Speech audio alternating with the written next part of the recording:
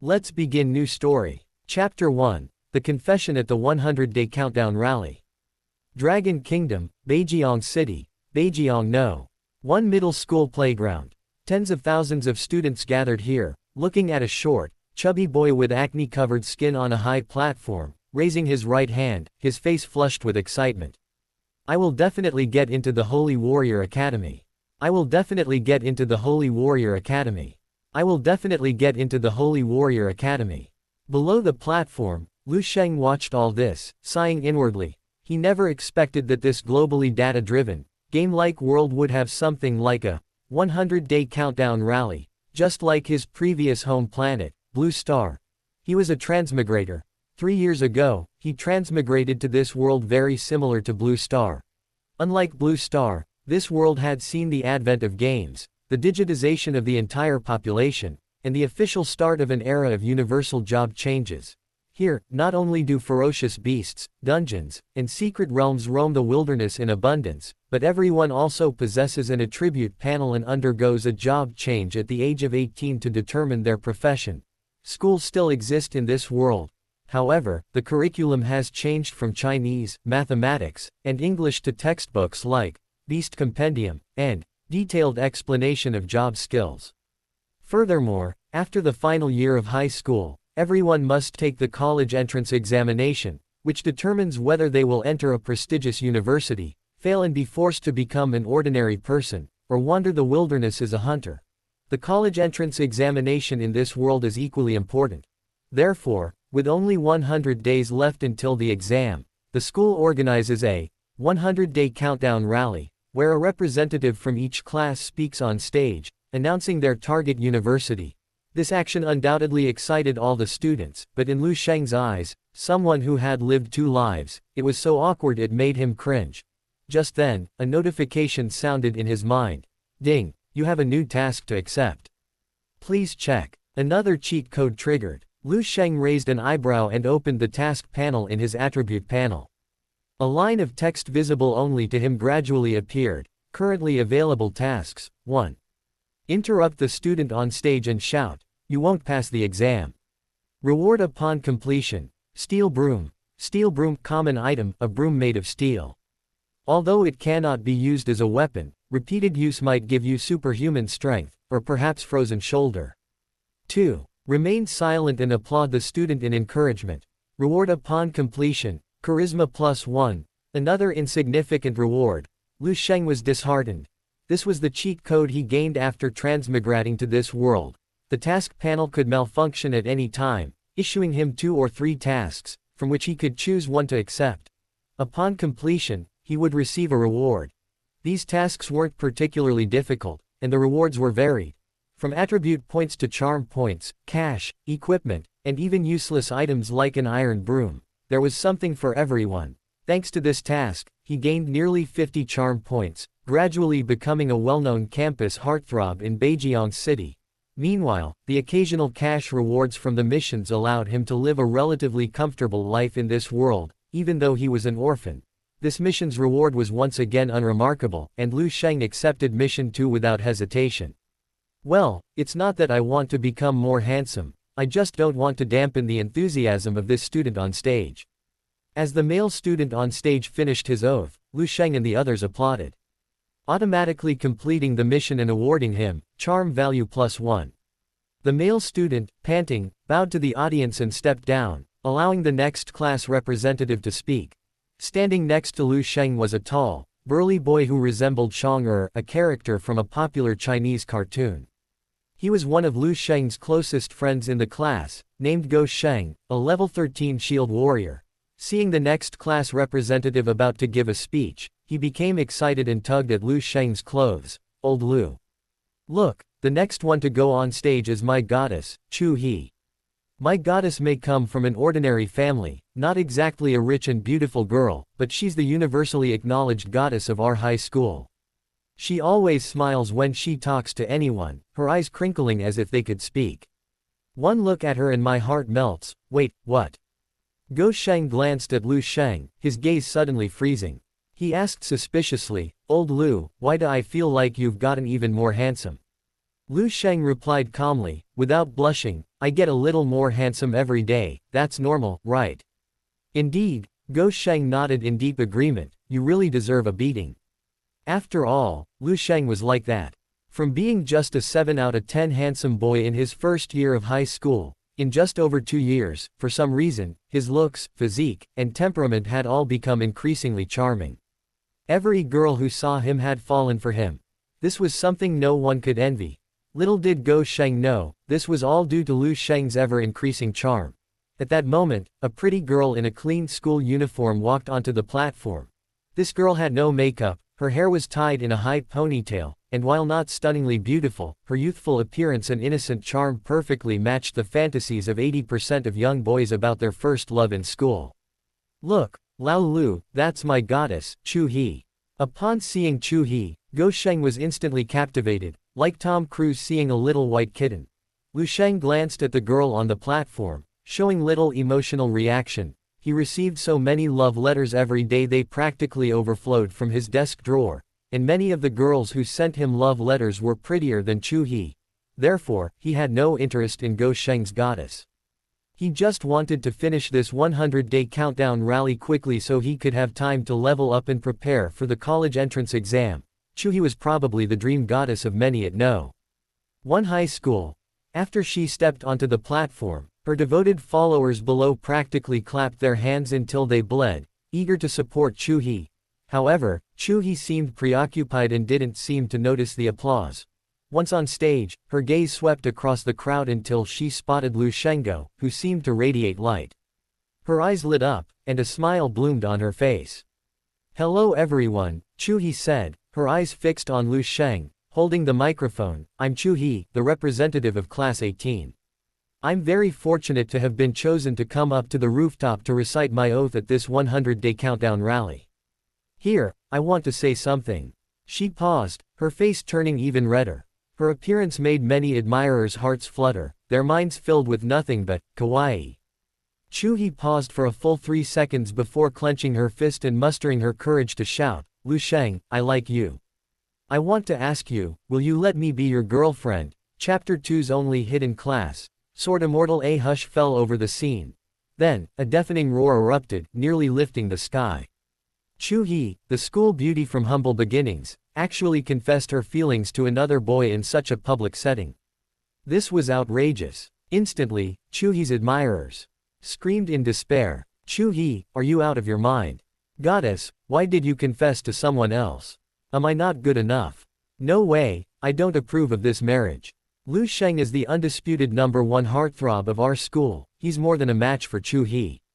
Exactly, they're a perfect couple, a match made in heaven. How dare you, a monster, object? Qiu He, you're trying to steal my husband. Lu Sheng will definitely be my man, don't even dream about it. Not only Qiu He's admirers, but even the girls who secretly admired Lu Sheng joined the condemnation, making the playground even more chaotic. This situation caused the faces of the school leaders sitting on the stage to darken. Lu Sheng himself hadn't expected Qiu He to pull off something so outrageous, and he was stunned for a moment. Lu Sheng, standing beside him, had his mouth agape, wide enough to fit an egg. After a long while, he looked at Lu Sheng with a tearful expression. Old Lu, I was still trying to create an opportunity to bump into my goddess, and you actually stole my house behind my back. Tell me quickly, when did you get together with Qiu He? What do you mean, get together? Lu Sheng thought carefully about his impression of Qiu He, finally finding fragmented memories of her in his mind. I don't even know her. The only time we spoke was when she gave me a love letter after school, which I rejected. You rejected my goddess. Lu Sheng was even more upset. Why didn't you tell me sooner? Lu Sheng said, I rejected too many girls, I couldn't remember them all. Who knew your goddess was among them? Lu Sheng fell silent for a moment. He glanced at Qiu He on the stage, her face full of expectation as she looked at Lu Sheng.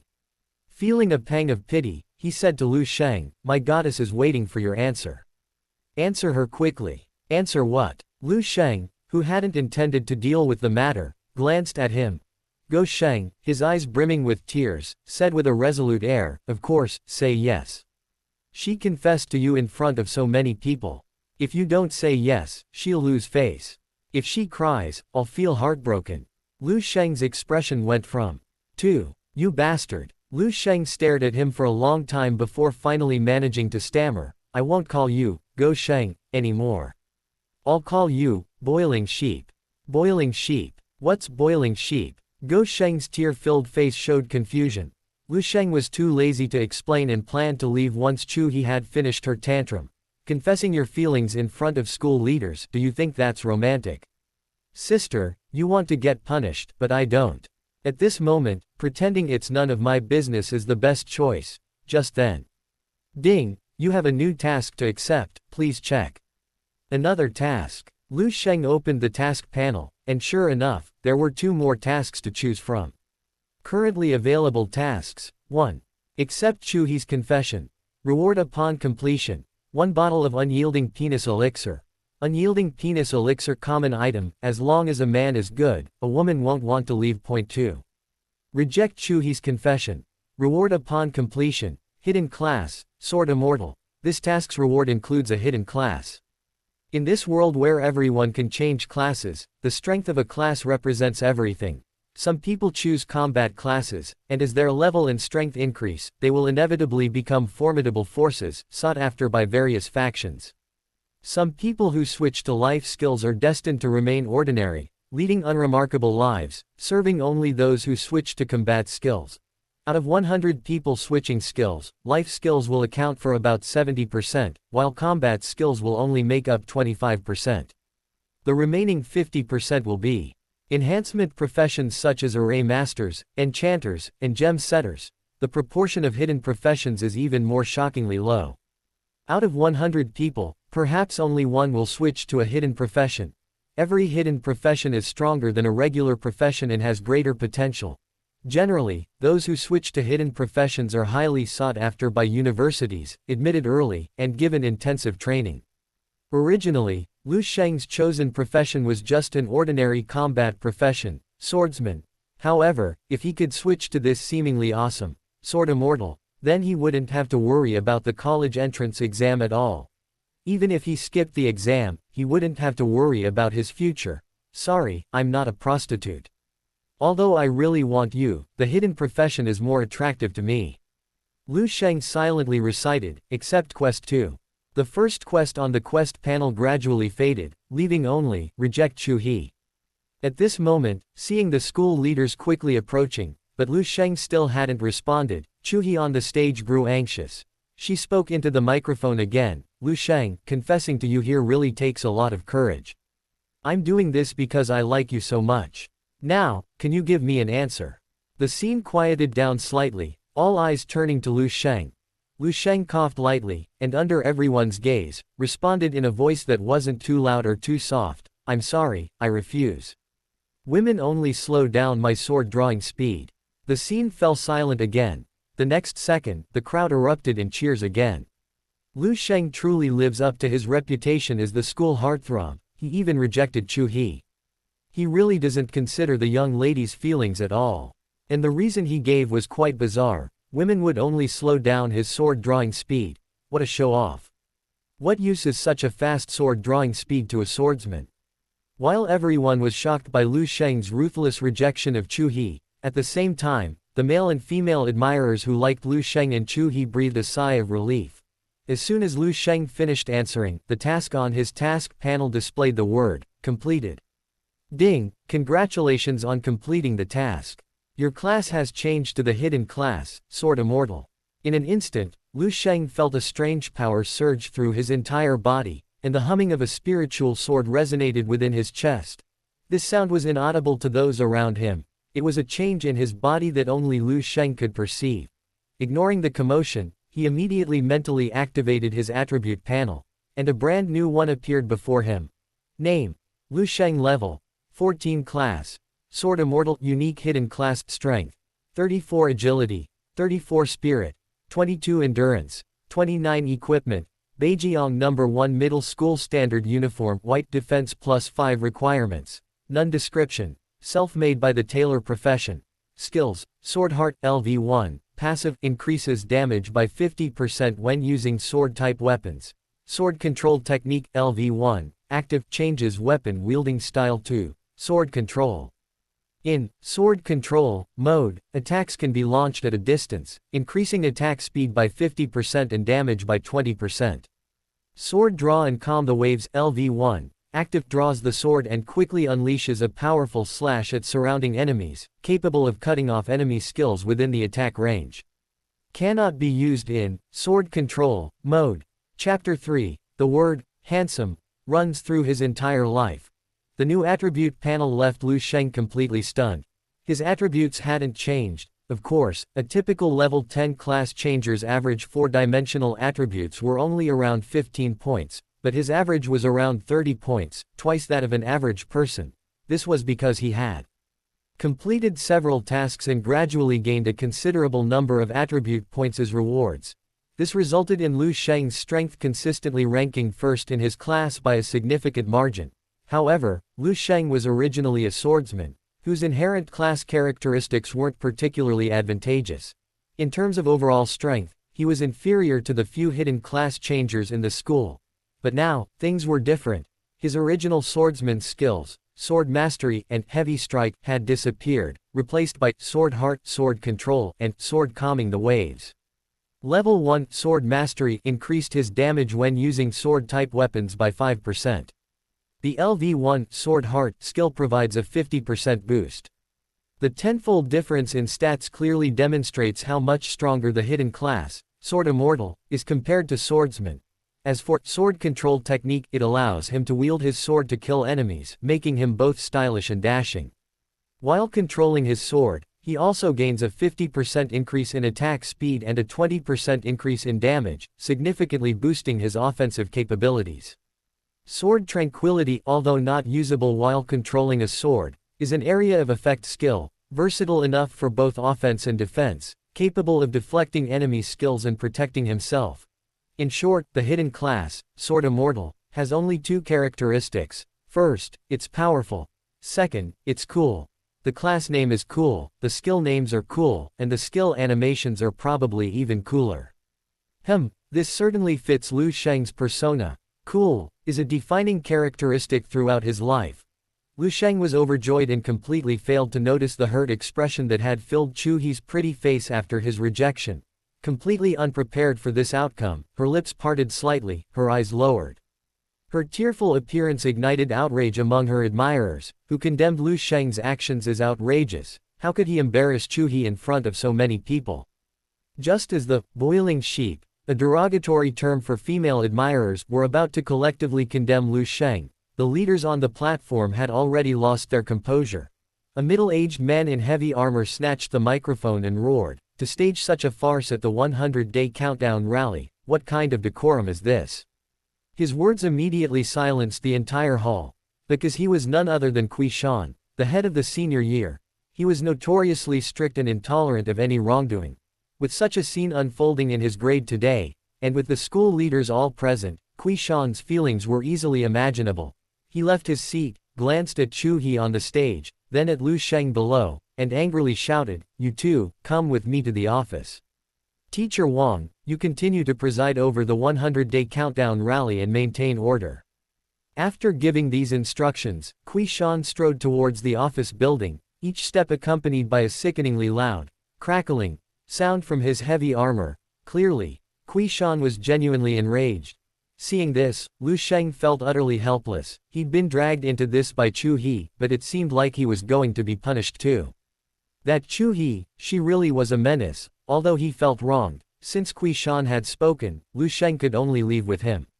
"You two, with only 100 days until the college entrance exam, you still have the mind to do this kind of thing. What's worse is that this 100-day countdown rally is an occasion for everyone to give their all in the final push for the exam. And you two, not only are you not working hard yourselves, but you're also disrupting morale at the rally. Everyone's focused on you two, who's thinking about leveling up or preparing for the exam." Qiu He sat imposingly in his seat, having been berating Lu Sheng and Qiu He for 2 hours straight. Lu Sheng ignored him, secretly excitedly contemplating his new profession, a suspicious smirk playing on his lips. Qiu He, standing to the side, was sobbing uncontrollably, whether from Lu Sheng's rejection or Qiu He's constant nagging, looking utterly pitiful. Unfortunately, The only two men present showed her absolutely no pity for her tears. Seeing that Qiu He showed no sign of stopping, and with Qiu He sobbing in his ears, Lu Sheng was incredibly annoyed. Taking advantage of Qiu He's moment to drink water, he interjected, "Director Qiu, this matter doesn't really concern me, does it? I've been standing here the whole time, without saying a word. Qiu He confessed her feelings to me in public, and I directly rejected her. You shouldn't have brought me here and given me such a long lecture. Don't try to deny it." Qiu He interrupted him, refusing to listen to his explanation. "Don't you know whether you spoke or not? You're partly responsible for disrupting order too. You and Qiu He are both guilty.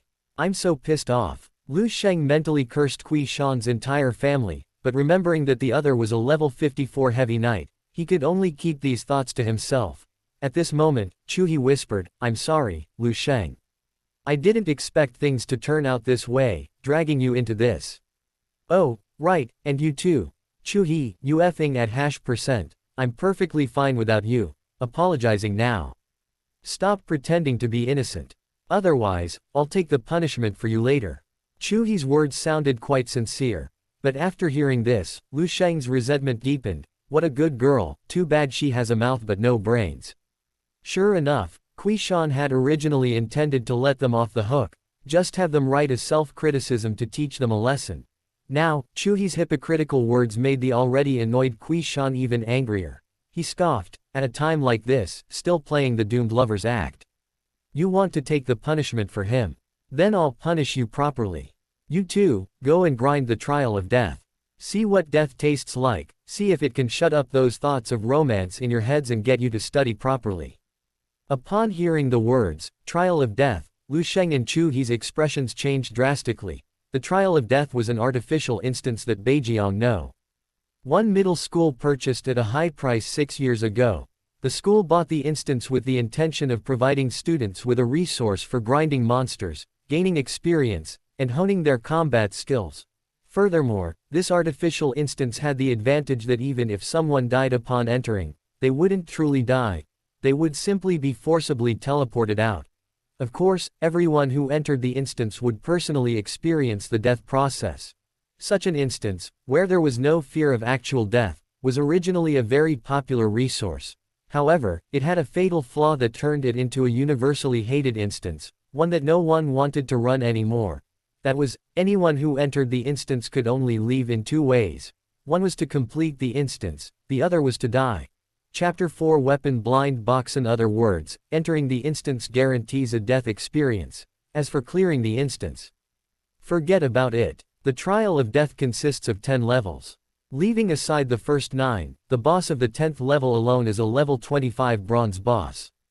High school seniors in China, approaching their college entrance exams, typically have an average level of 15. The trial of death is a single-player instance. For a high school student to defeat a level 25 bronze boss is undoubtedly a pipe dream. At least 6 years have passed since the trial of death was purchased by the school. Countless people have challenged it, and only one powerful hidden class advanced student reached the 8th level without even seeing the boss. Therefore, the difficulty of the trial of death is unimaginable. Entering it is tantamount to certain death. Death is an incredibly painful experience for a high school student. Every challenge of the trial of death involves torture. Who would be so masochistic as to willingly enter the trial of death instance?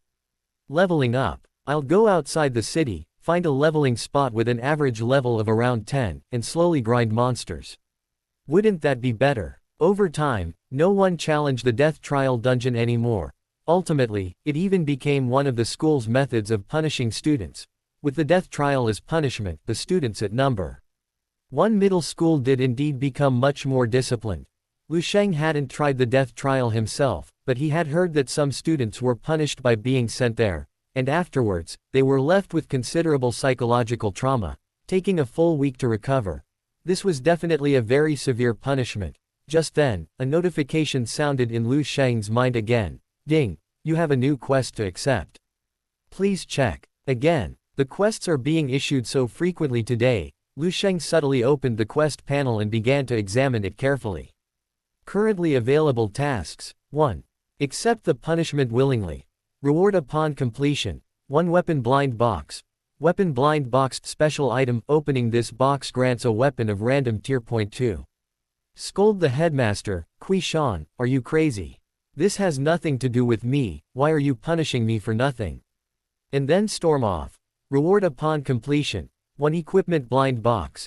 Equipment blind boxed special item. Opening this box grants a piece of equipment of random tier. Both tasks had good rewards. One offered a weapon, the other equipment, and Lu Sheng was tempted by both.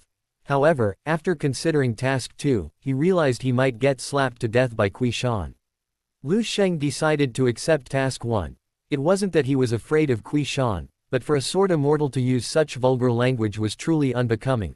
Lu Sheng silently said, accept task 1. Only task 1 remained to be completed on the task panel. After accepting the mission, Lu Sheng remained outwardly calm and said to Qiu He, Director Qiu, I am willing to accept the punishment and challenge the trial of death. Lu Sheng readily agreed to the punishment without hesitation, which appeased Qiu He considerably. That's just how he is. He responds better to gentle persuasion than force. Qiu He, no longer as furious as before, nodded, his voice softening slightly. You two, come with me to the teleportation hall now. He stood up and added, next time this happens, your punishment won't be as simple as challenging the trial of death. With that, he led the way out of the office and headed towards the school's teleportation hall. Lu Sheng followed behind him, having already heard the reward for completing the mission. A simple, fist-sized wooden blind box had appeared on his character's inventory page. However, given that Qiu He and Qiu He were still there, he didn't open it immediately. He planned to wait until after entering the trial instance to see if he had any luck and could get anything good from the box. Although Qiu He was extremely reluctant to challenge the trial of death, Lu Sheng's attitude left her no choice but to follow. The three of them, one in front and two behind, quickly arrived at the school's teleportation hall. There were 4 teleportation arrays and 1 instance entrance. There are 4 teleportation arrays, leading to the outskirts of Beijiang City, the North City Suburbs, levels 1 to 5, the Qingjiang Riverbank, levels 5 to 10, the Thornhills, levels 10 to 15, and the Ghostly Forest, levels 15 to 20. Students from No. 1 middle school can spend school points to use the teleportation arrays to reach their desired leveling location. The only dungeon entrance is the artificial dungeon purchased by No. 1 middle school, the Trial of Death. A teacher is specifically assigned to maintain order in the teleportation hall. Upon seeing Qiu He arrive, the teacher immediately stood up from her seat. Qiu He waved his hand, indicating that she should prepare the resources to activate the dungeon and open the 2 Trial of Death dungeons. The teacher immediately went to the next room, retrieved a pile of materials, and placed them on the array at the dungeon entrance, officially activating the entrance. A deep blue teleportation portal formed at the dungeon entrance. Go ahead. Although this is a punishment, the school loses resources every time we open a dungeon. So I hope you can also treat this punishment as a training opportunity, try to clear as many levels as possible, gain more experience, and not waste the school's investment in you. Qiu He stood with his hands behind his back, his tone much gentler than before. Lu Sheng nodded and was about to go in when he heard Qiu He's trembling voice beside him, muttering softly, I don't want to go in. I'm scared. Lu Sheng, can you help me? Lu Sheng turned and glanced at her, finding her looking at him with a pitiful expression. If the other boys saw that, they'd probably be overcome with manly pride, patting their chests and saying to Qiu He, I can't bear to see my goddess suffer, Director Qiu, punish me alone. I'll challenge the death trial twice. Unfortunately, Lu Sheng was a handsome guy, devoid of emotion. He wasn't buying Qiu He's little flirtatious schemes. Lu Sheng thought for a moment and said to Qiu He, don't be afraid, I can help you. Qiu He was overjoyed. Really? Yes, close your eyes. Okay. Qiu He didn't know why Lu Sheng wanted her to close her eyes, but she obediently closed them anyway. Amidst Qiu He's astonished, speechless, and bewildered expression, Lu Sheng approached Qiu He from behind and shoved her in the lower back. Go. With those 2 words, Qiu He cried out in surprise as Lu Sheng pushed her into the dungeon entrance. Willingly, entering the dungeon. Chapter 5 Unboxing, the Azure Wave Sword. The Sword Immortal's final act of tenderness was not using his feet. After doing all this, Lu Sheng clapped his hands and followed closely behind into the teleportation portal, his figure vanishing without a trace. Leaving Qiu He deep in thought, wondering if punishing Lu Sheng for his early romance was a mistake. This kid looks like he's destined to be single, if he weren't so handsome.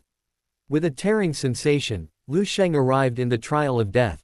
Perhaps because it was a man-made instance, the Trial of Death's dungeon was extremely simple. The entire map was a 1000 x 1000 square arena, surrounded by chaos, with only a bluish-gray floor beneath his feet.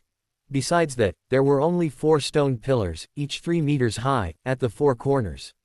Archers could climb them for a decent position to deal damage. Lu Sheng had previously run some low-level dungeons organized by his school, so he was quite familiar with the dungeon process. He opened his quest panel, and sure enough, a system quest had been updated. Trial of Death. In the dungeon, ensure your survival and defeat all the ferocious beasts that appear. Current number of ferocious beasts, 0. Next wave of ferocious beasts, 4 minutes 57 seconds. Before the first wave of ferocious beasts arrives, the dungeon gives the new player 5 minutes to use potions and buffs, which is quite considerate. Lu Sheng also took advantage of this precious time to take out the weapon blind box he had just acquired from his character's inventory. Open weapon blind box. Yes. Opening blind box. Please wait. With a thought from Lu Sheng, the blind box in his hand began to disassemble, and a dazzling light shone from the cracks. In the light, Lu Sheng saw many weapons constantly changing. They were all different in style, and the blades shimmered with different lights, representing different grades. In this world, weapon and equipment tiers are ranked from lowest to highest. White, blue, purple, gold, red, epic, legendary, and mythical. For example, Lu Sheng's school uniform, issued by the school, is white equipment, and a rather low-quality one at that, offering only 5 points of defense. With high-tier equipment, killing monsters of higher levels with just 1 piece of gear would be as easy as drinking water. Weapon blind boxes, theoretically, can yield weapons of any tier. Therefore, Lu Sheng naturally wanted to open a divine weapon to instantly ascend to godhood. The weapon blind box's light grew increasingly dazzling, eventually causing Lu Sheng to close his eyes. After a moment, the light gradually faded. Lu Sheng opened his eyes and looked at his hand, finding the weapon blind box gone, replaced by a slightly ancient-looking, yet more ethereal, deep blue longsword. The longsword's blade was covered in water-like ripples, like stars in the night sky, shimmering with a bewitching dark light. Meanwhile, wisps of aquamarine mist, resembling water vapor, slowly emanated from the sword, giving it an ethereal quality. The sword's appearance even astonished Lu Sheng. The only flaw was that its radiance was golden, not the mythical 7-colored hues. A golden-grade weapon was already quite rare. At least, Lu Sheng had never heard of any of the teachers at number 1 high school, all above level 40 or 50, using a gold-tier weapon. Those who had already completed their 2nd or even 3rd job advancements only had a few pieces of purple-tier equipment at most. Lu Sheng swallowed hard, eagerly checking the attribute panel of the longsword in his hand. Azure Waves. Gold required level, 15 required class. Sword Immortal attributes, attack power plus 460 strength plus 56 agility plus 61 spirit plus 79 additional. During attacks, inflicts a 35% slow effect on enemies, lasting 3 seconds. When attacking enemies, heals the user's own injuries, with a healing effect equal to 20% of the damage dealt. The skill Open Black Lens Bracket Sword Reversal and Calm Waves Close Black Lens Bracket comes with the Open Black Lens Bracket Calm Waves Close Black Lens Bracket effect. Open Black Lens Bracket. Calm Waves Close Black Lens Bracket. Unleashes sword energy outwards, dealing the same damage as Open Black Lens Bracket Sword Reversal and Calm Waves Close Black Lens Bracket, with a maximum range of 30 meters from the skill caster. Introduction. A single sword strike stirs the azure waves, then calms them with its own. After seeing this weapon, Lu Sheng could only lament his poor academic performance. His only word to describe his feelings was, "Holy crap." System made, guaranteed quality. The attributes of this weapon are simply outrageous. A golden weapon tailor-made for the Sword Immortal class, boasting high attack power, full bonuses to strength, agility, and spirit, and 3 additional effects, including slowing and life steal. The final additional effect further enhances the Sword Immortal's Calming the Waves skill, transforming this close-range area of effect attack into a long-range area of effect attack. This Azure Wave Sword has even redefined Lu Sheng's understanding of golden grade weapons.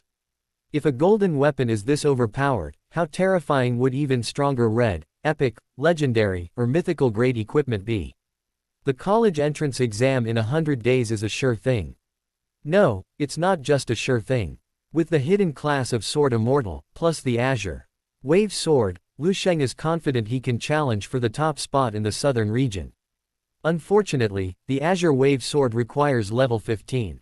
Lu Sheng is currently only level 14, one level short of the equipment requirement. Therefore, he can only drool over this golden weapon, unable to truly experience its power. Reluctantly putting away the Azure Wave Sword, Lu Sheng took out another weapon from his inventory. Wolf Fang Blade. Blue required level 10 requirement. Possess sword mastery skill attributes. Attack plus 86 strength plus 16 agility plus 9 additional. Has a certain chance to trigger the tear effect upon hitting an enemy. Tear causes the enemy to bleed, continuously reducing HP for 3 seconds. Description: legend has it that this weapon was forged by a blacksmith using the fangs of a black wolf king, mixed with meteorite iron, and imbued with the wolf king's resentment. This resentment makes the wolf fang blade resemble a living, vicious wolf. Once it bites its prey, only the taste of blood can satisfy it. This is a top-tier blue weapon that Lu Sheng bought a few days ago with all his savings to prepare for the college entrance exam. Generally, a level 10 sword would have an attack power bonus of around 80. This sword not only boasts a 6-point increase in attack power, but also boosts both strength and agility. It also has a decent additional effect, inflicting a continuous damage debuff on enemies. It's sure to tempt any swordsman preparing for the exam.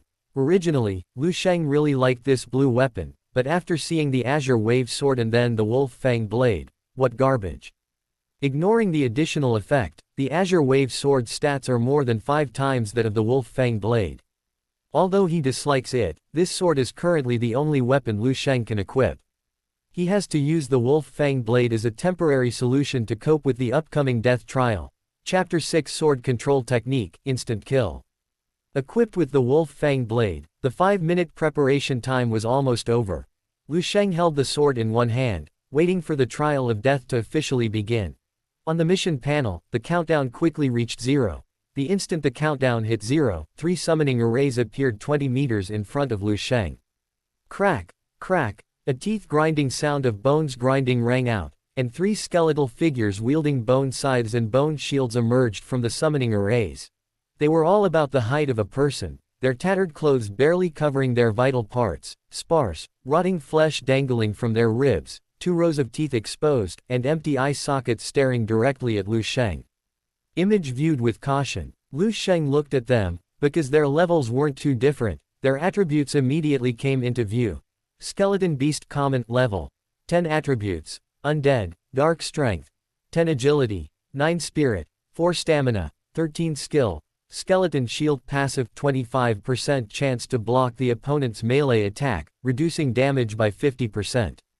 Heavy Strike Active unleashes a powerful strike on the enemy, dealing 150% damage. A level 10 Undead Beast. Lu Sheng wasn't surprised to see such a beast, because along with the game's invasion of this world, the Dark Land also appeared, encroaching on the borders of various countries. It was said that the Dark Land was shrouded in eternal night, filled entirely with undead beasts. Many small countries had already been swallowed up by the Dark Land, their entire populations becoming slaves to the undead. Even the Dragon Kingdom suffered greatly, with countless job changers dying every year in the fight against the Dark Forces. The reason everyone treasures combat-type job changers is because they are humanity's most reliable bulwark against the Dark Lands. Because of the need to prepare for fighting the beasts of the Dark Lands, most man-made dungeons are modeled after undead beasts. These skeletal skeletons are among the lowest tier of undead beasts, with average stats barely exceeding 10, even weaker than a level 10 combat-type job changer. Even Lu Sheng, who was previously just a swordsman, wouldn't be afraid of 3 skeletal skeletons. 2 sword strikes should be enough to take one of them down. It seems this appetizer from the trial of death is quite palatable. The 3 skeletal skeletons immediately charged towards Lu Sheng after appearing. Their agility was inferior to Lu Sheng's, so in his eyes, these skeletal skeletons moved like tortoises, stumbling and full of openings. Lu Sheng took a step forward, casually swinging his wolf-tooth blade, slashing at the skeletal skeleton charging at the forefront. Crack! With a crisp sound, the skeletal skeleton's body shattered, as fragile as a balancing block, collapsing at the slightest touch, instantly turning into a pile of withered bones. Instant kill. Lu Sheng was slightly surprised. Although he knew he could easily handle the skeletal skeletons, a one-hit kill was still a bit exaggerated, wasn't it? At this moment, the second skeletal skeleton had already reached Lu Sheng. Without thinking, Lu Sheng raised his sword again. This time, the skeletal skeleton's passive ability, Bone Shield, was triggered. The skeletal skeleton raised its bone shield, blocking Lu Sheng's sword's path. However, Lu Sheng's single sword strike shattered the skeletal creature along with its bone shield. Another instant kill. And this time, even with a 50% damage reduction, Lu Sheng was completely at a loss. Simply put, he was ridiculously strong.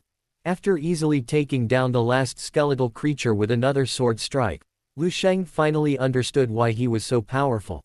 Among the Sword Immortal's class skills, there was a passive skill called Sword Heart which increased his damage output by 50% when using sword-type weapons. This directly boosted his damage output by about half, making it possible to instantly kill a mere level 10 beast. Thinking this, Lu Sheng smiled slightly and muttered to himself, the only hidden class, truly extraordinary. However, this isn't even the full potential of my class. Perfect, let's use the Trial of Death to see how strong the Sword Immortal class really is. The countdown for the second wave of ferocious beasts was only 1 minute long. Therefore, Lu Sheng had no time to rest. The second wave of beasts had already appeared in the dungeon through the summoning array. This time, 10 skeletons appeared. Poor quality, trying to put pressure on them with sheer numbers. Sorry, not at all. This time, Lu Sheng didn't choose to engage the beasts in close combat with his sword. Using a sword to cut them down was for swordsmen. What did it have to do with me, the Sword Immortal?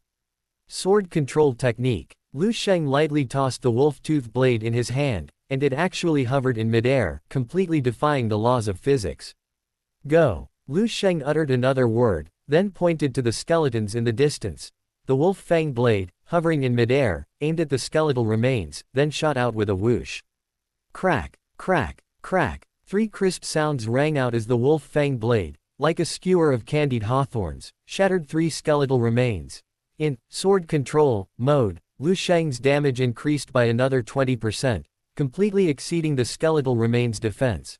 At the same time, the 50% increase in attack speed made Lu Sheng feel that killing enemies with sword control was even more agile than wielding a sword himself. In the time it took him to slash twice with his hands, he could launch 3 attacks with sword control, increasing the total damage by another half.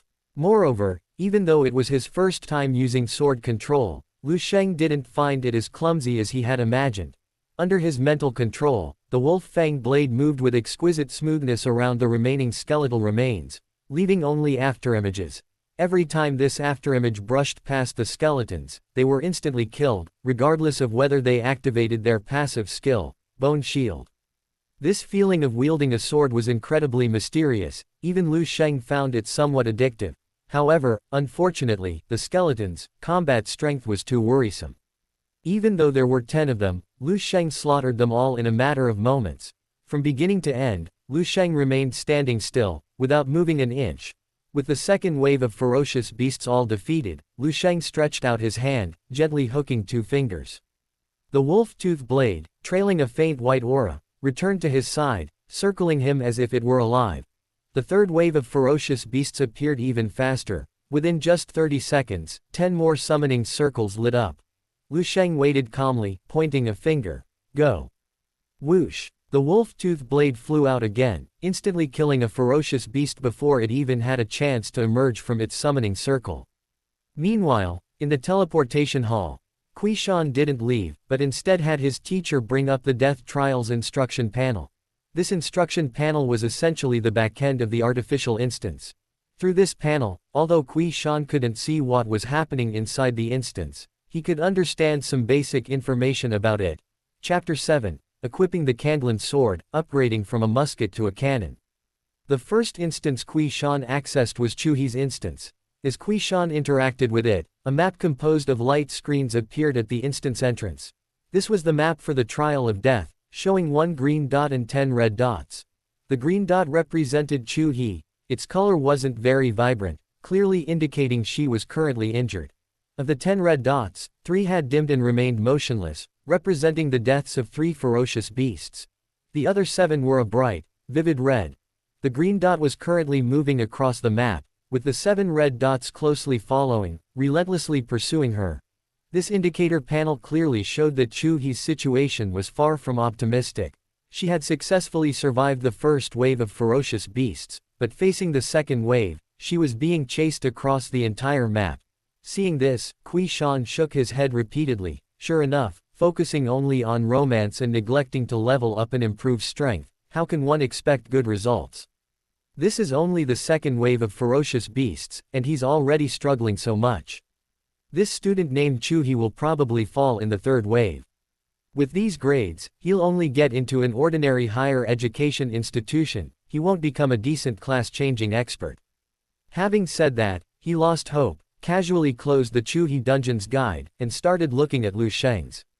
This Lu Sheng seems to be one of the top students in his class. Besides those few hidden classes, his grades are among the best in the grade. With his strength, he should be able to last until the 6th wave of ferocious beasts, right? Qiu Shan knew that although Lu Sheng was just an ordinary swordsman, his attributes seemed exceptionally high. In several mock exams, his scores weren't much worse than those of the hidden class experts who were being groomed for special training. Therefore, his expectations for Lu Sheng were quite high. The 6th wave of ferocious beasts in the trial of death consisted of 24 heavy sword skeletons. Although slow, they possessed high attack power, and their numbers were vast. Soloing them would be futile against any class swarming them. Even some of the hidden class players from the senior year of high school had been killed instantly by a single blow from a heavy sword skeleton while attempting the trial of death. A mage-type class with strong control and damage output might be able to clear it. But Lu Sheng, a swordsman, was a natural counter to the heavy sword skeletons and was doomed. As Qiu Shan thought this, the Lu Sheng instance indicator panel appeared before him. With just one glance, Qiu Shan froze, his eyes filled with undisguised astonishment, because the indicator panel now showed that Lu Sheng had already reached the 6th wave. How much time had passed? Qiu He was still struggling against the 2nd wave of beasts. Lu Sheng, on the other hand, had already reached the 6th wave. Excluding the gaps between each wave of ferocious beasts spawning, his average time to kill a wave was probably less than 2 minutes. For a moment, Qiu Shan even doubted his eyes. But the 24 red dots on the indicator panel told him he wasn't mistaken. Lu Sheng was indeed fighting the 6th wave of ferocious beasts, and that's not all. As Qiu Shan's eyes widened, the 24 red dots dimmed one by one, their speed like firecrackers being lit. In the blink of an eye, all 24 points of light representing the ferocious beasts dimmed and then disappeared, proving that Lu Sheng had completely wiped them out.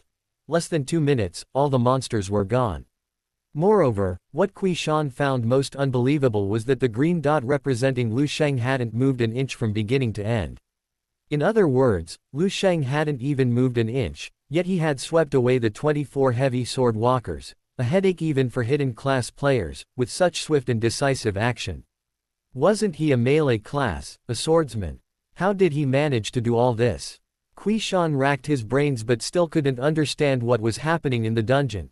He even suspected that something was wrong with this artificial dungeon, and Lu Sheng had taken advantage of the situation. He immediately called out to the supervisor who had just returned to his workstation, "Is there a bug in the death trial instance? Is the instance still running normally?" The supervisor glanced at the computer recording the instance data, didn't think much of it, and replied, "Director Qiu, the instance is running perfectly normally." "What's wrong? Is there something wrong with the indicator panel?" Qiu Shan opened his mouth, but ultimately didn't say anything, only shaking his head and saying, "Nothing, as long as it's normal."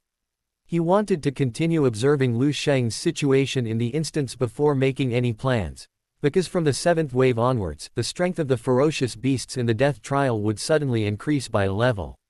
Especially the 7th wave of beasts, which spawned armored skeletons known for their high defense. He didn't believe that Lu Sheng could still instantly kill all the beasts like before. Inside the death trial instance, as Lu Sheng cleaved the head of the last heavy sword skeleton with his sword, a golden light shone from Lu Sheng's body, making him feel incredibly refreshed.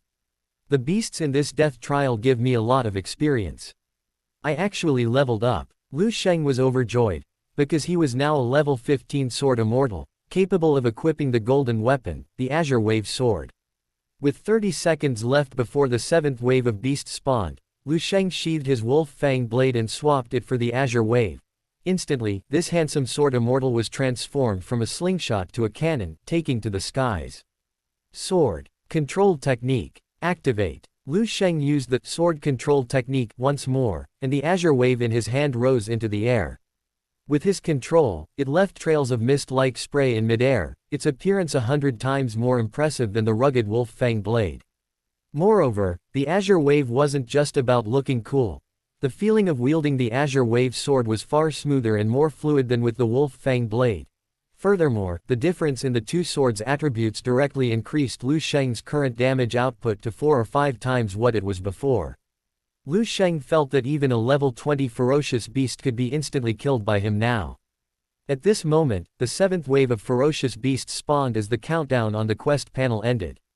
Roar! 12 summoning circles lit up in succession, and deep roars continuously emanated from them. The number of ferocious beasts had decreased.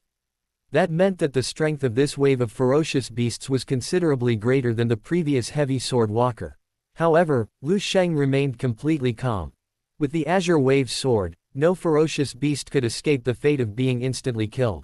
From the summoning circle, towering figures, each 2 meters tall, slowly emerged, each step accompanied by the heavy thud of metal hitting the ground. Lu Sheng focused his gaze, and the attributes of these undead figures, clad in black armor and wielding double-edged axes, became clear. Ironclad Undead Elite Level 20 Attributes: Undead, Dark Strength, 31 Agility, 8 Spirit, 8 Stamina, 108 Skills. Ironclad Cavalry Passive reduces physical damage taken by 40%. Rampage Passive immune to slowing debuffs. Stomp Active stomps the ground, dealing damage and stunning enemies within a 3-meter radius. Chapter 8. Drawing the sword to calm the waves, instantly dominating the entire field. Lu Sheng inwardly exclaimed, "Good heavens." The difference in strength between the 7th and 8th waves of ferocious beasts was simply too obvious. This armored wreck was already an elite monster, with stamina exceeding 100. Add to that the passive skill Ironclad Pagoda, which reduced physical damage taken by 40%, making it practically an impenetrable fortress. Even a level 20 advanced class would probably only be able to break through its defenses and deal any damage. Physical damage dealers, such as swordsmen and archers, would likely find their attacks barely scratching the surface. Unfortunately, Lu Sheng, the sword immortal, was no ordinary physical damage dealer. Azure Wave Sword, unleash your power. Lu Sheng extended 2 fingers, one pointing at the armored wreck.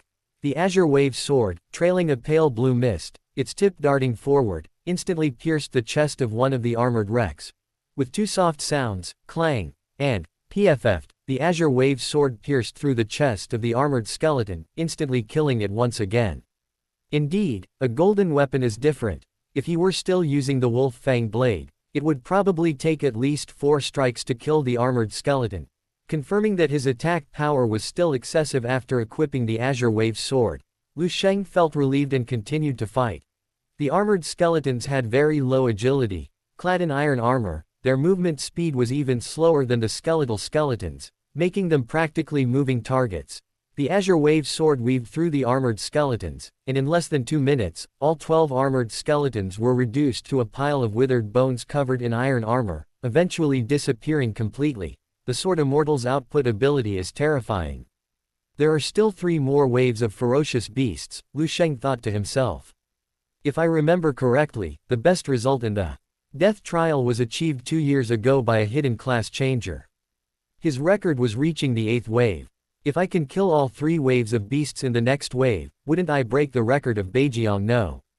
1 high school. I wonder if the school will give me any resource rewards after I clear the death trial. Just as Lu Sheng was thinking this, the 8th wave of beasts spawned. This time, the number of summoning arrays that appeared out of thin air increased tenfold. The number of densely packed summoning arrays had already exceeded 100, leaving Lu Sheng stunned. Immediately afterwards, a series of whooshing sounds came, and arrows made of polished white bone flew out from the summoning arrays, like a locust plague, engulfing Lu Sheng. Damn it, these beasts are really slow, attacking before they even leave the summoning arrays. Lu Sheng cursed inwardly, immediately manipulating the Kandlan sword to return it to his hand. At the same time, he no longer stood calmly in place as before, but quickly retreated, trying to avoid the range of these bone arrows. This sword Immortal, while powerful and handsome, unfortunately lacked any defensive skills. Now that he had unleashed the Azure Wave sword, his true form was even more defenseless. Faced with so many arrows suddenly attacking, he could only choose to temporarily avoid their onslaught. Although completing numerous missions had granted Lu Sheng agility far exceeding that of other cultivators of the same level. As he dodged the attack, he was still struck by 2 arrows in his thigh and shoulder, causing him to grimace in pain, completely abandoning his usual swordsmanly demeanor. At that moment, the Azure Wave sword flew back to his side. Lu Sheng grabbed the Azure Wave sword and looked up in the direction of the ferocious beasts. The light from the summoning array vanished, revealing the figures of over 100 ferocious beasts. Copper Bow Walker Comment Level 20 Attributes: Undead, Dark Strength, 21 Agility, 47 Spirit, 10 Stamina, 26 Skill. Arrow Rain Active fires bone arrows that split mid-flight, covering a 3x3 meter area and dealing 50% damage to enemies. Rapid Fire Active instantly fires 3 bone arrows, each dealing 50% damage. Although they are common-level ferocious beasts, their sheer numbers and powerful skills make them formidable. Fortunately, Lu Sheng reacted quickly and possessed high agility. Otherwise, if he had been riddled with arrows by a volley from hundreds of bronze bow-wielding skeletons, he probably wouldn't have even seen what these ferocious beasts looked like before being turned into a pincushion. The pain from his 2 wounds enraged Lu Sheng. He reached up, let out a muffled groan, and pulled the bone arrows embedded in his body, blood gushing out instantly. At the same time, all the bronze bow-wielding skeletons began to draw their bows, seemingly preparing for a second volley. With so many ferocious beasts, simply showering them with arrows would be almost impossible. Unfortunately, they were now facing a sword Immortal. And a sword Immortal wielding a weapon at that. Clang clang clang. The sound of countless bowstrings being released rang out, and another rain of arrows swept in, covering a wide area, leaving Lu Sheng no way to retreat. Lu Sheng didn't even glance at the rain of arrows. He held his sword in one hand and unleashed a single, sweeping strike. This strike was incredibly fast. Where the sword's edge passed, a full moon formed, covering at least 5 meters of space around Lu Sheng. It's easy to imagine that even an armored warrior would be instantly killed within that 5-meter radius. This was Lu Sheng's second active skill, Sword Revival, Calming the Tide. Moreover, as Sword Revival, Calming the Tide activated, the Azure Wave sword rippled with water, and pale blue water vapor condensed into a sword aura that surged outwards. This sword aura was incredibly fast, and its power was no less than the skill itself, Sword Revival, Calming the Tide. This was an additional effect of the Azure Wave sword, allowing Lu Sheng to add an extra Calming the Tide effect when using Sword Revival. Calming the Tide, extending the attack's range by 30 meters. At the same time, the effects of Sword Revival, Calming the Tide on severing enemy skills and attacks were still retained.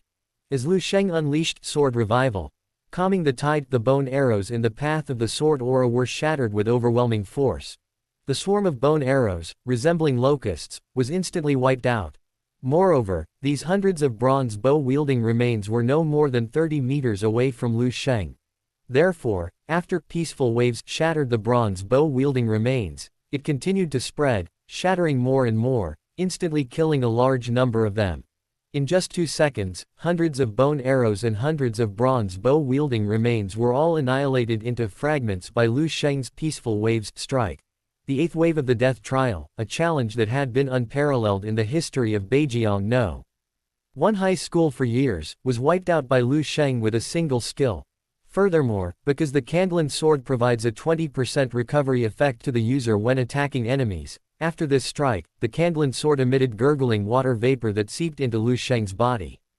The next second, the wounds on his shoulder and thigh were completely healed, and he was fully restored to his original state. Lu Sheng looked at the shattered bones scattered on the ground, then at the Kanglan sword in his hand, and muttered to himself, why do I feel like my sword Immortal class is even stronger when I'm not wielding the sword? Chapter 9. The handsome sword Immortal doesn't use his sword, and it's still incredibly unsolvable outside the instance. Qiu He stumbled back 3 steps, a bead of cold sweat sliding down his forehead. The teacher, busy at work, noticed something amiss and rushed to support him. This female teacher, a level 32 priest, stabilized Qiu He and, assuming he was ill, cast 2 clarity spells on him to remove any negative status effects. The teacher asked with concern, Director Qiu, are you alright? Should I take you to the infirmary so a senior priest there can cast a buff on you? Qiu He took a while to recover, waving his hand and saying, thank you, but no need for a senior priest, I'm fine. Go back to work. I'll call you if anything comes up. Oh, okay. The teacher was clearly worried, but even though Qiu He's expression was strange and his face was pale, he didn't seem sick, more like, he'd been frightened. The teacher couldn't understand what could have caused Qiu He to lose his composure like this. Since Qiu He had already said so, she didn't linger and returned to her seat to continue her work. Qiu He, however, stared intently at the indicator panel in front of him, unconsciously repeating the same phrase over and over. How is this possible? Yes, in his view, the information displayed on the indicator panel couldn't possibly be true. Just now, Lu Sheng had reached the 8th wave of ferocious beasts, and the indicator panel had displayed over 100 red dots. Qiu He knew that these 100 red dots represented over 100 bronze bow-wielding corpses. 2 years ago, among the students taking the college entrance exam at No. 1 high school, there was a hidden professional, incredibly powerful, who had already reached level 20 before the exam and consistently ranked first in every exam. This student, before the college entrance exam, wanted to challenge the death trial to see if he could clear this dungeon. As a result, he did break the previous record, reaching the 8th wave of ferocious beasts in one go. But at the very beginning of the 8th level, he was instantly killed by 2 volleys of fire from these bronze bow-wielding corpses. Because of this incident, his confidence was severely damaged.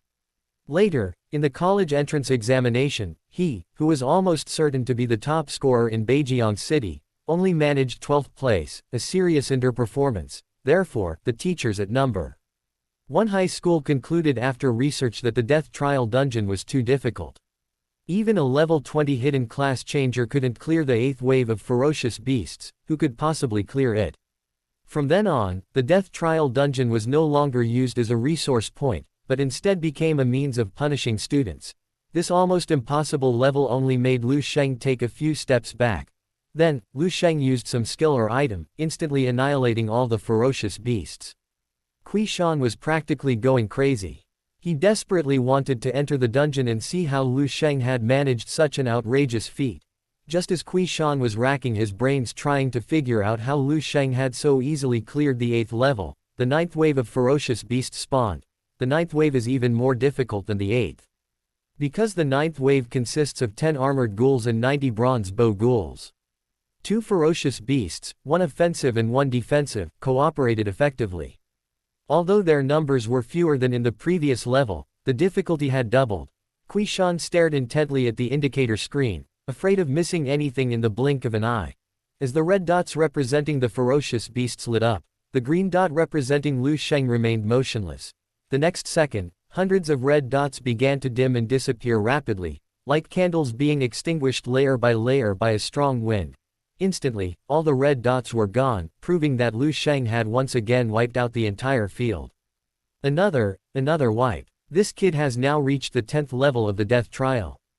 Qiu He felt somewhat numb, because he was beginning to suspect that Lu Sheng was using cheats in the dungeon. If he wasn't cheating, how could he possibly wipe out every ferocious beast he encountered along the way? Now, Lu Sheng was facing the final level of the death trial. If he could truly defeat even the final wave, it would be a bombshell for No. 1 high school, comparable to someone unlocking a hidden class. As expected, even without using his sword, this handsome swordsman is incredibly formidable. Lu Sheng couldn't help but sigh, watching himself clear out all the ferocious beasts with yet another sword sweep to calm the waves. Sword sweep increases attack range, damage, and attack speed, making his single target burst damage and output exceptional. Sword combat allows him to unleash area of effect attacks, achieving instant kills across the entire battlefield, while also negating incoming attacks and skills, a perfect blend of offense and defense. The swordsman class practically has no obvious weaknesses. Right now, there's still one last wave of ferocious beasts, and Lu Sheng didn't use his sword again. Until he knew what the next wave of beasts would be, it was safer to keep the Azure Wave sword in his hand. If the opponent launched another surprise attack, a single sword sweep to calm the waves would break it. Ding, you have a new quest to claim. Please check. Another quest triggered. My cheat ability has been triggered quite a few times today. Lu Sheng opened the quest panel before the last wave of ferocious beasts appeared and began to examine it carefully. Currently available quests. 1. Clear the Trial of Death. Reward upon completion. 1 Skill Blind Box. Skill Blind Boxed special item. Opening this box grants 1 rare skill book for your class. 2. Die in the Trial of Death. Reward upon completion. 1 pair of glowing sneakers. Glowing sneakers common item. Seriously, glowing sneakers are so cool, okay. Lu Sheng stared at the glowing sneakers for a long time before finally reluctantly accepting quest 1. A man's pleasure is fleeting, but owning a rare skill book is for life. After accepting the quest, the countdown for the final wave of ferocious beasts finally reached 0. Before Lu Sheng, a huge summoning circle lit up. The diameter of the summoning circle alone was about 10 meters, indicating that the ferocious beasts emerging from it were definitely even more exaggerated in size than the ironclad corpse. There was only one summoning circle. Lu Sheng guessed that the final wave of ferocious beasts was likely a boss-level being. Immediately, a colossal creature emerged from the summoning circle, confirming Lu Sheng's suspicions. This ferocious beast stood 7 or 8 meters tall, resembling a giant gorilla clad in black armor. Even its fanged face beneath the armor was covered in black fur, let alone its body. The beast possessed thick, long arms. Its left hand braced itself on the ground, while its right hand dragged a massive warhammer. The warhammer alone was roughly the size of Lu Sheng himself, who could withstand being struck by that hammer. After the beast appeared, Lu Sheng felt an overwhelming sense of oppression. He tried to check the beast's attribute panel, and upon seeing it, Lu Sheng was stunned. Did Beijiang know? One high school not use their brains when buying this artificial dungeon? You expect a weak, pitiful, and helpless senior high school student to deal with this monster. Chapter 10. You want me to kill Tang Sanzong and his disciples? Black Armored Berserker Ape Bronze Tier Boss Level 25 Attributes: Undead, Dark Strength, 125 Agility, 59 Spirit, 48 Stamina, 113 Skills. Iron Armor. Passive reduces damage taken by 20%. Rampage. Active accelerates forward, unaffected by any control effects, and knocks back enemies in front. After stopping, swings its heavy hammer, dealing 500% damage to enemies in front. Battle Cry. Active removes negative status effects from itself. In this world, boss ranks are from lowest to highest: Iron, Bronze, Silver, Gold, Platinum, Diamond, Emerald, Epic, Legendary, and Mythical. All bosses are significantly stronger than ordinary beasts. Bronze tier bosses require at least a full 5-person team of the same level, and these 5 people must all be highly skilled advanced players to have a chance of defeating them. The average level of senior high school students is only around level 12 or 13, and the average level of teachers is only around level 30. This means that even a black armored berserker ape like this requires a team of teachers to hunt it down. Putting this boss in the trial of death and having students farm it is like sending a treacherous villain to kill Tang Sanzong and his disciples. Truly worthy of the trial of death. You won't leave until you die at least once. Although Lu Sheng felt unprecedented pressure after learning that the beast before him was a level 25 bronze level boss, the thought of obtaining a skill book after defeating it didn't deter him. High-level bosses are boring if they can wipe out the entire map with a single strike. The black armored berserker ape had no ranged attacks. After emerging from the summoning array, it roared and charged towards Lu Sheng, dragging its ridiculously large hammer. Lu Sheng narrowed his eyes, comparing his own movement speed with that of his opponent. The black armored berserker ape was more agile, hence its faster movement speed. Lu Sheng didn't want to engage in a head-on battle with such a behemoth, because with his small frame, a single hit would be instant death. Therefore, maintaining distance was paramount in defeating the boss. Sword control technique. Lu Sheng swung his azure wave sword, controlling it to thrust towards the black-armored berserker ape. Simultaneously, he retreated rapidly, maintaining as much distance as possible. Now, Lu Sheng intended to act like an archer, kiting the boss and slowly whittling down its health. The azure wave sword reached the black-armored berserker ape. Its size was barely thicker than a single hair of the ape, making it hard to imagine what damage it could inflict. But in reality, the power unleashed by the azure wave sword in a single strike was terrifying. Even the massive black-armored berserker ape was staggered by a single sword strike, its armor cracking like spiderwebs through glass after a bullet wound. Clearly, Lu Sheng could break through its defenses. Wounded by the azure wave sword, the black-armored berserker ape became even more ferocious, swinging its thick left hand as if swatting a fly away. However, under Lu Sheng's control of the sword control technique, the azure wave sword moved nimbly, leaving the black-armored berserker ape helpless and inflicting several more wounds on its body. It wasn't just the wounds.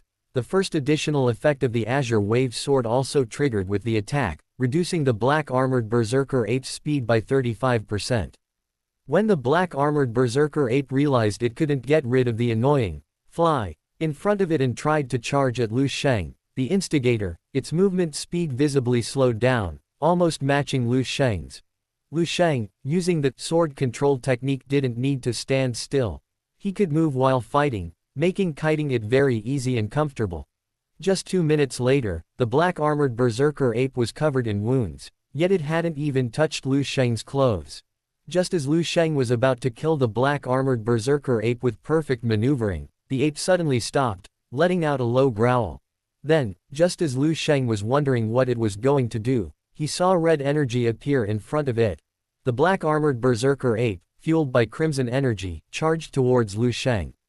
Initially slow, its speed steadily increased, continuously closing the distance between them. This is Rampage. Seeing the boss use this skill, Lu Sheng dared not be careless. He frantically maneuvered his azure wave sword back to his side while simultaneously trying to dodge the ape's charge. However, what made Lu Sheng want to curse was that while the skill was called Rampage, he discovered that the black-armored berserker ape could actually turn. If it can turn, why not call it Rampage? Lu Sheng didn't have time to complain about the boss's haphazard skill name, because he was already cornered in the dungeon map. Although the turning angle was extremely clumsy due to inertia, the space in this relatively small dungeon map wasn't much for Lu Sheng to dodge. With a loud bang, Lu Sheng was knocked back by the red aura, his chest heaving with blood and qi. Fortunately, the impact of this rampage attack wasn't high. It primarily provided a knockback effect, so Lu Sheng's small frame withstood the blow. However, after hitting Lu Sheng, the black-armored ape stopped and began swinging its heavy hammer. The hammer, propelled by the momentum of the previous impact, was not so easy to withstand. This hammer blow dealt 500% damage. 10 Lu Shengs tied together would only take one hit. Lu Sheng watched the hammer fall, feeling immense threat, but at this moment, the azure wave sword finally flew back into his hand, coming to his rescue. As soon as the azure wave sword was in his grasp, the sword sweeping the waves skill became available. Lu Sheng swung the sword, and a full moon-shaped sword light flashed. Clang! The sound of metal clashing was deafening. The domineering effect of sword sweeping the waves, which negated enemy attacks and skills, took effect once more, actually deflecting the black-armored berserker ape's heavy hammer. Not only that, after the sword's edge disappeared, a sword aura followed, striking the black-armored berserker ape's abdominal armor. This sword aura was quite powerful, creating a deep gash in the black-armored berserker ape's armor. Beneath the gash, dark red blood gushed out continuously. The black-armored berserker ape, in pain, staggered back 2 steps. Lu Sheng, experienced as ever, seized the opportunity to escape the black-armored berserker ape and leave the dead end. Simultaneously, Lu Sheng used his sword control technique again, landing a sword strike on the ape and inflicting a slowing effect. Even if the black-armored berserker ape was a boss, skills like charge couldn't be used without restriction. Therefore, after Lu Sheng created distance, he wouldn't have to worry about being cornered again for a while. The black-armored berserker ape futilely clawed at the air, becoming even more enraged as Lu Sheng slipped away like an eel. It roared repeatedly, its body bursting with red light. The slowing debuff that the Azure Wave Sword had just applied to it vanished instantly. Chapter 11 New Skill, Drunken Immortal Moon Gazing Step. This is its skill. Battle Cry, which can remove its own debuffs to prevent being kited and controlled. Unfortunately, Lu Sheng applied the slow effect not with a skill with a cooldown, but with a normal attack. So, just as the black-armored Berserker Ape removed the slow debuff, Lu Sheng struck it again, and the slow debuff returned. The black-armored Berserker Ape was nearly furious. Two plumes of white steam shot from its nostrils, and it swung its heavy hammer, trying to catch up and smash Lu Sheng to pieces. Unfortunately, Lu Sheng's movement speed was comparable to its own. No matter what, it couldn't catch up. Finally, the black-armored Berserker Ape activated its charged skill again. This time, Lu Sheng had learned his lesson. He didn't even dodge. After sheathing his Azure Wave Sword, he took the charge head-on, then repeated the process, using Sword Sweep to block the hammer blow, and then gracefully departed. Being rammed once is indeed unpleasant. However, after Lu Sheng's sword sweeping the waves inflicted damage on the black-armored Berserker Ape, the Azure Wave Sword would heal its injuries. Throughout the entire ordeal, Lu Sheng remained at peak health. Finally, after the black-armored Berserker Ape used Rampage for the third time, Lu Sheng once again used sword sweeping the waves to counter its attack.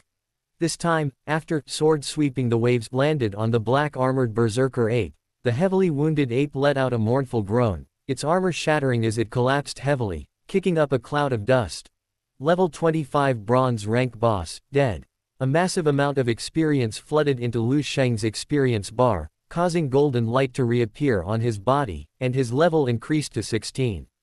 The black-armored Berserker Ape's corpse quickly dissipated, transforming into a teleportation array. Through this teleportation array, Lu Sheng could leave. Lu Sheng was pleased with himself for soloing the black-armored Berserker Ape, accomplishing a remarkable feat. However, he was still somewhat disappointed to see that the black-armored Berserker Ape hadn't dropped any equipment. Generally, defeating wild dungeons, instances, and even wild bosses would yield various rewards. The black-armored Berserker Ape, as a boss in a man-made dungeon, clearly didn't possess this ability.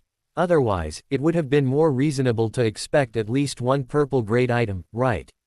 Oh right, it wasn't that there were no rewards at all. Lu Sheng suddenly remembered that he had completed a quest. He opened the quest panel, and sure enough, the quest he had just posted was marked, completed. Lu Sheng submitted the quest, and a skill blind box, similar to a weapon blind box, immediately appeared in his character's inventory. Without hesitation, he opened it.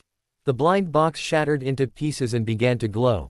In the light, skill icons changed wildly, leaving Lu Sheng unsure which skill he would be stuck with. Without exception, all the skill icons were related to swords, and each one looked incredibly powerful and stylish. Finally, the light from the blind box faded. In Lu Sheng's hand, only a purple skill book remained.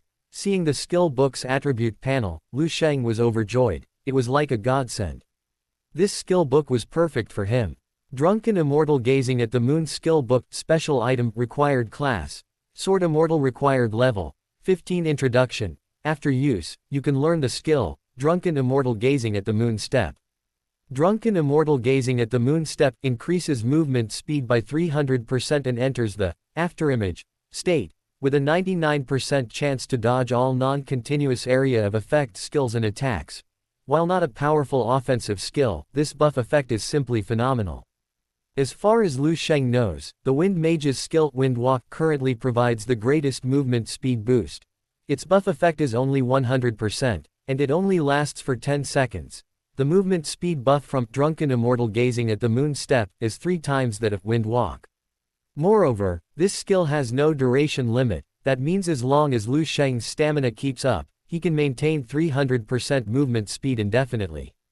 And that's not all. The most explosive effect of Drunken Immortal Gazing at the Moon Step is entering the afterimage state, with a 99% chance to dodge skills and attacks.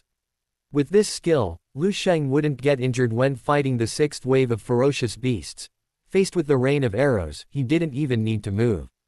He only needed to activate Drunken Immortal Gazing at the Moon Step to watch the bone arrows pass through his afterimages without causing him any harm. A 99% dodge rate was practically invincible. Lu Sheng truly couldn't believe he'd actually encounter a 1% chance of being attacked. How incredibly unlucky would that be? Of course, drunken immortal gazing at the moon step isn't truly invincible. Continuous area of effect skills can still hit Lu Sheng. For example, even if Lu Sheng uses drunken immortal gazing at the moon step to step into a sea of fire cast by a fire mage, he will still take damage. Even so, the increased movement speed and 99% dodge chance already make this skill incredibly powerful. If he had this skill from the start, the black armored berserker ape would have been his plaything. The 300% movement speed bonus would mean the black armored berserker ape couldn't even touch him. Even against Rampage, Lu Sheng wouldn't need to dodge, as the final blow could be avoided with afterimage. It's almost equivalent to the black armored berserker ape using Rampage 100 times, only one blow could hit Lu Sheng. Satisfied, Lu Sheng directly learned the skill book, turning it into a beam of light that disappeared into his body. Now, Lu Sheng possesses 3 active skills: a ranged single target attack, a melee block combined with area of effect damage, and a speed boost combined with an invincible evasion state. In short, he's invincible. After completing all this, Lu Sheng stepped towards the center of the teleportation array and boarded it. After a tearing sensation, Lu Sheng was teleported back to the teleportation hall. Qiu He was still waiting there, his expression unpredictable and strangely cryptic. Although he had tried his best to appear as before, exuding the authority of a great head, the sweat still damp on his forehead and his slightly pale face revealed that he seemed to have seen something extraordinary. Lu Sheng found Qiu He odd, but didn't dwell on it. "Director Qiu, I've completed the death trial. Is the punishment over?" Lu Sheng asked. Qiu He tried to remain calm, stroking his chin and nodding. "Since you've emerged from the trial of death, the punishment is naturally over." After a pause, Qiu He tentatively asked, "However, Lu Sheng, did you leave the trial of death by directly passing through?" Chapter 12. That thing, isn't it just one sword to kill?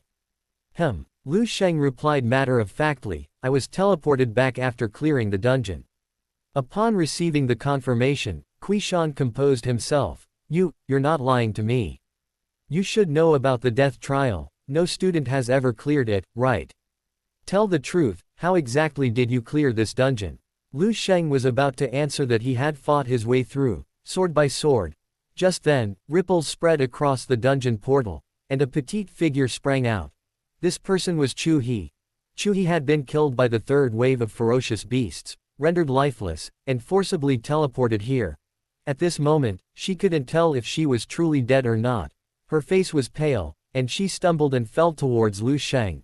This was Qiu He's instinctive reaction, because she thought Lu Sheng would catch her, or at least prevent her from falling.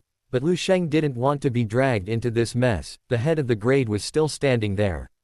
Lu Sheng reacted with lightning speed, almost like he'd activated a skill. The instant he saw Qiu He being thrown back, he took a half-step back. "Don't even think about getting involved." Thump. Qiu He fell to the ground. The real feeling of death she'd just experienced, and the pain of the fall, made her burst into tears. Seeing this, Qiu He frowned slightly. "The death in the death trial is fake. What's there to cry about? You're a job changer. If you're afraid of this, how will you hunt ferocious beasts and resist the corruption of the Dark Land in the future?" After Qiu He's stern rebuke, Qiu He forced back her tears and tried to get up. But the fear and pain she'd experienced, being surrounded and devoured by a group of skeletal creatures, had already made her legs weak like noodles. After struggling a few times, she collapsed back to the ground, tears streaming down her face like soybeans. Director Qiu, I can't stand up." Qiu He complained weakly to Qiu He, "The skeletons in the death trial are terrifying. There are so many of them, and once they surrounded me, I couldn't escape at all." Skeletons are terrifying. Lu Sheng couldn't help but exclaim, "Those things are just one-shotted with a sword, aren't they?" Among the ferocious beasts in the dungeon, the bronze bow skeletons are the most difficult to deal with, right? If you're not prepared, it's really hard to react to a volley of their attacks. Qiu He looked completely bewildered. Bronze bow skeletons?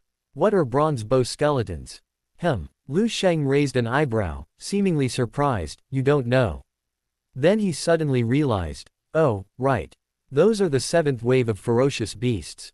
You should have died in the third wave, right? It's normal that you don't know. Qiu He. Thank you for rubbing salt in my wound. Lu Sheng left Qiu He speechless, and even Qiu had a thought, should I give this kid a few lessons in emotional intelligence? He had punished Lu Sheng and Qiu He together to give Lu Sheng a warning, so he wouldn't succumb to the temptation of pretty girls and ruin his college entrance exam.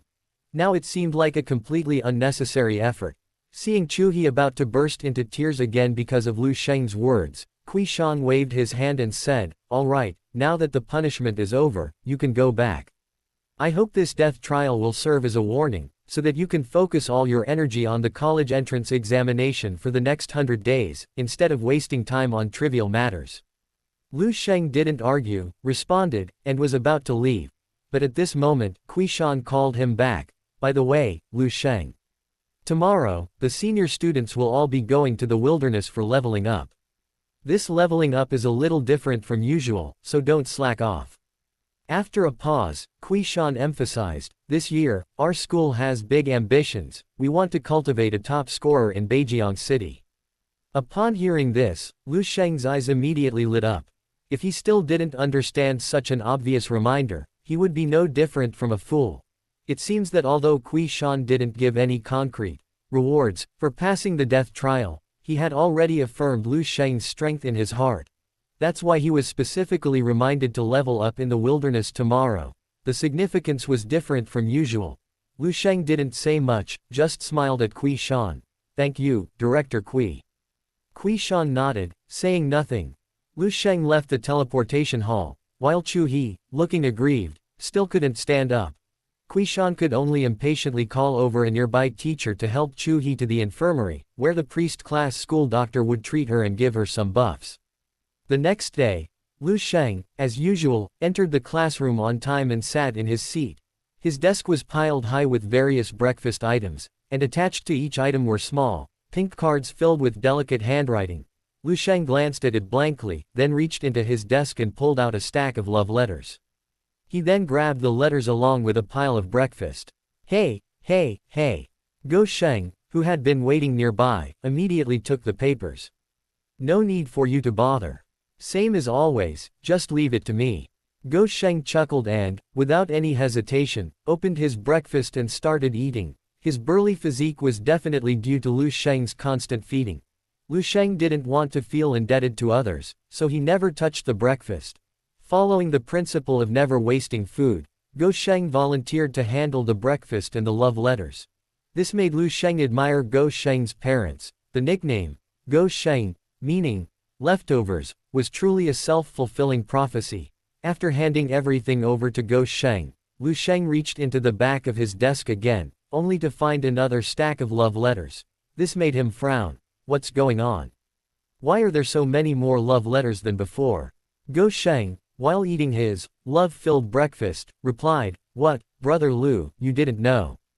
Yesterday, your rejection of my goddess's confession caused an uproar on the school forum. Everyone in our high school, from freshmen to seniors, knows about it. So what if they know?" Lu Sheng wasn't surprised that everyone knew about yesterday's events. However, he didn't understand why he was receiving more love letters after rejecting Qiu He. Shouldn't these girls have given up? Lu Sheng, acting like a strategist, analyzed, "Think about it, what does it mean that you rejected Qiu He? It means the person you like is definitely not Qiu He. Since it's not Qiu He, why can't it be them? Anyway, as long as you don't have a girlfriend, they have a chance to become your girlfriend. Even if you have a girlfriend, they still have a chance to become your new girlfriend, or another girlfriend." Lu Sheng remained silent. Lu Sheng took a sip of hot milk, unwrapping a beautifully packaged sandwich as he continued, "If you ask me, Brother Lu, you really shouldn't have rejected my goddess's confession yesterday. If you were with my goddess, wouldn't there be no more trouble? That way, you wouldn't receive any more love letters, and I could see her every day." Lu Sheng smiled happily, quite satisfied with his logic. Chapter 13 Lu Sheng clipped my wings, I will destroy his paradise. Lu Sheng's expression was indescribable. Listen to yourself, are you even speaking human language? Brother Lu, you don't understand, Lu Sheng sighed. My love for Qiu He is true love. As long as my goddess is happy, I'm happy too. Lu Sheng's worldview was shattered. Don't call me brother anymore, you're my brother. Your level of thinking is beyond my reach. So, brother Lu, you still have a lot to learn from me.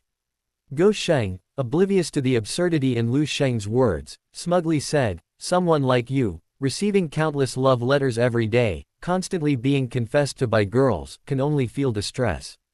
But I, seeing Qiu He happy every day, can experience the sweetness of love. Then go experience it yourself, don't disgust me. Lu Sheng's scalp tingled, he couldn't take it anymore and pulled his seat further away from Lu Sheng. However, Lu Sheng leaned closer, his expression turning serious. Don't rush off yet. Actually, I just remembered something I forgot to tell you. What is it? Tell me quickly. Lu Sheng just wanted to shut this hothead up as soon as possible, lest he tarnish his views on love. Lu Sheng put down his breakfast, took out his phone, and said while swiping, this is quite troublesome.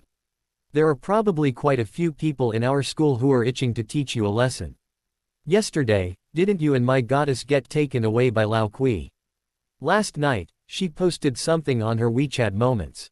It's this one, take a look. Lu Sheng handed his phone to Lu Sheng. Lu Sheng took the phone and saw Qiu He's post on WeChat moments. I finally mustered the courage, but I'm heartbroken. Maybe I'm not good enough for him. The accompanying picture was of her lying on a bed in the school infirmary, with only a stark white ceiling and a half-filled IV bag. A slender hand with a needle sticking out was vaguely visible in the lower right corner. This post sent chills down Lu Sheng's spine, and his toes clenched. Get this filthy thing away. Lu Sheng turned his face away, barely suppressing the urge to hit her, and handed the phone back to Lu Sheng. Lu Sheng took the phone and shoved the screen in front of Lu Sheng again. Brother Lu, you haven't even seen what you should be seeing. What should I be seeing? Some sentimental, tea-scented literature. Or a bunch of sycophantic comments below. Lu Sheng struggled with his words. Lu Sheng said, of course, it's the comments below. You might not know, but my goddess actually has many suitors. Besides me, there's someone else who's been pursuing Qiu He for 2 years. You should have heard of him, it's Li Zihe. Li Zihe. Lu Sheng thought for a moment, and did indeed have a vague impression of him. The class monitor of Class 9, the hidden class changer. That's right, it's him. Lu Sheng said, Li Zihe is a hidden class, shadow archer. His strength is consistently in the top 10 of our senior year, a strong contender for the city's top scorer. He's incredibly infatuated with Qiu He. I heard that he even fought with several people in private because of her, using his class advantage to keep them in the hospital for several days. Yesterday, Qiu He confessed her feelings to you in public, and I knew Li Zihe would target you because of it. Then yesterday, when I was comforting my goddess on WeChat moments, I found he left a comment too, and it looked pretty aggressive. Look, this one. Lu Sheng pointed to one of the comments under Qiu He's post for Lu Sheng to see. Lu Sheng suppressed his discomfort and looked in the direction Lu Sheng was pointing. He Kong. Lu Sheng clipped my wings, I will destroy his paradise. My eyes. Ah. Lu Sheng threw Lu Sheng's phone away. Hey, what are you doing? I was just trying to warn you, why did you throw my phone? Lu Sheng, feeling extremely wronged, quickly picked up the phone, checking it carefully to see if it was broken. Lu Sheng's action was completely instinctive. If the phone had stayed in front of him for even a second longer, he would have drawn his sword and cleaved it in two. Lu Sheng gritted his teeth and said, if you show me this kind of thing again, I'll cripple you first. After a while, he added angrily, Li Zihe and Qiu He are really a good match, their WeChat moments captions are amazing. I'm so glad I didn't add them as friends, otherwise I would have gone blind. Lu Sheng completely missed the point, only telling Lu Sheng that his goddess was a good match for another man, sounding very unwilling. But seeing Lu Sheng's shocked expression, he didn't say anything more, only reminding him, Brother Lu, you really need to be careful of Li Zihe. It's leveling weak again. If that kid sneaks up on you in the wild, you won't be able to handle it. Before, when someone harassed Qiu He, he was the one who ambushed them in the wild. Lu Sheng knew he meant well, so he waved his hand and said, all right, I know. Before, Lu Sheng would have really been worried about Li Zihe causing him trouble, because although his attributes were high, he was just an ordinary combat type class, usually ranking around 30th in the grade, at most in the top 15. Compared to Li Zihe, he was still somewhat inferior, but now it's different. He's also a hidden class user, and the only one at that. If Li Zihe dares to provoke him, it's uncertain who will be crippled or who will be liberated, but he can definitely break Li Zihe's legs. As time passed, all the students in the class gradually arrived, and the classroom was in a chaotic state. However, with the arrival of the homeroom teacher, Li Qing, the class suddenly quieted down. Li Qing was a capable female teacher in her early 30s with short hair. She was usually very serious, but very attentive and responsible towards her students, so everyone respected her greatly. Li Qing was wearing a full set of close-fitting leather armor typical of a ranger, instead of her usual work clothes, seemingly reminding everyone that this week was leveling week and everyone needed to go out into the wild to kill monsters and level up. She clapped her hands crisply as she approached. Is everyone here? Before we go to the teleportation hall together, I'll give everyone something. Class monitor and academic representative, you two come over here and distribute these things. As she spoke, she took several boxes from her character's inventory and handed them to the class representative and class monitor. The boxes opened to reveal crystal balls, each about the size of a fist. Everyone was somewhat confused, because for the past 2 years, during each leveling week, everyone had simply taken the teleportation array and left. There had never been anything like this. Only Lu Sheng thought to himself, sure enough, Kui Shan's reminder yesterday not to slack off this leveling week was for a reason. This leveling week was definitely different from the past. Once he got the crystal ball, Lu Sheng immediately pulled up its attribute panel. Soul Collector Alchemy Item Requirements. None function, collects the souls of dead ferocious beasts and converts them into points. The stronger the beast, the more points. Current points, 0 description. A casual creation of an alchemist, used to collect the souls of ferocious beasts. However, in reality, the collected souls are of little use. Chapter 14 Bloodthirsty Yin Willow Collecting Souls. That's interesting. At this moment, a short, petite girl in the class raised her hand and, after obtaining Li Qing's permission, stood up and asked, "Teacher, what's this soul collector for? We've never received one like this before when we went out to level up together." Li Qing replied, "It's used to record the number of ferocious beasts you kill while leveling up." After a pause, Li Qing lowered her voice slightly and reminded everyone, in short, everyone should work hard this time you go out to level up, and don't forget to use the soul collector to collect the souls of every ferocious beast. Also, the souls in the soul collector can be transferred. So you must protect the souls you've worked so hard to collect and not let others steal them. Alright, everyone, after you get your soul collectors, come with me to the teleportation hall. With that, Li Qing, as if avoiding further questions, hurriedly left the classroom. This left everyone baffled, only guessing that the school was probably up to something again, perhaps preparing some strange materials for their alchemists. After all, the soul collector was something created by alchemists. It was normal for them to collect souls and create even stranger things. After everyone put their soul collectors into their character inventory, they left the classroom and headed to the teleportation hall. The teleportation hall was already packed, filled with senior high school combat classes. This was the typical high school curriculum in this world. 1 week spent learning in school, and the other week spent training together to level up as quickly as possible. Except for the first-year students, who were guided by teachers during training, the second and third-year students traveled to the wilderness independently via teleportation arrays. Whether they soloed or teamed up was up to the students. Lu Sheng, previously a swordsman, was both tanky and powerful, with well-balanced class characteristics, making him suitable for solo play. So for nearly 3 years, he initially teamed up with Lu Sheng, but later went solo. As for Lu Sheng, he teamed up with several other people later. In the last 2 months, he formed a fixed team with a few students from the next class, serving as the frontline tank, and things have been relatively stable. Soon, the students from the preceding classes chose their desired teleportation maps and were teleported away. It was Lu Sheng's class's turn. Lu Sheng directly chose the highest level Ghostly Shadow Forest.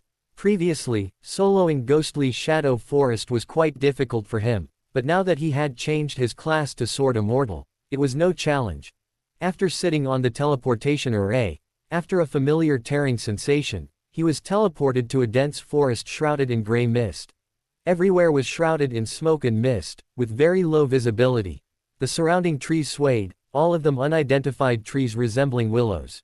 Their strange shapes, appearing and disappearing in the mist, resembled tall, slender ghosts twisting their waists. Lu Sheng was teleported to a safe zone set up by teachers from No. 1 high school. Besides the teleportation array for returning, there were several tents and a few teachers staying there. These instructors assured students that as long as they remained within their sight, they would be safe, and they would also provide logistical support. Students leveling up could obtain water, food, and other necessities from them, and even purchase healing potions. Besides Lu Sheng, many other students had already been teleported here, collected supplies, and headed deeper into the ghostly shadow forest to hunt ferocious beasts. Lu Sheng observed for a while and noticed that not many people had chosen to level up here, and most were in groups of 3 or 5. Apart from Lu Sheng, it seemed no one was soloing here. He only caught a glimpse of a high-level stealth class player out of the corner of his eye, who quickly left before he could get a clear look, unsure if they were soloing. Lu Sheng was very familiar with the leveling week routine. He easily obtained some water and food, packed it all into his inventory, and set off in a certain direction. Soon, the safe zone had completely disappeared into the mist behind him. Aside from the sounds of the wind, rustling leaves, and creaking branches, there was no other noise. Because few students came here to level up, Lu Sheng quickly found himself alone within his perception range. Suddenly, Lu Sheng swiftly drew the Kandlan sword from his inventory and used the sword control technique to thrust it forward.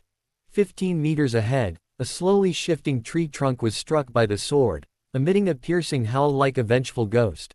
A human face appeared on the tree, or at least, a faint light shone from its hollow eye sockets. Its jaws were bulging, revealing the interlocking wood structure, but the sound emanated from the treetop. A shrill howl mixed with the rustling of leaves, sounding incredibly ferocious and painful. Bloodthirsty Willow. Comment level 20 attributes: Wood, Dark Strength, 36 Agility, 1 Spirit, 16 Stamina, 44 Skills. Absorb passive restores 10% of lost health per second. Entangle active entangles the enemy with branches, causing a binding effect. Bloodlust active pierces branches into the enemy's body, dealing damage while restoring its own health. This bloodthirsty willow is considered a signature ferocious beast in the ghostly forest. Its appearance is the same as other trees here. If it stays still, it's really hard to spot. Its attack and defense attributes are both good.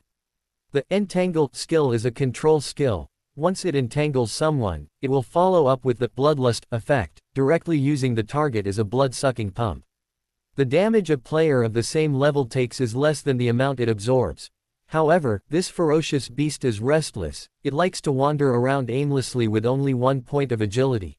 A slowly moving tree, practically baring its teeth to announce to the surrounding job seekers that it was a ferocious beast. Therefore, as long as one stays focused, its presence isn't difficult to spot. If they don't get caught by the bloodthirsty willow and used as a blood-sucking pump, killing it isn't difficult with some effort. Of course, it would be even easier for Lu Sheng to kill it. After being pierced by the Azure Wave's sword, the bloodthirsty yin willow's body was ripped open, and scorched yellow sap gushed out. The entire tree then withered, becoming dry and lifeless. Even the ironclad corpse, with nearly 3 times the defense of the bloodthirsty yin willow, couldn't withstand a single strike from the Azure Wave's sword. The bloodthirsty yin willow would have been instantly killed. After easily killing the bloodthirsty yin willow, Lu Sheng took out the soul collector and approached it. Sure enough, the bloodthirsty yin willow's corpse immediately turned to ashes and disappeared into the crystal ball. Looking at the soul collector again, the points had changed. Soul collector alchemy item requirements. None function. Collects the souls of dead ferocious beasts and converts them into points. The stronger the beast, the more points. Current points, 20. Description: a casual creation of an alchemist, used to collect the souls of ferocious beasts. However, in reality, the collected souls are of little use. Lu Sheng was fairly satisfied with his initial gain of 20 points. Just as he put away the soul collector and prepared to continue onward to hunt more ferocious beasts, the system panel reacted again. Chapter 15 Ring Quest, Equipment Blind Box. Ding. You have a new quest to claim. Please check. Currently available quests. 1. Slay 200 bloodthirsty willows. Reward upon completion: Plant Slayer Title Medal.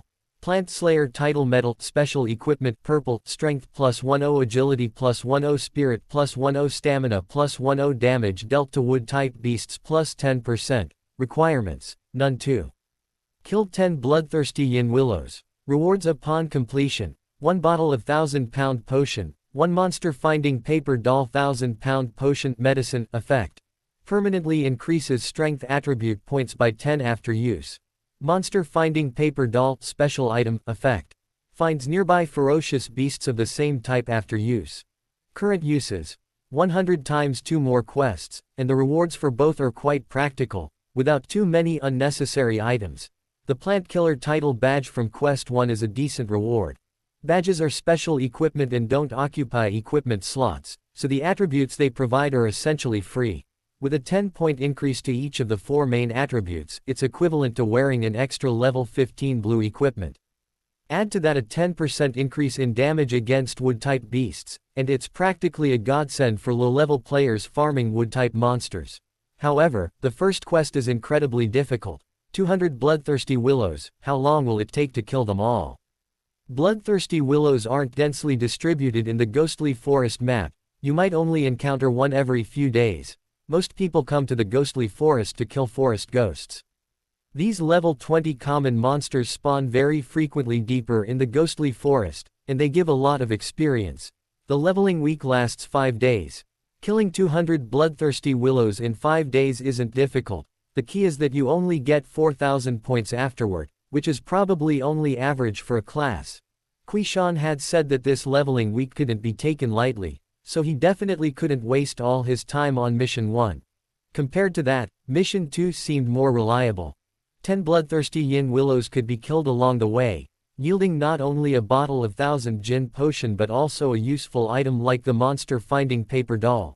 With the monster finding paper doll, finding ferocious beasts would be significantly faster. After careful consideration, Lu Sheng accepted Mission 2. He continued forward, and not far along, he once again saw a large tree in the misty shadows, moving forward very slowly, like an old man taking a stroll. Lu Sheng flew out on his sword, cleaving the old man in two at the waist with a single strike, leaving it withered and lifeless. Another 20 points were earned, and the mission progress reached 1/10. Soon, an hour passed. Lu Sheng fought his way deeper into the ghostly shadow forest, finally slaying all 10 bloodthirsty willows and successfully completing the quest. In his inventory, a bottle of blood-red potion and a small paper doll appeared. Lu Sheng drank the potion, converting it into 10 points of strength. He also took out the paper doll, planning to use it the next time he encountered a ferocious beast. Having the paper doll guide him to find and kill monsters would definitely be more efficient. Just as he was about to continue leveling up, wielding his sword in one hand and holding the paper doll in the other, the quest panel updated once again. This quest was exactly the same as the last one. Currently available tasks: 1. Kill 1000 forest ghosts. Reward upon completion: Ghost Slayer Title Medal. Ghost Slayer Title Medal, Special Equipment, Purple, Strength +10, Agility +10, Spirit +10, Stamina +10, Damage dealt to undead beasts +10%. Requirements: none. 2. Kill 100 forest ghosts. Reward upon completion: 1 bottle of Divine Enlightenment Potion, 1 monster finding paper doll. Divine Enlightenment Potion. Medicine effect: permanently increases spirit attribute points by 10. Monster finding paper doll. Special item effect: finds nearby beasts of the same type. Current uses: 100 times. This task is even more demanding than the previous one. Task 1 even requires killing 1000 forest ghosts. Even with the large number of forest ghosts, Lu Sheng will find it difficult to complete this task within 5 days. In comparison, the 100 forest ghosts were much easier to deal with. He had a monster finding paper doll, which he could simply use to guide him. He quickly found a forest ghost, killed it, and then used the monster finding paper doll on it. The monster finding paper doll immediately took to the air, weaving through the trees, leading Lu Sheng to the nearest forest ghost, greatly saving Lu Sheng's time searching for monsters. 2 days passed. Lu Sheng's gains were very gratifying. In these 2 days, he completed 5 rounds of quests, leveling up 1 level to reach level 17. The 5 rounds of quests were to kill 10 bloodthirsty willows, 100 forest ghosts, 100 will-o'-the-wisp foxes, 100 rotting woodcutters, and 100 drowned corpses. The first 4 quests each rewarded a potion that permanently boosted attributes and a monster-finding paper doll. It was precisely because of the continuous acquisition of monster-hunting paper dolls that Lu Sheng had spent the past 2 days either killing monsters or on his way to kill monsters, not wasting much time. By the 5th quest, the drowned corpse he needed to kill was already a level 30 elite beast. The reward was also different from before. Instead of potions and monster-hunting paper dolls, it was an equipment blind box. Lu Sheng thought to himself, it seems this quest is a series of interconnected quests, one after another, with the final quest giving him a big surprise. Fortunately, he chose a quest with a relatively small reward, otherwise, he probably would have only gotten a medal in the end. The drowned corpse was a level 30 elite beast, but its strength wasn't particularly high. Using the Azure Wave Sword plus Sword Control technique, it could basically be killed in 2 strikes. If a vital point was hit, it could even be killed instantly. Therefore, the last quest didn't cause Lu Sheng any trouble and was easily completed. After completing the quest, Lu Sheng received the equipment blind box as he wished. The quest panel finally quieted down, with no new quests being issued. Lu Sheng first took out the Soul Collector and checked his points. Bloodthirsty Willow and Forest Ghost, 20 points each. Level 25 Normal Monster, Will-o'-the-Wisp Fox, 25 points each. A level 30 Rotten Woodcutter is worth 30 points. As for elite monsters like the Drowned Corpse, their points are double their level, a full 60 points per monster. Adding the other ferocious beasts Lu Sheng casually slew along the way, his total points climbed to over 15,600. This score, even if not first, should at least place him in the top 3. After putting away the Soul Collector, Lu Sheng took out the equipment blind box. Last time, the weapon blind box yielded a gold-grade weapon, the Azure Wave Sword. He wondered what kind of equipment he would get from this time's equipment blind box. Chapter 16 Golden Feathered Guest, stepping on his sword. After using the blind box, it shattered into 4 pieces.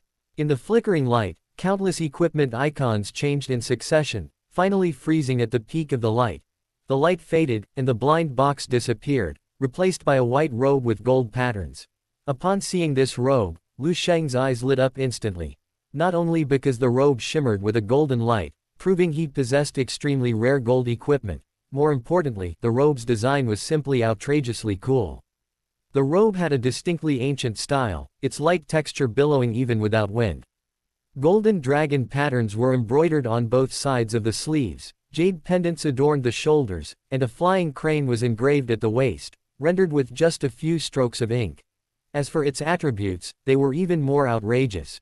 Jinyu Kate Gold required level, 15 required class, Sword Immortal attributes, defense plus 380 strength plus 34 agility plus 108 spirit plus 98 additional. In sword-wielding state, increases damage by 20% and attack speed by 20%. Out of combat, increases movement speed by 50%. Drunken Immortal Moon-Gazing Step, LV plus 1, and while in Afterimage plus sword-wielding state, gains the new skill, Sword Step. Sword Step, activated in Afterimage state, teleports forward up to 20 meters, dealing 300% damage to units in its path. Sword Step can attack forward 3 times, the 4th use returns to the original position. Description: golden feathers transform into a phoenix soaring through the 9 heavens, dragon patterns shimmer on the wood, shaking the divine land. Without exaggeration, Jinyu K's power is no less than that of the Azure Wave Sword. It looks like just a piece of cloth armor, yet it provides 380 points of defense, almost reaching the level of a level 20 purple plate armor. Not only is the high attribute boost significant, but the 3 additional attributes are each more powerful than the last. In sword mode, it increases damage and attack speed by 20%, further elevating Lu Sheng's already formidable damage output. Out of combat, it increases movement speed by 50%, making map traversal much faster. As for the last additional attribute, it makes the already invincible skill Drunken Immortal Gazing at the Moon Step even more versatile, combining offense and defense, making it nearly unbeatable. Lu Sheng now checked his attribute panel. Drunken Immortal Gazing at the Moon Step's level had increased to LV2. The original 300% movement speed increase had become 400%. The 99% dodge chance in afterimage mode, however, remained unchanged. However, now, as long as Lu Sheng wields his sword handheld and enters afterimage, drunken immortal gazing at the moon step can evolve into a new skill, sword step. He teleports forward 3 times, each time dealing 300% damage, essentially giving him 3 movement skills instantly, and each teleportation comes with a massive damage bonus. On the 4th teleport, he can return to his original point. With this skill, Lu Sheng could easily take the head of a general amidst a vast army and then gracefully retreat back to his starting point. Just imagining it is incredibly cool. Killing in the mortal world, yet remaining unstained by blood. After accomplishing his task, he brushes away the dust, concealing his merits and fame. This sword immortal. Awesome. Lu Sheng was excited and immediately switched to the golden feathered swordsman skill. Instantly, the original school uniform vanished, replaced by a stunningly handsome golden robe. The equipment in this world mainly consisted of cloth armor, light armor, leather armor, heavy armor, and plate armor, with a wide variety of styles. However, equipment with such an ancient Chinese aesthetic as the golden robe was rare. Lu Sheng's charm was already ridiculously high. Now, dressed in this golden robe, he'd probably cause quite a stir when he returned to school. Being handsome is truly a headache. This is a headache that Lu Sheng could only silently bear. Feeling his strength had increased significantly after changing his equipment, Lu Sheng was satisfied and decided to return to camp. Because his supplies were now exhausted and he needed to go back to replenish them. When he left camp, Lu Sheng had only collected 2 days' worth of food and water. It wasn't that Lu Sheng didn't want to collect more and spend a few more days in the Ghost Shadow Forest. The Dragon Kingdom has a rule that during high school students' leveling week, supplies can only last for a maximum of 2 days. The purpose is to ensure that students return to camp within 2 days, as a form of reporting, proving they are still alive and safe in the wild. If anyone fails to return to camp within 2 days, they are considered missing. The school then needs to send people to search for them to prevent any accidents. Searching after 2 days of disappearance increases the chances of survival compared to searching after several days. This system also ensures that many students stranded in the wilderness receive timely rescue. Although frequently returning to replenish water and food is inconvenient, Lu Sheng has no complaints. He hadn't slept for 2 days and 2 nights and needed to return to camp to sleep under the teacher's protection. This 2+1+2 time allocation is standard practice during leveling week, and many students follow this schedule. With the Golden Feather's 50% movement speed boost, Lu Sheng felt as if he were being carried by the wind as he walked back, making his journey both effortless and fast. What used to take him 2 days of slow monster hunting was completed in just half a day.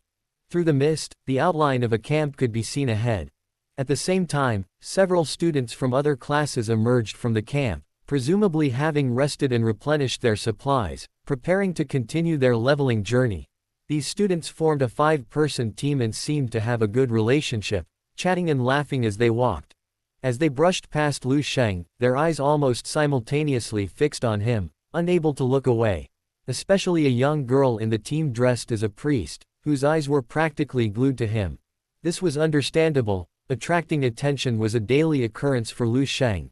Now, with the Golden Feather's enhancement, he exuded an ethereal aura, like a god descended to earth. The fact that the other person didn't immediately ask for contact information was already quite reserved. Since they didn't know each other, they simply passed each other without exchanging any words. After a brief silence, someone in the 5-person team cleared their throat and resumed their casual conversation from before they met Lu Sheng. That guy in the camp is really pitiful. What did he do to offend Li Zihe? Getting hung up and beaten like that, he'll probably never be able to show his face in public again. Who knows? Li Zihe's no saint either. He's a bully, relying on his strength, his hidden profession, and being a school bully. Bullying others is nothing new to him. But this time, hanging him up in the camp was definitely going too far. They're all from No. 1 high school. Beating him up in secret is one thing, but with so many people coming and going in the camp every day, this makes him too ashamed to show his face at school. Chapter 17 My Little Princess, Don't Cry. The group had already walked quite a distance, but their conversation still faintly reached Lu Sheng's ears. Yeah, if I were that guy, not only would I get beaten up, but I'd also be hung up and displayed in public. I'd seriously consider dropping out of school. Hey, this world is just a dog-eat-dog world. Li Zihe is so strong, he can do anything. Instead of discussing this, we should hurry up and level up to become stronger. Yeah, let's go quickly. I know a place with a lot of forest ghosts. Let's try to get everyone to level up this leveling week. Lu Sheng was initially too lazy to listen to what others were saying, but Go Sheng had mentioned Li Zihe a couple of days ago, so hearing that name made him pay more attention. It seemed something had happened at the camp, and Li Zihe had stirred up some trouble again. However, Lu Sheng wasn't very interested in it. Soon, he arrived at the camp. From a distance, he saw a group of students gathered in one corner of the camp watching the commotion. Even the teachers who remained at the camp pointed and whispered, but made no move to intervene. School rules prohibited fighting on campus, with severe penalties for any violations. However, in the wild, as long as no one died, all actions were permitted. Things like stealing equipment or ambushing others could be done in front of the camp instructors without their intervention. The possibilities in the wild were endless. Robbing equipment and ambushing were commonplace. To help students adapt to leveling up in the wild, the school actually encouraged them to be ruthless. After all, sheltered rabbits raised in a greenhouse would only be devoured by wolves in the wild. The teachers at the camp remained completely indifferent, showing no intention of stopping it. Lu Sheng wasn't initially interested in the gossip, but when he glanced towards the commotion and saw someone hanging by a rope in the crowd who looked like an acquaintance, he froze. Through the light mist, the hanging man was covered in wounds, but his imposing physique and armor made it clear that it was Go Sheng. Seeing his buddy hanging there, surrounded by so many onlookers, Lu Sheng's anger flared. He moved with lightning speed towards the crowd, his immense strength causing others to tumble and fall. Get out of the way. The crowd was scattered by Lu Sheng.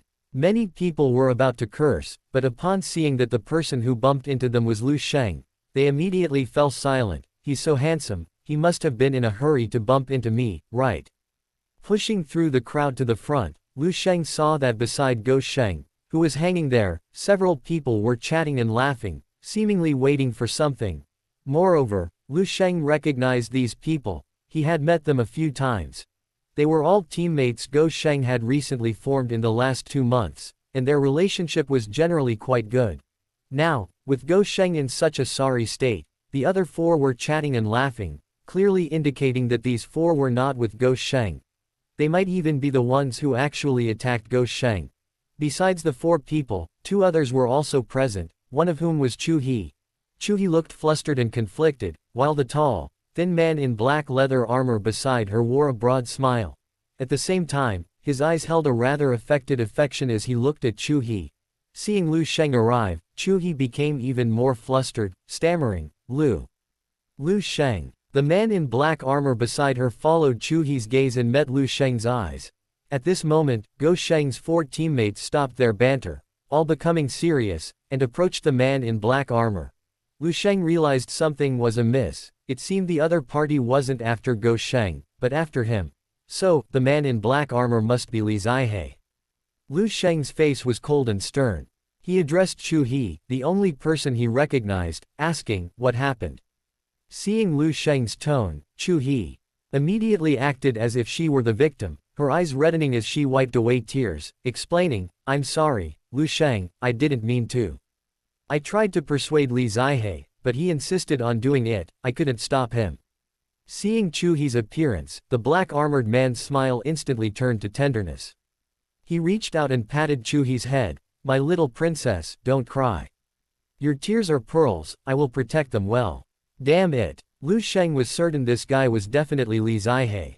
Lu Sheng instantly lost interest in talking to Qiu He or Li Zihe, fearing that if they spoke again, he would simply cleave them in 2 with a single sword strike. He stepped forward, the Kandlan sword flashing in his hand, a blade of light cutting the rope binding Go Sheng's hands. Go Sheng fell to the ground with a thud, which ironically woke him up, causing him to cry out in pain. The 4 men beside Li Zihe immediately tried to stop Lu Sheng. However, Li Zihe waved his hand. I was looking for Lu Sheng anyway. With him here, that shield warrior is useless. As he spoke, he looked intently at Qiu He. although for Qiu He, what does it matter if I kill millions? But, I still only want her to see my gentlemanly demeanor. This single rhyme made Lu Sheng even more uncomfortable.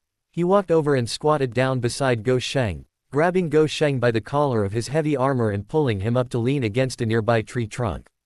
"Shenger, Lu Sheng, are you alright?" Lu Sheng patted Lu Sheng's face.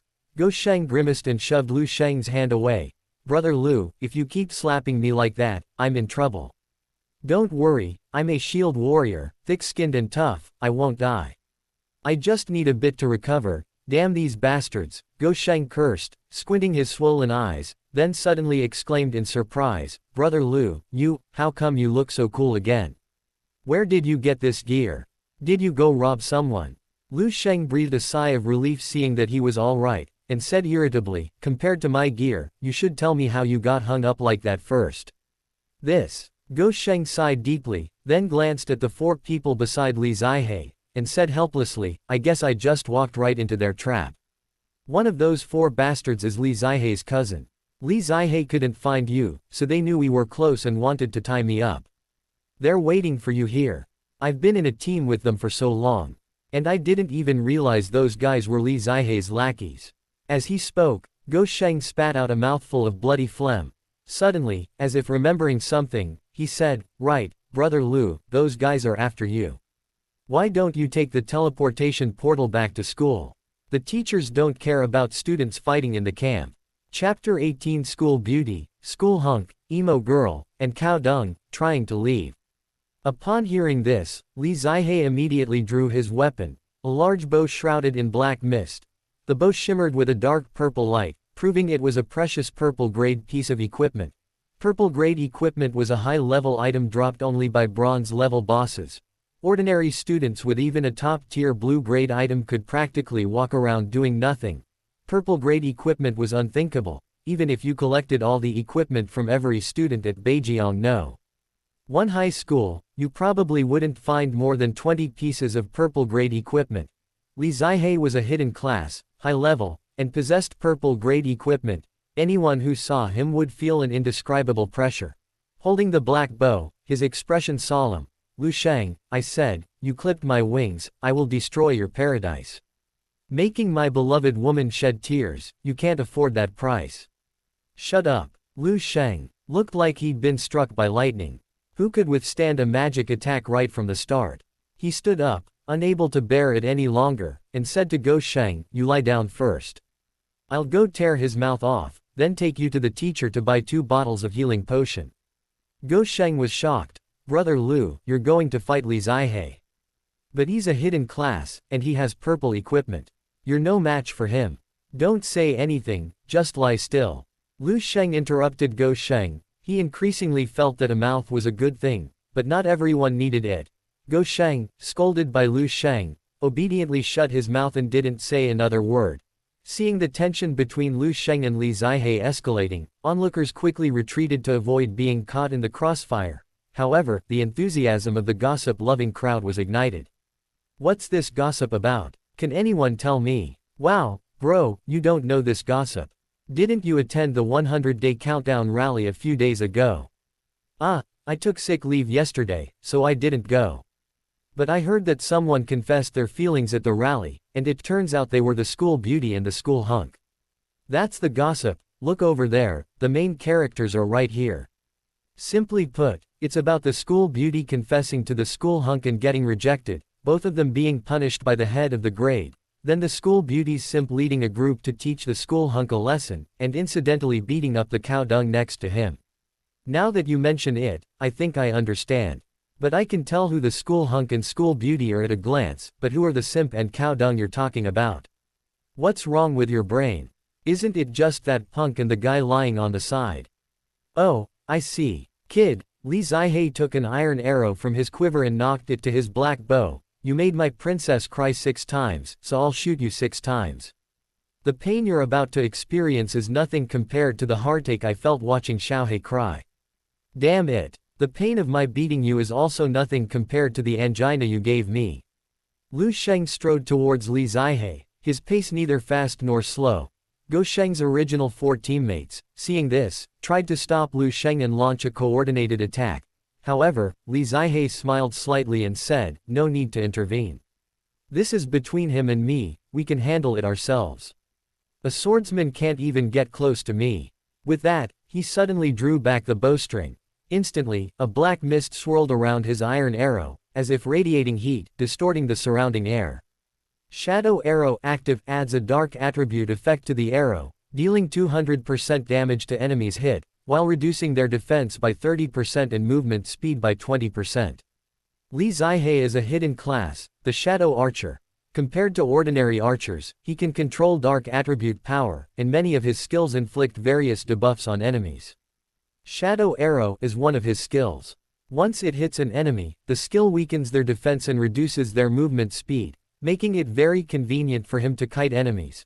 As one of the top students in his senior year, Li Zihe's arrow accuracy is also quite impressive. The arrow, released by him, flew with a whoosh towards Lu Sheng's thigh, its fletching trailing a ghostly wisp of dark elemental mist. Faced with Li Zihe's initial attack, Lu Sheng made no attempt to dodge. This made everyone sigh. Lu Sheng looked incredibly handsome, but he was just a pretty face. Judging by his appearance, he must be a melee class. Knowing his opponent was an archer, shouldn't he have drawn his weapon and quickly closed the distance to have any hope of winning? Instead, he strolled forward as if taking a leisurely walk, wasn't he? Just a sitting duck. Moreover, with his opponent already attacking, he neither dodged nor used any defensive skills. What difference was there between him and suicide? As a combat-oriented class changer, such poor combat awareness must have placed him at the bottom of the class. Everyone thought this arrow would pierce Lu Sheng's thigh, sending him crashing to his knees, completely helpless. However, the next second, something completely unexpected happened. Lu Sheng's figure suddenly blurred, and as he walked forward, he left behind a series of afterimages. The arrow aimed at him passed right through his overlapping afterimages, as if it hadn't touched anything, tracing an arc before embedding itself in the ground with a thud, leaving a crater the size of a washbasin from which black smoke billowed. Missed. How did he do that? A chorus of gasps erupted around them. When everyone looked at Lu Sheng again, they found that the afterimages on his body had vanished, and he was still approaching Li Zihe step by step, his pace unhurried. It was as if what had just happened was an illusion. Hiss! Li Zihe gasped. Unconvinced, he took out another arrow from his back, drew his bow again, and swiftly aimed at Lu Sheng. Whoosh! The second arrow was released, this time aiming at Lu Sheng's abdomen. However, the same thing happened again. Lu Sheng, like a ghost incarnate, left another afterimage as the arrow, trailing black smoke, grazed past him without causing any harm. This time, everyone around was a little dumbfounded. Many who knew a little about Lu Sheng, the school heartthrob, knew he was an unremarkable swordsman. They couldn't fathom how a swordsman could so effortlessly dodge 2 of Li Zihe's arrows. At this moment, the distance between Lu Sheng and Li Zihe had been halved. Having missed his 2 arrows, Li Zihe, looking at Lu Sheng steadily approaching, felt an indescribable pressure. Cold sweat beaded on his forehead, but he remained composed. Then, Li Zihe reached behind him and, this time, used his skill again. 1 arrow split into 5 in mid-air. 1 was a real arrow, while the other 4 were dark arrows composed of dark elements. Open black lens bracket. Shadow split arrow close black lens bracket active fires a splitting arrow, each dealing 40% damage, reducing the enemy's defense by 6% and movement speed by 4%. The effect stack. Chapter 19. Stepping on the sword, soaring to the heavens with unparalleled style. Shadow split arrow can be used as a multi-hit single target skill or an area of effect skill. The skill's characteristics make it almost impossible for Li Zihe's arrow to miss. No matter what method Lu Sheng uses to dodge, there's a very high probability he'll be hit by one of the arrows. However, Lu Sheng remains unfazed, his body still leaving a fleeting afterimage. Whoosh, whoosh, whoosh. Several rhythmic thuds were heard as all 5 arrows embedded themselves in the ground behind Lu Sheng. While the power was considerable, they were meaningless since they couldn't hit anyone. This, Li Zihe's Chunabu adolescent delusions of grandeur aura vanished. He stared wide-eyed, motionless for a long time, unable to believe what he was seeing. Seeing him like this, Lu Sheng thought to himself, this Chunabu punk's luck is truly terrible. 7 arrows in a row, all dodged by drunken Immortal gazing at the moon step. It seems a 99% dodge rate is indeed heaven-defying. Of course, even if he were unfortunately hit, it wouldn't matter. Lu Sheng, clad in golden feather armor, possessed defense far exceeding that of a level 20 plate armor class. He could withstand Li Zihai's arrow. And with just one sword strike, he could recover from his injuries through the healing effect of the Azure Wave Sword. Now it seemed there was no need to draw the Azure Wave Sword. Because at this moment, Lu Sheng had already strolled leisurely to Li Zihai's side. The consequences for an archer class being approached by a swordsman were predictable. Li Zihai snapped out of his shock, realizing this, and stomped the ground, a layer of shadow appearing around him, tightly enveloping his body. Instantly, the shadow dissipated, and then a dark shape reappeared 20 meters away in the open space. After the shadow faded, Li Zihai's figure emerged from it. It seemed he possessed a skill similar to a mage's blink capable of creating distance between himself and his enemies. Li Zihai knew that his shadow shift skill had a cooldown. He'd need at least 10 seconds to use it again. Within those 10 seconds, he needed to attack Lu Sheng, applying a slow debuff to him so he could kite him. Would Lu Sheng give him the chance? Just as Li Zihai drew his bow, ready to attack again, Lu Sheng flicked his wrist, and a longsword shimmering with golden light appeared in his hand. The longsword surrounded by mist, the elegant robes, and Lu Sheng's otherworldly aura and appearance. All three combined to leave everyone present utterly stunned. They even forgot to be surprised that the longsword in Lu Sheng's hand shimmered with a golden quality light. Gold, an equipment grade with an extremely low drop rate only found among gold-level bosses. Let alone the current students, even among level 30 and above second-tier experts, how many possess a single piece of gold-quality equipment? The entire grade has fewer than 20 pieces of purple-quality equipment.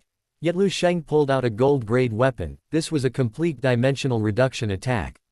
At this moment, everyone thought Lu Sheng was already surprising enough.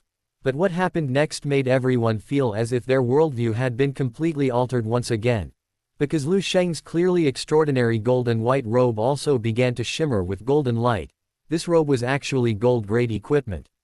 One person possessing both a gold-quality weapon and a gold-quality armor, wasn't that absurd? The glow of Lu Sheng's golden feather robe wasn't without reason. It displayed its gold-grade effect because Lu Sheng activated its attached attribute and used the skill, Sword Step. As Lu Sheng wielded the Azure Wave Sword and activated the sword-holding state, the activation conditions for Sword Step were met, and Lu Sheng used the skill without hesitation. Golden light flowed around Lu Sheng as he swung his sword. Instantly, a blur pierced the distance between him and Li Zihai. The Azure Wave Sword's mist swirling around the blur, tracing a distinct arc, like the Aurora Borealis, bright and dazzling. This beautiful aurora conceals deadly intent. Because the first 3 stages of the Sword Step attack deal 300% damage to enemies during the attack. The 300% damage from the Azure Wave Sword is enough to instantly kill a level 25 plate armor user. This sword strike didn't land on Li Zihai. Otherwise, with just this one Sword Step move, Li Zihai would already be decapitated. Fighting and looting are allowed in the camp, but killing is forbidden. After all, the instructors in the camp aren't just sitting idly by. So, Lu Sheng's sword swept across Li Zihai's Adam's apple, leaving a line of blood on his skin, but not killing him. Of course, the sword also grazed the black bow in Li Zihai's hand. His valuable purple equipment instantly lost all its durability, becoming unusable on the spot. This sword strike caught everyone present off guard. Only when Lu Sheng sheathed the Kanglan sword behind his back with one hand did the surrounding people react, and the once silent camp erupted in chaos. Holy crap, that sword strike was incredibly cool. What kind of skill is that? It's too powerful. A sudden attack from 20 meters away, and he cleaved Li Zihai's weapon in two with a single sword strike. That's a purple weapon, its durability is incredibly high. He could cut through the black bow with one strike. If he had pushed the sword forward another 3 centimeters, Li Zihai would have been instantly killed, right? Yeah, you could say that a harmonious society saved Li Zihai. Wait a minute, isn't my idol a swordsman? That skill just now was clearly not a swordsman's skill. What's going on? How can my idol be so strong and so handsome? Most likely, it's a skill attached to his weapon or armor. Damn, 2 pieces of gold quality equipment, their stats alone could crush everyone. I'm so jealous I could fly. Lu Sheng, are you selling your equipment and armor? I'm a student, can you just give it to me? Give me a set too, I want one too. This skill is so cool, a sudden attack leaving afterimages, and there's a golden figure standing there that looks exactly like Lu Sheng, it's like it was drawn. Hearing this, everyone immediately looked over, and sure enough, besides the afterimages and sword light that appeared during the attack, there was also a figure left behind by Lu Sheng. The figure, shimmering with golden light, moved in a sword-fighting stance that lingered for a long time. Just as everyone was marveling at the breathtaking skill of Lu Sheng's sword strike, a sharp smack silenced the scene once more. Everyone turned to look and saw Lu Sheng had slapped Li Zihe to the ground. Although Li Zihe was a hidden class, he was ultimately a relatively fragile ranged DPS. Lu Sheng's bare-handed slap left him with a mouthful of blood, rendering him unable to utter any boastful words. After the slap, Lu Sheng felt much better. It was like clogging a sewage pipe, he no longer had to worry about seeing any garbage gushing out. Chapter 20 Sword Immortals, those who can kill with their swords. I'll teach you to talk trash. I'll teach you to talk trash. I'll teach you to talk trash. Lu Sheng viciously kicked Li Zihe several times in succession, sending him rolling on the ground. Only when they heard the terrifying cracking sound of Li Zihe's bones, a sign that they were about to break, did Go Sheng's 4 teammates realize what was happening. Damn it, one of the archers cried out in shock, what the hell are you standing there for? Help my cousin. The others snapped out of their daze and rushed forward to help. Lu Sheng glanced back at them. That one glance froze the 4 of them in place, as if they had been put on pause. They were joking, of course. Li Zihe had been crushed. How could the 4 of them be a match for Lu Sheng? Although they didn't dare to approach, Lu Sheng had no intention of letting them go. Lu Sheng activated the second stage of the sword step attack, and a golden afterimage appeared once more. In the blink of an eye, Lu Sheng had passed right through the 4 men. The Kanglan sword flashed, and the 4 cried out in pain, collapsing to the ground, each bearing a sizable wound. This sword strike was executed with remarkable precision, severely injuring all 4 without killing them. 1 strike, 4 dead. Lu Sheng flicked the blood from the tip of his sword, letting out a cold snort. Go Sheng, after all, leveled up with you guys for so long. There should be some friendship between us, right? And you guys, you just sold him out. You're worse than pigs and dogs. Who'll team up with you for leveling up in the future? The 4 men huddled on the ground, too afraid to speak, only groaning and clutching their wounds. At this moment, seeing Lu Sheng escape using a surprise attack skill, Li Zihe scrambled to his feet and ran towards the teleportation portal, trying to flee. His actions did not escape Lu Sheng's notice. Trying to run, Lu Sheng scoffed, activating the 3rd stage of his sword step ambush effect once more. Another golden afterimage flashed past as Lu Sheng appeared behind Li Zihe, kicking him in the lower back and sending him sprawling face first to the ground. Li Zihe groaned, slamming his hand on the ground. Shadows enveloped him again, a clear indication of the activation of his movement skill, shadow transfer. Lu Sheng smiled contemptuously, activating the final stage of sword step. However, because it was the 4th stage of the skill, all afterimages vanished as he used it, and he returned to his original position. Those around immediately understood. Lu Sheng's ambush skill was indeed powerful and stylish, but it wasn't unlimited. He could only ambush a maximum of 3 times. The 4th time would return him to his original position. It seemed Li Zihe could escape Lu Sheng's grasp using shadow transfer. But it didn't matter. Lu Sheng's combat prowess in this battle was truly astonishing, having already taught Li Zihe a lesson. Even if Li Zihe escaped, it wouldn't matter much to Lu Sheng. But Lu Sheng certainly didn't intend to let Li Zihe off so easily. It's true that he'd used up all his chances of using sword stepping for a surprise attack. It's also true that Li Zihe used shadow shift to create another 10 meters of distance, but Lu Sheng was a sword immortal. A sword immortal could kill with a sword. Sword control technique, activate. Lu Sheng tossed the Kanglan sword lightly in his hand, and it hovered in midair, emitting a series of humming sounds. This scene astonished everyone around. A sword could actually hover in midair. This was too unscientific. However, this wasn't the most unscientific part. After Li Zihai's figure disappeared, another dark shadow appeared 10 meters away, precisely where Li Zihai was about to land. Lu Sheng pointed into the air, and the Kandlan sword, trailing a deep blue streak, instantly arrived, its speed so fast that many didn't even have time to react. Li Zihai had just completed his teleportation using shadow transfer when the Kandlan sword was already behind him, piercing his shoulder and pinning him to a nearby tree trunk. Li Zihai let out a blood-curdling scream. Now, pinned down, Li Zihai was completely powerless to fight back. The entire battle, aside from Lu Sheng's slow approach to Li Zihai, was quite short. It could be said that once Lu Sheng drew his sword, Li Zihai and his companions were completely powerless to retaliate, utterly dominated by him. Li Zihai and Lu Sheng were both prominent figures at the school. One was remembered as a powerful school bully, and the other as a school heartthrob. Who would have thought that the school bully, after going to cause trouble for the school heartthrob, would end up being thoroughly humiliated? This outcome left the entire arena in stunned silence. After a brief silence, an uproar erupted. What kind of strength does Lu Sheng possess? He kills everyone with a single strike, no matter who he's facing. I feel like he's been holding back all along. If it were a life or death battle, Li Zihai and the others would be dead by now, right?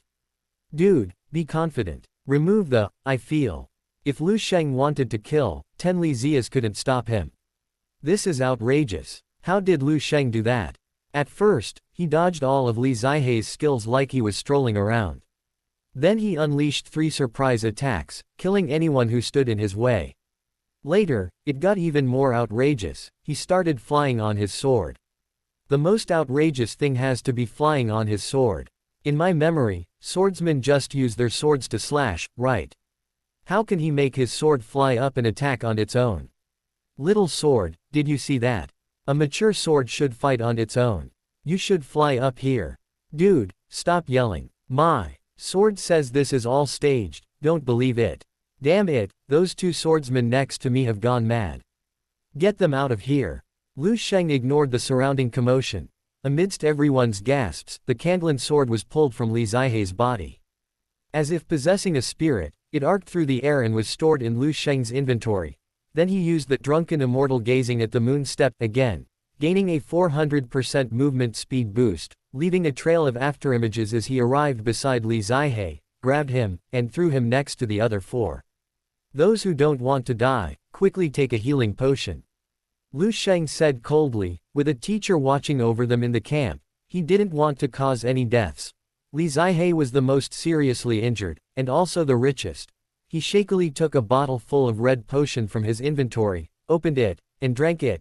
Instantly, a faint red mist swirled around him, and the bleeding from his deep, bone-revealing wound immediately stopped. However, for the wound to fully heal, it would take some time for the medicine to take effect. The others did the same, taking out low-level potions and gulping them down, waiting for their wounds to heal. Lu Sheng stood with one hand behind his back, looking down at Li Zihai and the others. His aura as a sword immortal was incredibly sharp, and Li Zihai subconsciously swallowed hard just from his gaze. Because of Qiu He, you wanted to cause me trouble, beat up my buddy, and even tried to destroy my paradise, right? Lu Sheng's words caused Li Zihai and the others to tremble. Tell me, how are we going to settle this today?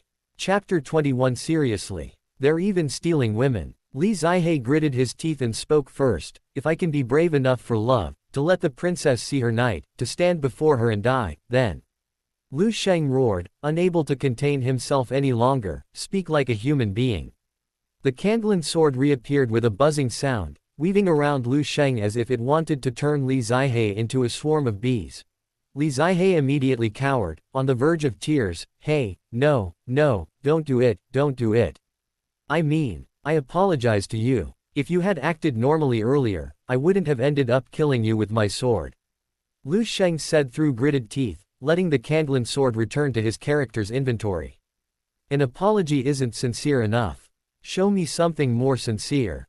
Huh, what? Li Zihai and the others were momentarily at a loss. Lu Sheng said, take whatever's in your bag, take it all out.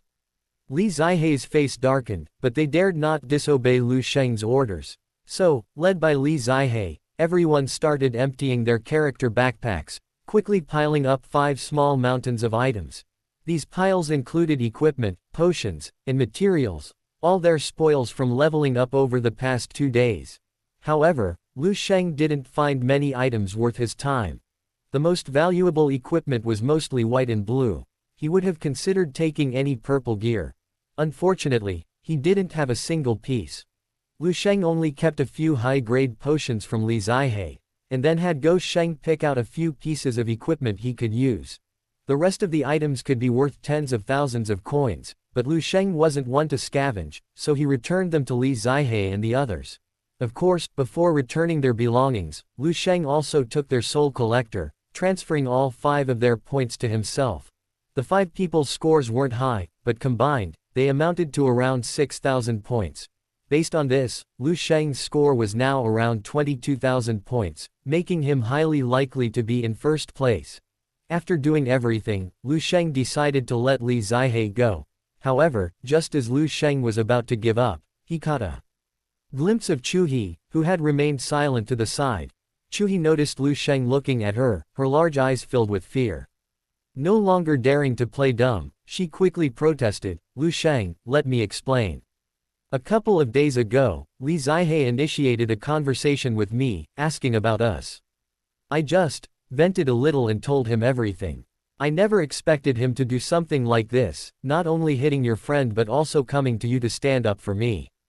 I've tried to persuade him to go back more than once. You must have seen it when you came before. I didn't want a conflict between you two. But I couldn't stop him, that's why what happened just now." Qiu He's voice grew softer as she spoke. Because Lu Sheng had now stood in front of her, his eyes devoid of any emotion, completely different from how Li Zihe had looked at her. Just as in Lu Sheng's eyes, she wasn't some weak girl at all, but simply a living person, without gender distinction.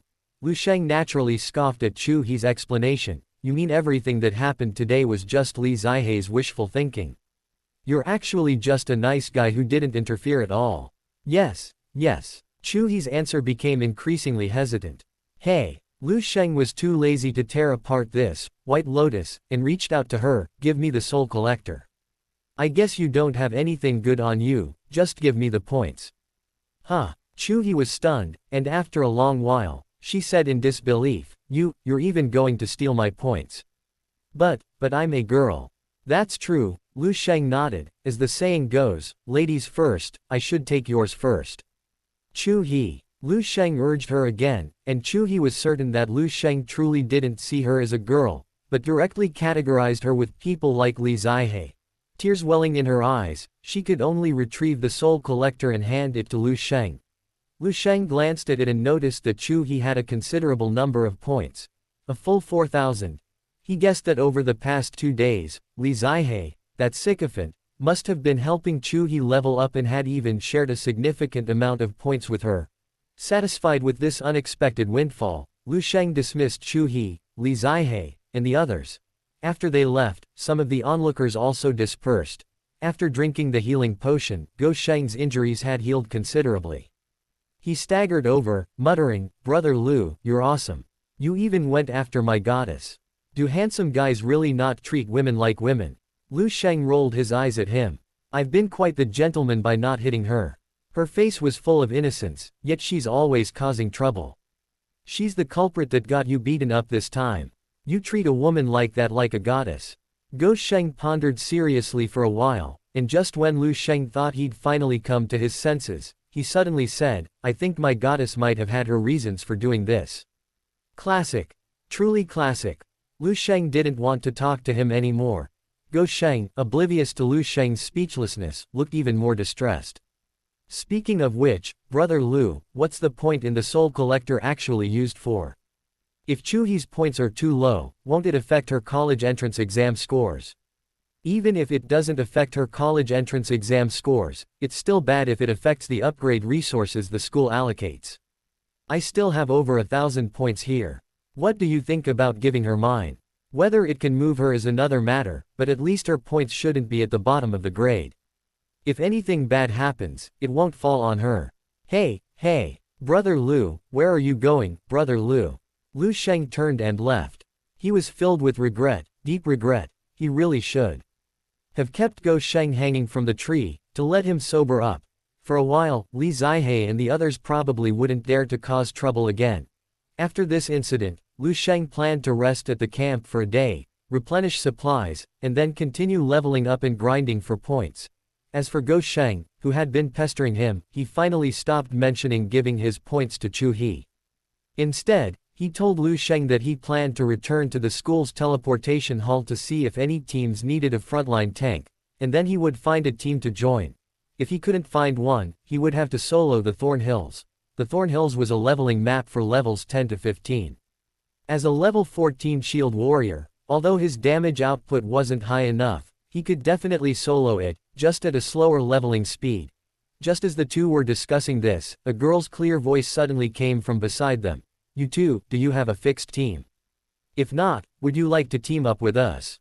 Chapter 22, second on the power ranking. Dao Lu Sheng and Lu Sheng simultaneously turned to look at the source of the sound and saw a girl with short hair and bangs standing to the side, smiling at them. She wore light leather armor and carried a short wooden bow on her back, suggesting she was an archer-type character. The girl was pretty, not exceptionally beautiful, but her eyes were very bright, her piercing pupils seeming to sparkle like stars. Lu Sheng didn't recognize her. He wouldn't say it was the first time he'd seen her, but he certainly didn't know her. After his decisive victory over Li Zihe, it was normal for someone to offer to team up with him.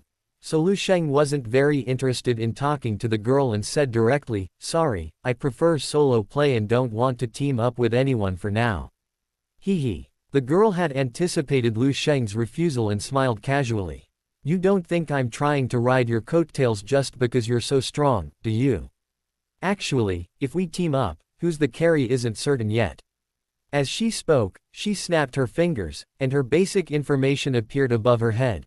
Name, Dao level, 18 class, Elf Ranger hidden class. The remaining attributes were all hidden.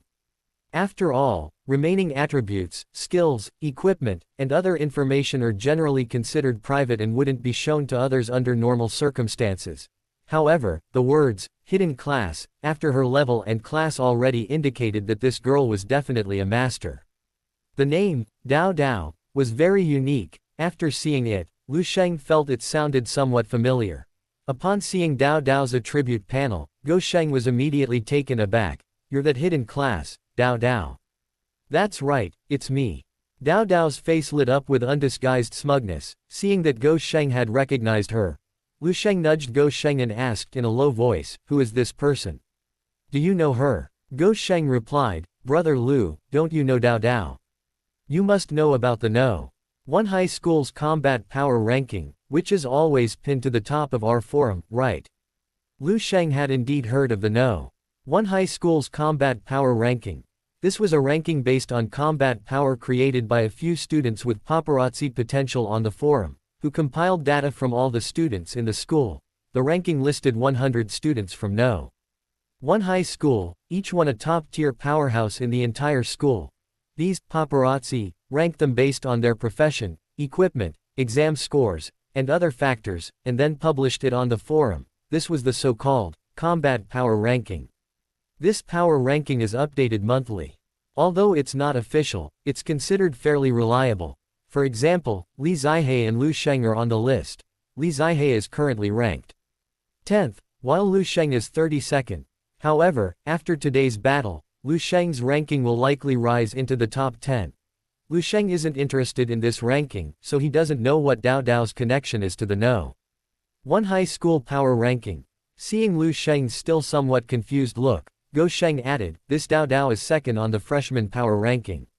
It's said that her hidden class, the Elf Ranger, has incredibly powerful characteristics. Whether it's offense, defense, or speed, she's always number 1 in every exam, and by a significant margin. She's also one of the few who's been consistently ranked high on the freshman power rankings since her first year of high school. Don't tell me you haven't heard of such a super expert." Lu Sheng coughed twice, embarrassed to admit in front of Dao that he hadn't really heard of her. However, he then had a question. Since her class characteristics are so powerful, and she's always number 1 in exams, how come she's only ranked second on the freshman power rankings? Go Sheng said, "Oh, I heard the person ranked first is called Yunyu, and she also has a hidden class. Her hidden class is the Void Mage, which leans towards utility. While her monster-killing ability isn't particularly strong, her PvP ability is almost unbeatable. Dao Dao has fought Yunyu many times and lost every time, so ranking her first isn't convincing. So, the number one on the power ranking is that Yunyu. Yeah, it's her. They say she has a record of 136 matches, all 136 wins. At the beginning of her senior year, prestigious universities were already contacting her, wanting to admit her early. That's really impressive." Seeing the two mention why she was only ranked second, Dao Dao was clearly unhappy and interrupted them loudly. "Hey, you two, stop discussing these unimportant things. Anyway, you should know that when it comes to grinding monsters, Dao Dao, am no exaggeration to say I'm number one in the school. I didn't ask you to team up to me to ride my coattails." She paused, then looked at Lu Sheng smugly, feeling confident this time. "So, handsome young man, are you willing to team up with me now?" To her surprise, Lu Sheng still shook his head and said, "Sorry, still not interested." Dao Dao was speechless for a long time. Lu Sheng smiled and explained, "Your damage output might be high, but I don't really need it. What I lack are ferocious beasts. Having someone share experience and points with me is less worthwhile than soloing." With that, Lu Sheng turned to leave. Unexpectedly, Dao Dao added, "Oh, it's my fault for not being clear earlier. Actually, I asked you guys to team up not for grinding, but for a fortuitous secret realm." A fortuitous secret realm. Lu Sheng immediately became interested and stopped. A fortuitous secret realm refers to a secret realm that randomly spawns in the wild. The coordinates of these realms are completely random, and they only last for a maximum of 3 to 5 days. Once the time is up, the fortuitous secret realm disappears and never reappears. At the same time, the rewards for clearing a fortuitous secret realm are extremely generous. Regular dungeons and secret realms drop random equipment and items after they refresh. The secret realm of chance will reward players with items tailored to their class characteristics upon completion, such as exclusive equipment and skill books for hidden classes. In other open worlds or dungeons, the probability of obtaining items usable by hidden classes is less than 1 in 1,000. In other words, the secret realm of opportunities is the best way for hidden classes to obtain their class's equipment and skill books. Although Lu Sheng, with his mutated quest panel, shouldn't lack equipment and skill books. For the Sword Immortal class, who wouldn't want more of these things? Even for Lu Sheng, the allure of a secret realm of opportunities is immense. Seeing that Lu Sheng's earlier indifference had vanished, Dao Dao knew that no one could resist the secret realm of opportunities. Although everyone says you're a swordsman, judging from your fight with Li Zihe just now, it seems you're more than just a swordsman. You should have also changed to some kind of hidden class, like us, right? You definitely don't want to miss this secret realm of opportunities, right? Just as Lu Sheng was about to answer, the quest panel updated again. Ding, you have a new quest to claim, please check. Chapter 23 Sword Immortal's exclusive passive skill. Sword Mark. Lu Sheng was taken aback and quietly glanced at the quest panel. Currently available quests. 1. Sneer at Dao Dao, curling one corner of your mouth and saying, "Hey, a mere fortuitous realm of opportunities, I don't even look at it." Reward upon completion, Charm plus 5.2. Form a team and enter a fortuitous realm of opportunities. Reward upon completion, comprehend the Sword Immortal's exclusive passive skill, Sword Mark. This quest's rewards are pretty good. Previously, a quest would only give 1 point of charm. This time, it's a whopping 5 points. However, Lu Sheng felt he was already this handsome. He didn't need to be any more handsome. So, compared to 5 points of charm, the reward for Quest 2 was more tempting. Although he didn't know what the passive skill, Sword Mark, was used for through the quest panel, since it was a Sword Immortal's exclusive skill, it shouldn't be bad. Besides, isn't the more passive skills the better? Lu Sheng had always been somewhat interested in the mysterious realm of opportunities, his only concern being whether teaming up with others would affect his points earning potential. After all, he didn't even know what points were actually for, and if he missed out on greater benefits because of a mysterious realm, Lu Sheng would regret it terribly. Now, a unique passive skill specific to his class, coupled with the rewards from the mysterious realm, had overturned Lu Sheng's dilemma. This mysterious realm of opportunities, let's do it. Although he had made up his mind, Lu Sheng didn't express his emotions, because there was still room for negotiation. He feigned interest but hesitated, asking Dao Dao, going to the fortuitous realm as a team isn't out of the question. However, this time we'll be leveling up and completing a quest to collect souls and exchange them for points. Then how will the points be distributed if we team up? Points. Dao Dao scoffed. These things are probably useless, aren't they? They're probably just some weird stuff the school's alchemists are up to again. At most, these points will only be exchanged for some money or resources. Their value is far less than the rewards for clearing a fortuitous realm. If you want them, you can have all the points. We've already collected quite a few, we won't miss out on these from the realm. Alright, it's a deal then. Lu Sheng agreed readily. He was secretly delighted, thinking that as expected, negotiating a little more would earn him more. Lu Sheng extended his hand. In that case, let's team up. But after we finish the lucky dungeon, we'll split up. He, don't worry. Dao Dao also extended her hand and shook hands with Lu Sheng. We're not short of DPS, and I think teaming up with others would be a waste of time. After saying that, Dao Dao sent Lu Sheng a team invitation. Go Sheng, who had thought he was just a bystander, also received a team invitation from Dao Dao. This flattered him. I'm going to run the lucky dungeon too. But, I'm just an ordinary shield warrior, my strength is far inferior to Brother Lu's. Dao didn't mind. It's okay, since you're friends, let's team up. This secret realm of opportunities has a player limit, you need at least 4 people. Otherwise, we could just do it ourselves and wouldn't have to wait so long and find others. Aren't you a shield warrior? Perfect. You can just hold the front line while we're running the realm, you don't need to worry about anything else. No problem, I'll definitely do what a shield warrior should do. Go Sheng was clearly excited. After all, with his strength, being invited to run the secret realm of opportunities was something he never dared to dream of before. Go Sheng and Lu Sheng joined the team one after the other. Lu Sheng noticed that besides the 3 of them, there was one other person in the team. Since all 4 were teammates, they could see through the map panel that the other person was also in the camp, specifically in a tent reserved for female members to rest in.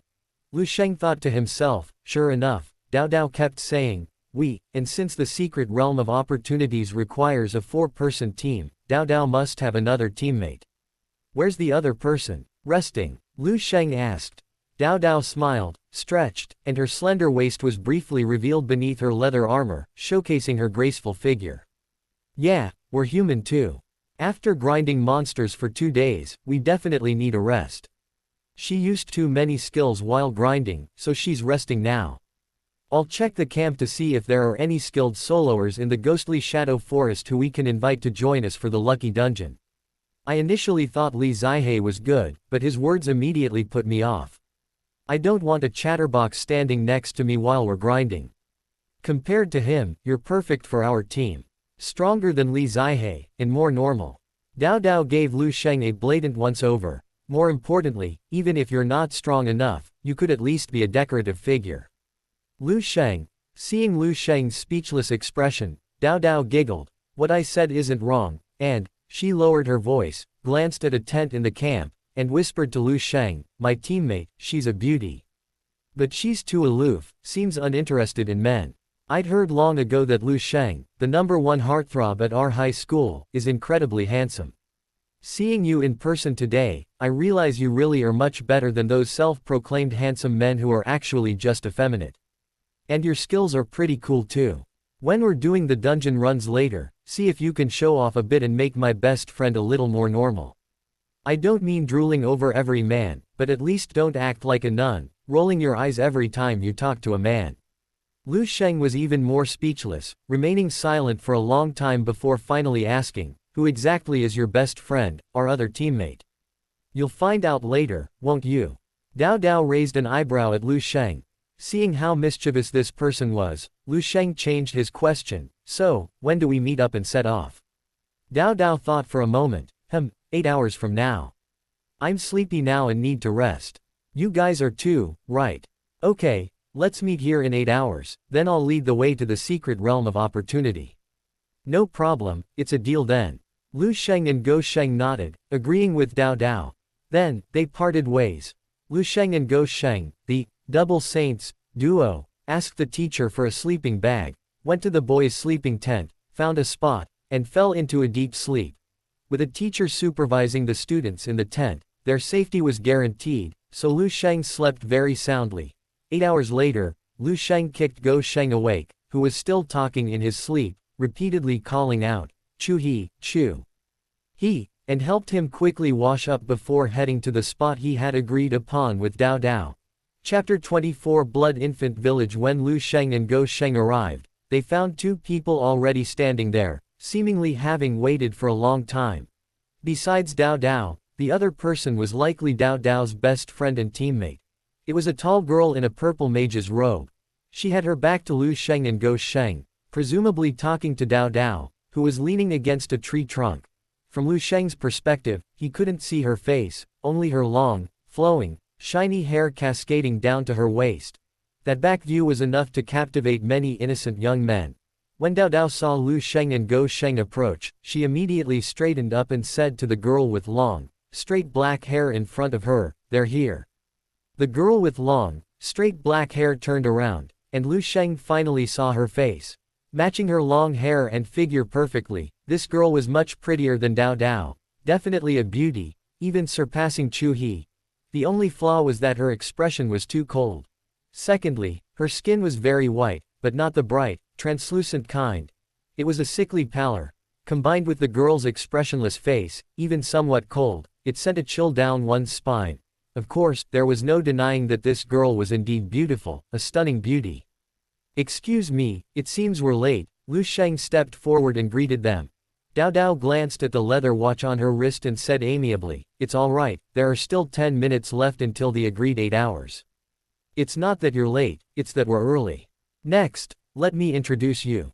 This gentleman next to me is my former teammate, Yunyu." "Wow!" Go Sheng exclaimed in surprise, looking at Yunyu with astonishment. "It's Yunyu. I'm lucky enough to be teamed up with Yunyu to run the Lucky Dungeon." "What incredible luck." Lu Sheng was also somewhat surprised, because he had previously heard that although Dao Dao had good grades, she could never beat Yunyu in PvP, so he assumed the two were not on good terms. Unexpectedly, Dao Dao's other teammate was none other than Yunyu, who was ranked number 1 on the combat power leaderboard. No wonder Dao Dao said she dared to run the Lucky Dungeon with just two pretty faces. These two working together should have no problem dealing with bosses below level 20 bronze.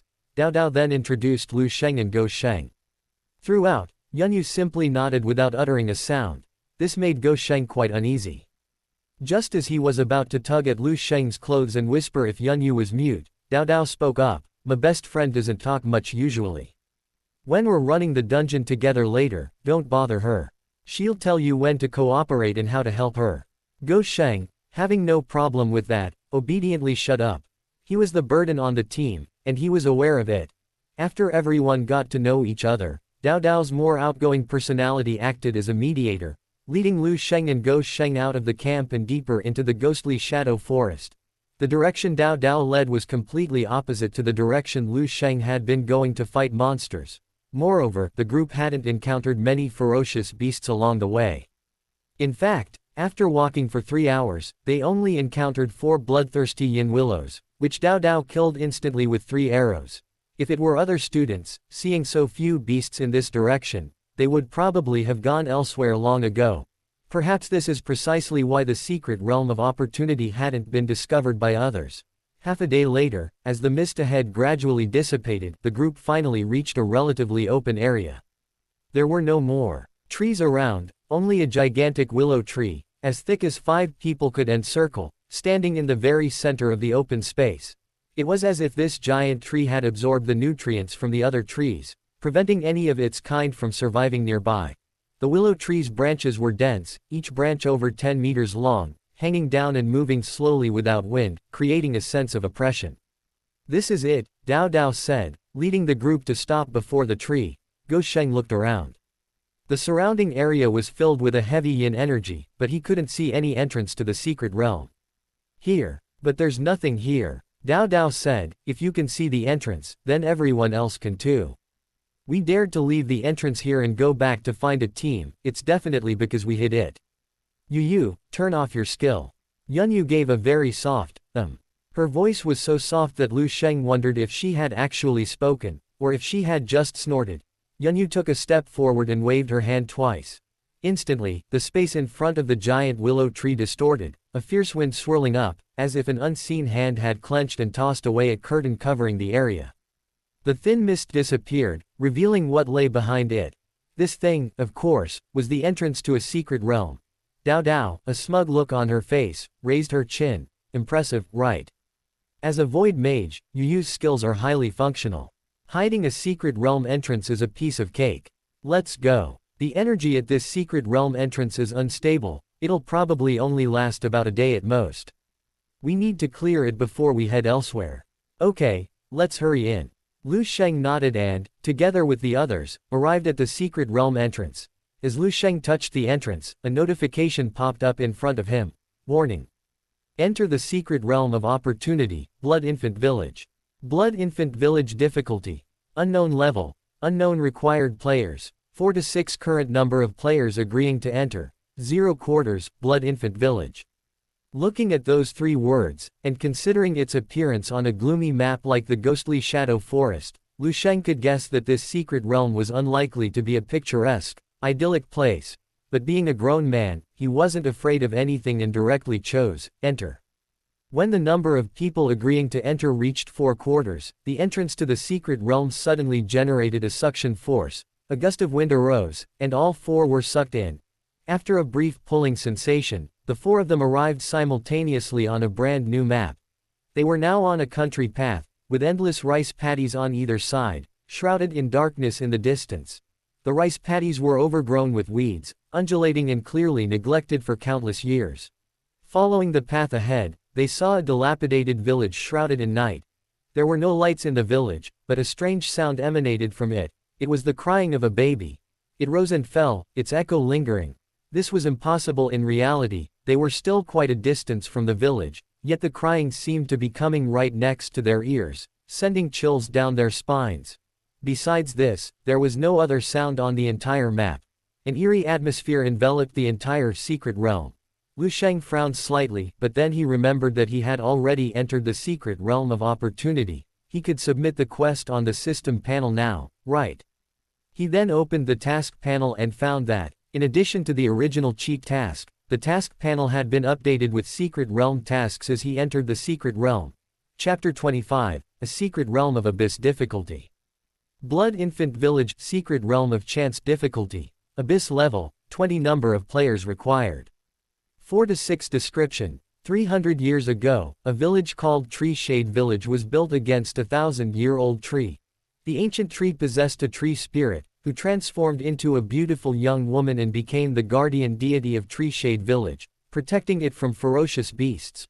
Later, the tree spirit fell in love with the village's blacksmith, and a year later, she became pregnant.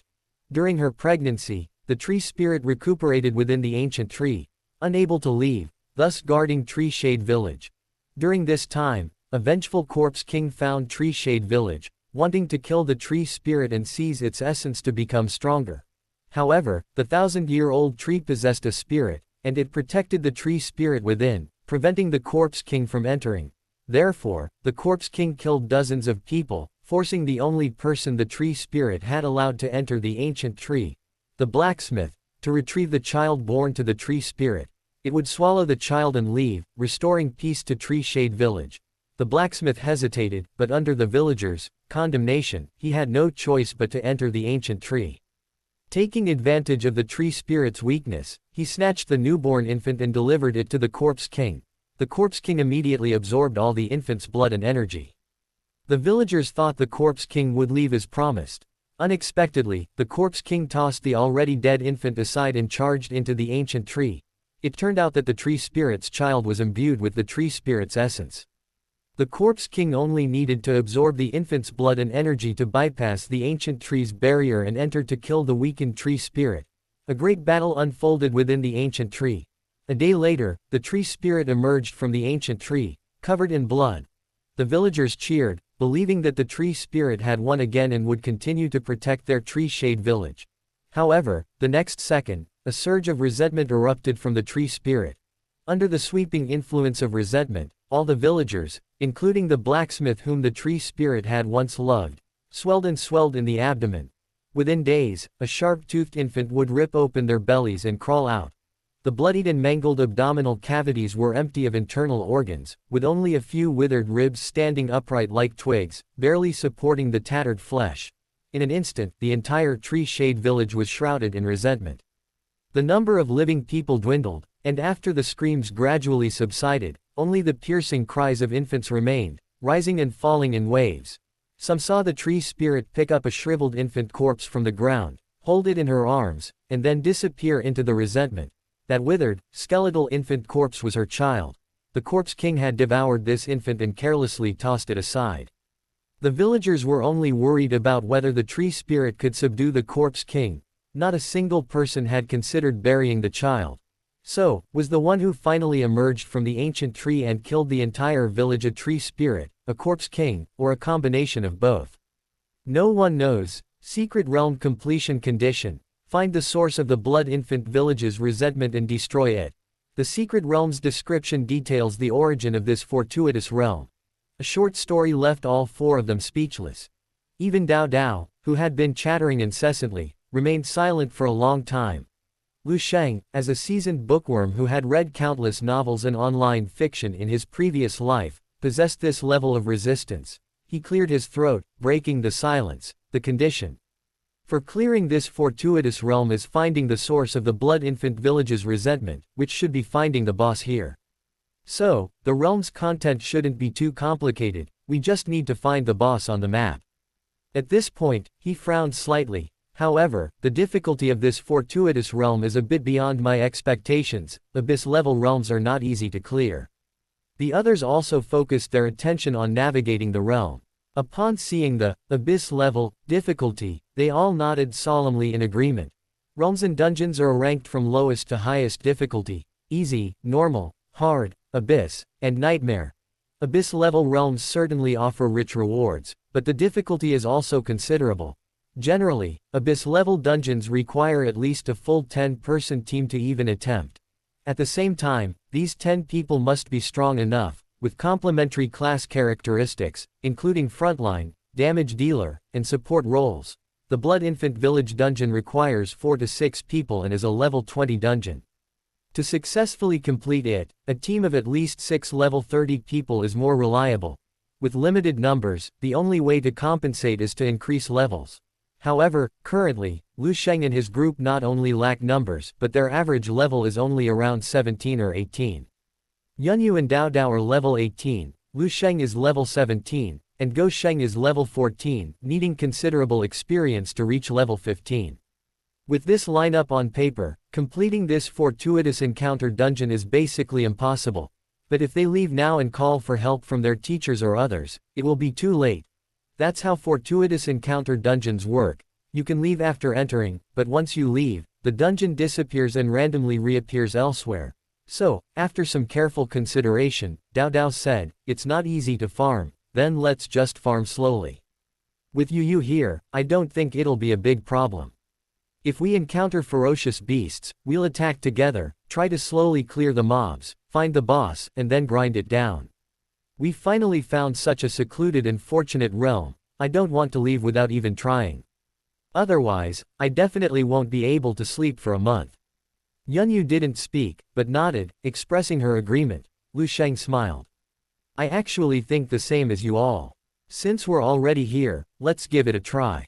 "No." At this moment, Go Sheng, who had been silent for a long time, spoke up tremulously, "Isn't anyone going to listen to my opinion? I think it's too risky for the 4 of us to farm a level 25 abyss-level dungeon. Besides, this ghostly dungeon map is just too eerie.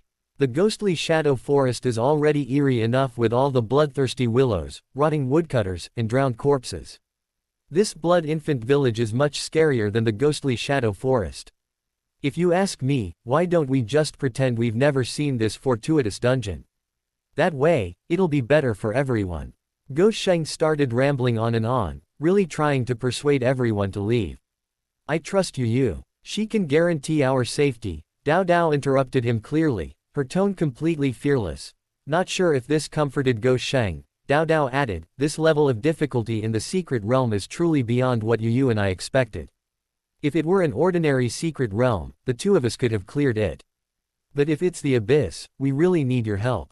How about this, we'll give them a heads up here, introducing their general attributes, skills, and class characteristics. That way, we can coordinate better when we're fighting monsters later, okay? Lu Sheng nodded, no problem. Seeing everyone's determination, Lu Sheng had no choice but to follow. Okay, Dao Dao said. Proactively, since you all agree, let me first explain my situation. Chapter 26 Hidden Class Characteristics. To show her sincerity, Dao Dao didn't hide much. She picked up her short bow, and immediately the bow, her clothes, leather trousers, and boots all shimmered with a purple light. This meant she had 4 pieces of purple equipment. As for the other equipment slots, such as her gauntlets and belt, they were all blue, probably at least slightly superior quality. However, her ring, necklace, and helmet, rare for archer classes, were empty. This was normal, as equipment in these 3 slots was extremely rare. Even a white-grade item could sell for the price of a top-tier blue item. Furthermore, the stats they provided weren't high, making them far less cost-effective than other equipment slots. At lower levels, there was no need to acquire all of these items. Of course, those with deep pockets could ignore this. Dao Dao's family must be quite wealthy, but this girl still spent her money wisely, showing she was a thrifty young woman. After showcasing her equipment's tier, Dao Dao continued, my equipment is quite good, and combined with my class's characteristics, you don't need to worry about my damage output. At the same time, my defense is equivalent to a heavy armor class of the same level. Even if attacked by a ferocious beast, I won't be instantly killed. I have a certain margin for error. If the formation is broken, the frontline classes should focus on protecting the others. I don't need to devote too much energy to that.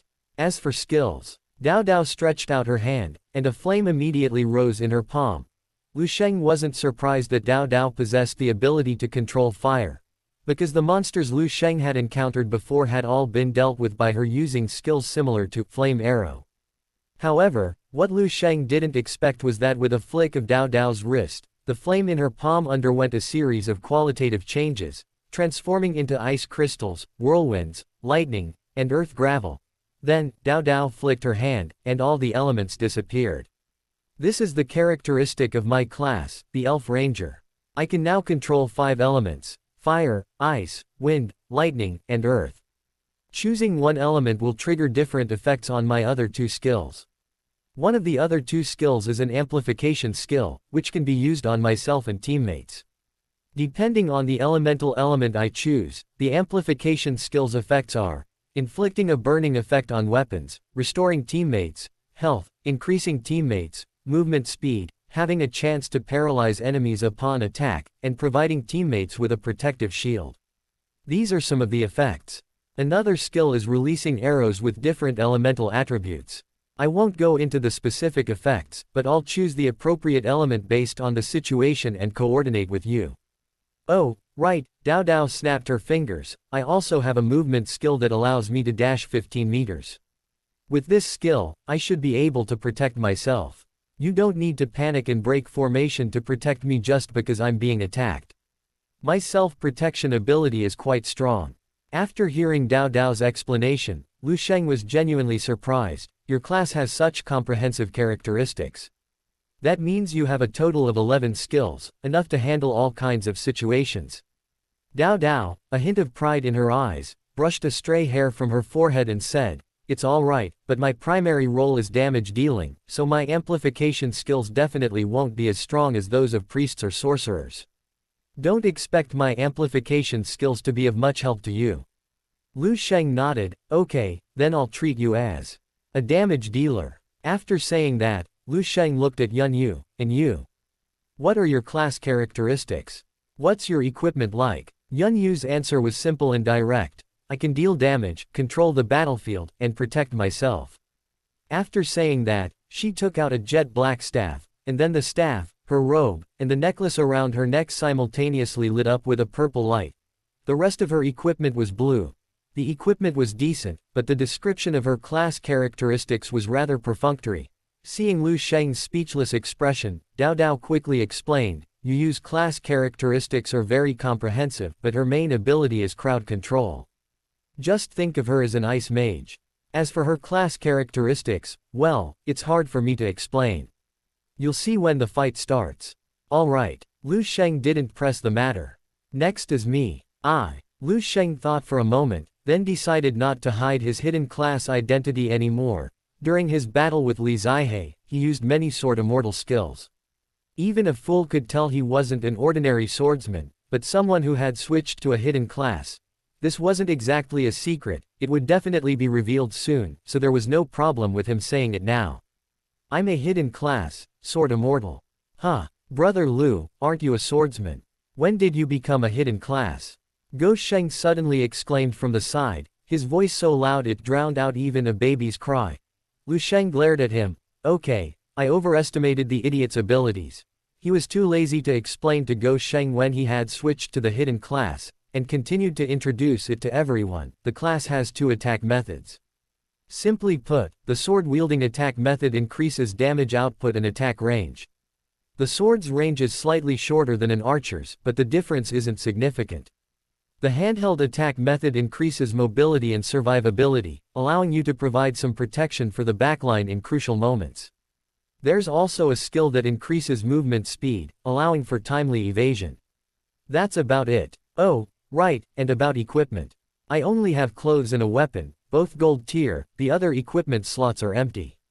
What Lu Sheng said was basically consistent with what Dao Dao had seen before, so Dao Dao didn't suspect anything. She scrutinized Lu Sheng's golden feathered armor, then thought of the azure wave sword from before, her eyes filled with undisguised envy. 2 pieces of golden equipment, tisk tisk tisk, I really don't know where you got them.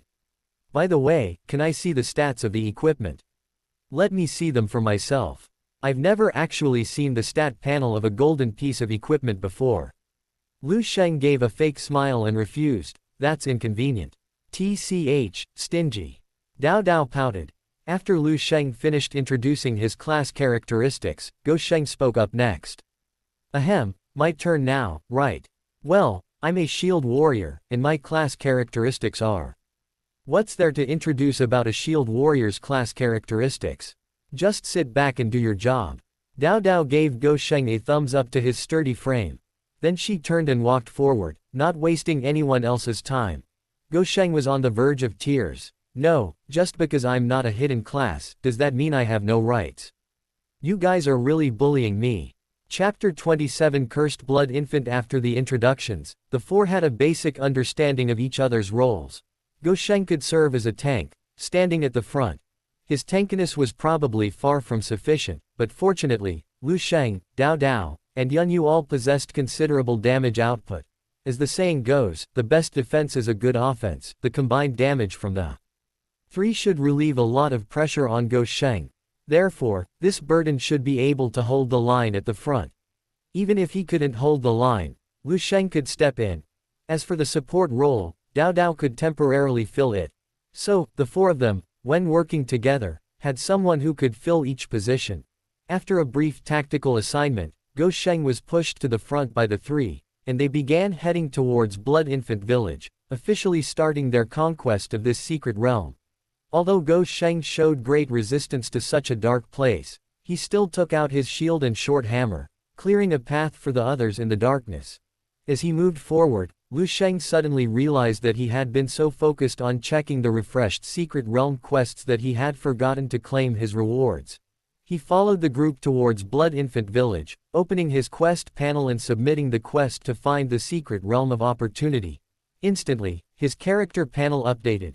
Name: Lu Sheng. Level: 17. Class: Sword Immortal. Unique hidden class: Strength 156, Agility 220, Spirit 220, Endurance 43, Equipment: Jin UK, Gold Kang Lan, Gold. Skills: Sword Heart LV1, Passive Sword Control Technique LV1, Active Sword Sweeping the Waves LV1, Active Drunken Immortal Gazing at the Moon Step LV2, Active Sword Mark LV1, Passive Each attack leaves a sword mark on the enemy, with no upper limit on the number of stacks. When an enemy with the sword mark status appears, this skill becomes an active skill, unleashing burst damage. Each stack of sword mark deals 20% of attack power as damage and cannot be negated by defensive skills. With the support of 2 gold tier equipment pieces, Lu Sheng's average 4-dimensional attributes are now nearly 200. Although his endurance is somewhat lacking, Jin Yuke himself provides considerable defense, and with the skills Sword Sweeping the Waves and Drunken Immortal Gazing at the Moon Step, defense is not Lu Sheng's weakness. Besides his exceptionally high stats, Lu Sheng also saw the effect of his newly acquired passive skill, Sword Mark, through the attribute panel.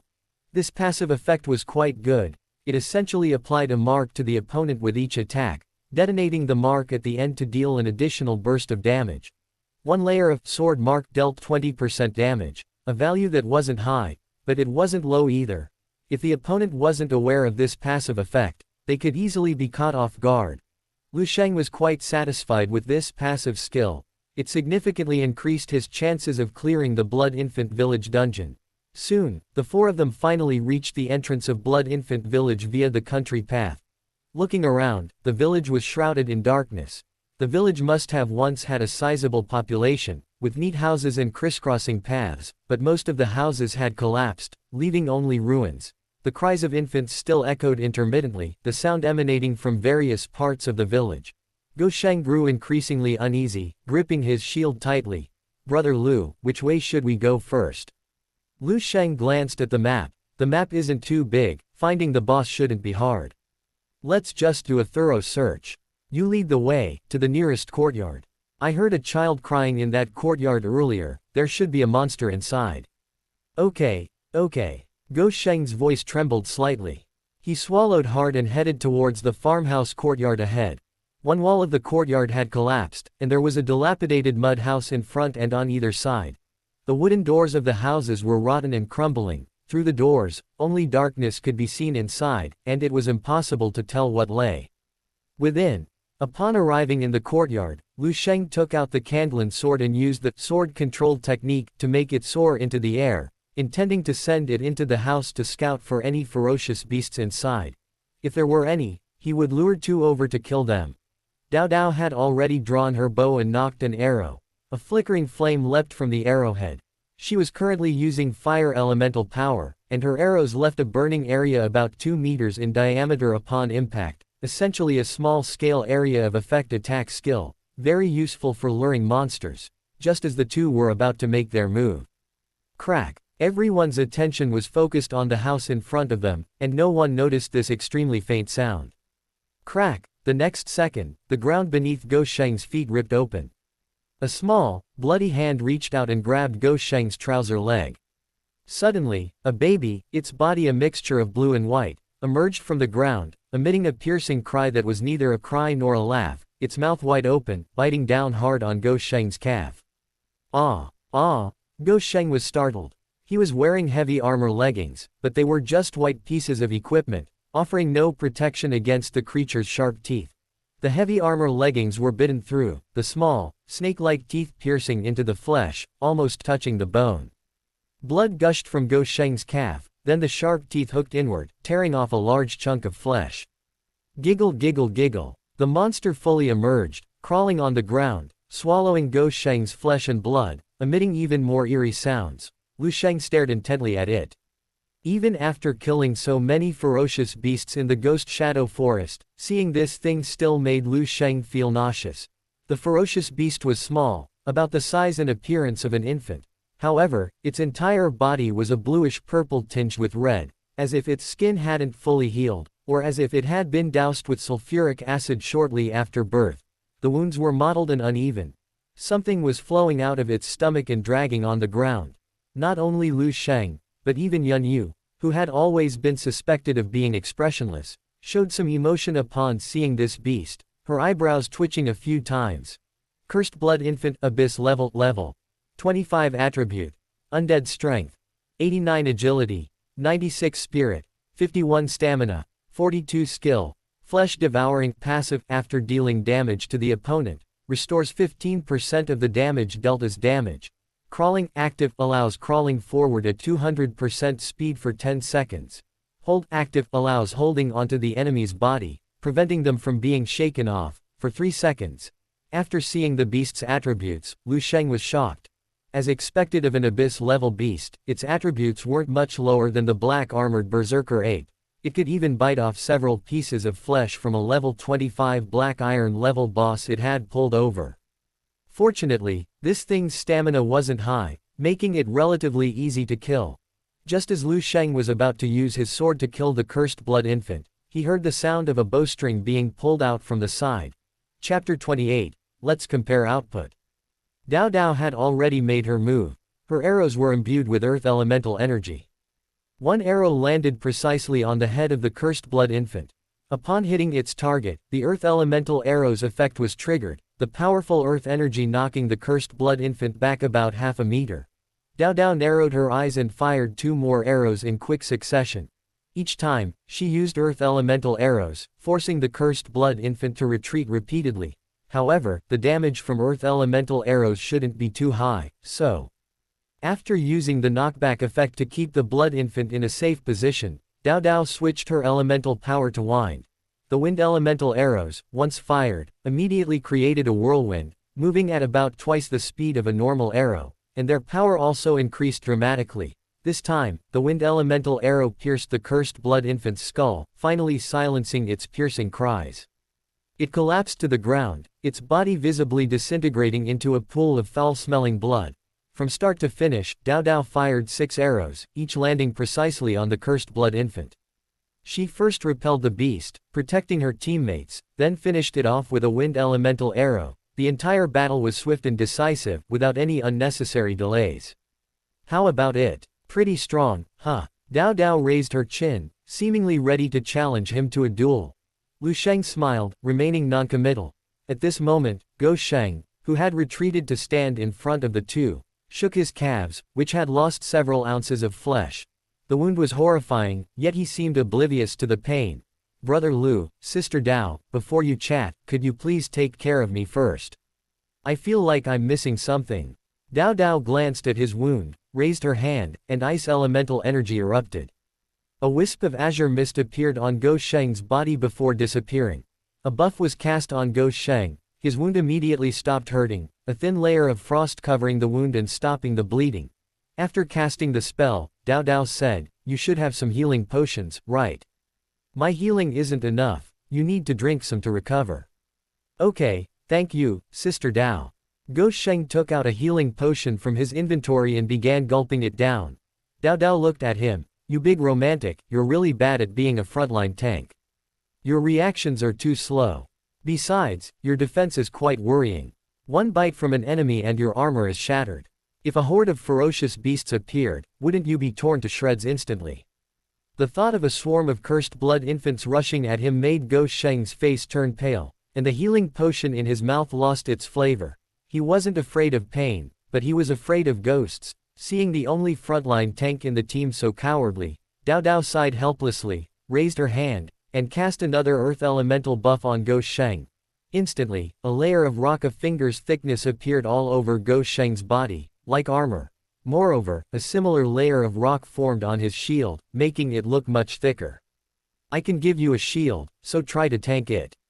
I'll try to clear the monsters as quickly as possible to reduce the pressure on you." "Okay, I'll do my best." Lu Sheng certainly didn't want to hold everyone back, so he nodded emphatically, looking quite like a frontline tank. The healing potion worked well, and Lu Sheng's wounds quickly healed completely. This time, he continued to hold the front, but having learned from his previous experience, he knew the monsters would emerge from underground, so he was prepared. Lu Sheng took 2 steps forward, and sure enough, the ground in front of him churned again, and a cursed blood infant was about to burst forth. Lu Sheng gritted his teeth, raised his shield, and slammed it down at the cursed blood infant, activating the Shield Warrior's Shield Bash skill. Shield Bash active deals damage to the enemy and stuns them for 2 seconds. The massive shield stunned the newly emerged blood infant. Lu Sheng was overjoyed and shouted to Dao Dao and the others to hurry up and attack. However, before he could speak, the ground in front of him churned again, and 2 more cursed blood infants were about to appear. This time, they had alerted the 3 ferocious beasts. Dao Dao's expression turned serious. She drew her bow, intending to use an earth attribute arrow first to help Lu Sheng control the situation and prevent him from being attacked by the three ferocious beasts. But just then, a long sword trailing water vapor suddenly flew out, its speed almost matching Dao Dao's wind attribute arrow. Moreover, this flying sword was more powerful than the wind attribute arrow. The Candlin sword arced through the air, instantly piercing the head of the first cursed blood infant, killing it instantly. That wasn't all. The two cursed blood corpses that followed had just crawled out of the ground when the Candlin sword arrived. PFF'd. PFF'd. The Candlin sword spun like a skewer, flying in a straight line, killing the two cursed blood corpses as well. 3 level 25 abyssal beasts, all instantly killed. This move completely stunned everyone present. Dao Dao, in particular, was completely stunned. She nearly dropped her bowstring, the arrow flying out and landing askew on the ground. She had witnessed Lu Sheng's previous attack. Therefore, she believed she had a general understanding of Lu Sheng's strength. But when Lu Sheng actually killed the monster, Dao Dao immediately realized how little she knew. Did Lu Sheng even use 30% of his strength when he fought Li Zihe? Putting everything else aside, just his sword-wielding technique alone meant that Lu Sheng could easily kill Li Zihe in an instant. Dao Dao's damage output had consistently ranked first in the entire school during exams. To kill a level 25 abyss beast with 5 arrows, that would absolutely astound everyone. But Lu Sheng, on the other hand, killed it with a single sword strike. And he killed 3 of them. Where was the justice in that? Lu Sheng had expected to suffer a severe blow, with several more chunks of flesh torn off. However, Lu Sheng's sudden attack instantly annihilated 3 ferocious beasts, leaving him both surprised and delighted. He shouted, "Brother Lu is awesome." Lu Sheng smiled at him but didn't respond, though he glanced at Dao Dao beside him. Dao Dao saw the same look in Lu Sheng's eyes as when she had shot down the first cursed blood infant. This made her momentarily speechless, and she pouted, "What's there to be so smug about? This is just the beginning, it's not certain who will deal more damage yet." "Indeed, it's just the beginning," Lu Sheng nodded, his expression becoming more serious. "There seem to be quite a few ferocious beasts here. Prepare for battle." Before Lu Sheng finished speaking, several more cursed blood infants burst from the ground in front of him. Meanwhile, roars echoed from the dilapidated houses ahead and to the left and right, followed by the emergence of new ferocious beasts that pounced on the four. These new beasts differed in appearance from the cursed blood infants. They were taller and larger, resembling rotting corpses. The most striking feature was the enormous hole ripped open in the abdomen of each beast, revealing gruesome, blackish-red flesh that was utterly repulsive. These were likely the original inhabitants of Shade Village. Chapter 29 Cursed Corpse Abyss Level 25 Attribute Undead Strength 95 Agility 75 Spirit 53 Stamina 61 Skills Frenzy Passive increases movement speed towards enemies by 30% when nearby. Intestinal Entanglement Active throws out its abdominal intestines to entangle enemies, instantly closing the distance. These cursed corpses have similar attributes to cursed blood infants, except they have lower agility and higher stamina. Furthermore, their intestinal entanglement skill is not only bizarre in name, but its effect is even more bizarre. They actually use their own intestines as a lasso, which is utterly absurd. There are 8 cursed corpses in total. Adding the 4 cursed blood infants that have emerged, the group will simultaneously face 12 ferocious beasts. With so many ferocious beasts, Lu Sheng could be torn apart in a single encounter. Just as Lu Sheng was about to sheath his Candlin sword and unleash a sword sweeping the waves technique to clear the area, a series of shattering explosions rang out. Before the 2 groups of cursed corpses charging from the left and right, the space suddenly underwent a qualitative change. The ground shattered like a mirror, the broken edges spreading out with a rustling sound, creating 2 spatial rifts. From these rifts, countless arm-thick, purplish-black tentacles surged forth, wrapping around the cursed corpses like seaweed, their mouths, tipped with sharp teeth, clinging to and biting at their bodies. The tentacles weren't particularly powerful, unable to inflict much damage on the cursed corpses, but their control was exceptional, enough to immobilize the 2 groups of corpses. Lu Sheng turned to look at Yun Yu, who had remained silent. As expected, she waved her staff, the tip of which shimmered with a ghostly purple light, confirming that this bizarre skill was indeed her doing. As expected of a utility mage, her control abilities are incredibly strong. At this moment, Dao Dao also converted her elemental power to ice, firing ice arrows. The arrows landed in the monster horde ahead, missing any of the beasts, but immediately radiating ice crystals outwards. The ice crystals spread, enveloping the beasts and drastically reducing their movement speed. Dao Dao's control effect provided more time for the damage dealers to unleash their attacks. Lu Sheng naturally didn't waste this opportunity, manipulating his Azure Wave sword to instantly kill 2 cursed corpses. Dao Dao seemed intent on challenging Lu Sheng, switching her elemental power to wind and focusing her attacks on the charging beasts. However, it was clear that her damage output was nowhere near Lu Sheng's level. Lu Sheng only needed 1 sword strike to kill a monster. Even using the strongest single target attack, wind arrows, Dao Dao needed at least 3 arrows to take down a single beast. The two's damage output was indeed high, but the sheer number of ferocious beasts and their proximity meant that even after instantly slaughtering half of them, the remaining beasts quickly closed in on the 4. Especially the cursed blood infant at the front, which used crawl to increase movement speed by 200%, shrieking as it rapidly crawled towards them. The pressure suddenly shifted to Lu Sheng.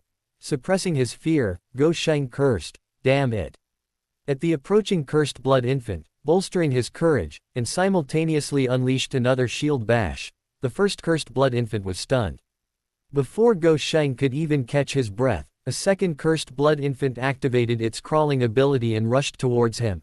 His shield bash was on cooldown and unusable again, so he could only use his other skill, Hammer Strike, to attack the blood infant. Unfortunately, Lu Sheng, a shield warrior, was not good at offensive attacks. Even though Hammer Strike could deal 150% damage, the hammer blow only produced a loud clang when it hit the cursed blood infant's head. The cursed blood infant was unharmed, but Lu Sheng's own low-quality blue-grade short hammer was almost bounced off. This blood infant took the blow from Lu Sheng and crawled to his feet. Before Lu Sheng could retreat, the cursed blood infant grabbed his leg, activating its skill hold. Having such a blood-soaked infant on your leg would make anyone's legs go weak. A chill ran from his feet to his head.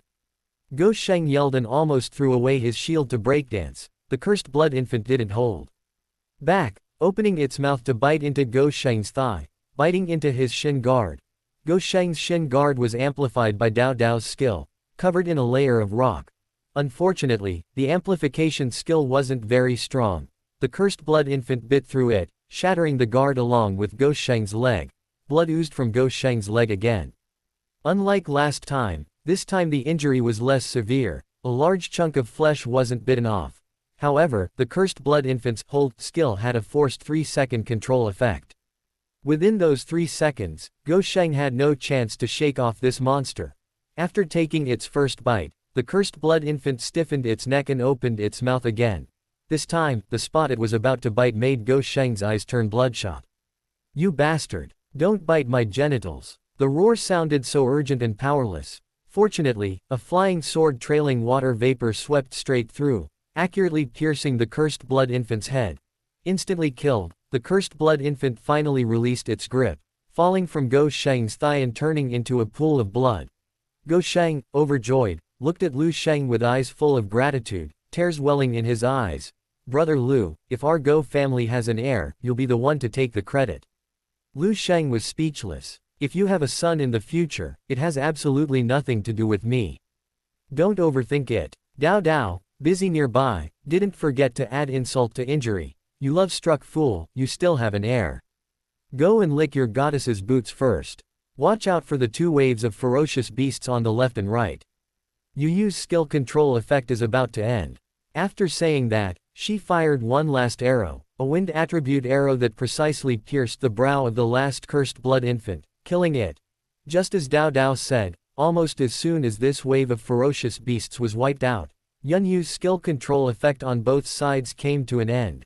The spatial rifts gradually closed, and the purplish-black tentacles all retracted, freeing the cursed corpses. The 4 of them had no time to adjust before they had to fight these 6 cursed corpses. A tacit understanding ran through them. Lu Sheng charged towards the cursed corpse on the left, while Dao Dao and Yun Yu focused their attacks on the 3 on the right. Yun Yu brandished her staff, and another spatial rift appeared above her head. Only a purplish-black expanse could be seen within the rift, accompanied by a rustling sound like insects. Suddenly, flames blazed, and energy projectiles shot out from the spatial rift, slamming into the cursed corpses and causing considerable damage. Dao Dao, meanwhile, played a control role, continuously slowing and knocking back the 3 cursed corpses with ice and earth arrows, creating space for Yun Yu to attack. Their teamwork was incredibly smooth. They must have been grinding and leveling up together frequently. Chapter 30 is bearable, but I don't want to. However, Yun Yu's class wasn't particularly strong in offensive damage. Her energy blasts looked impressive, but their destructive power was still slightly less than Dao Dao's wind attribute arrows.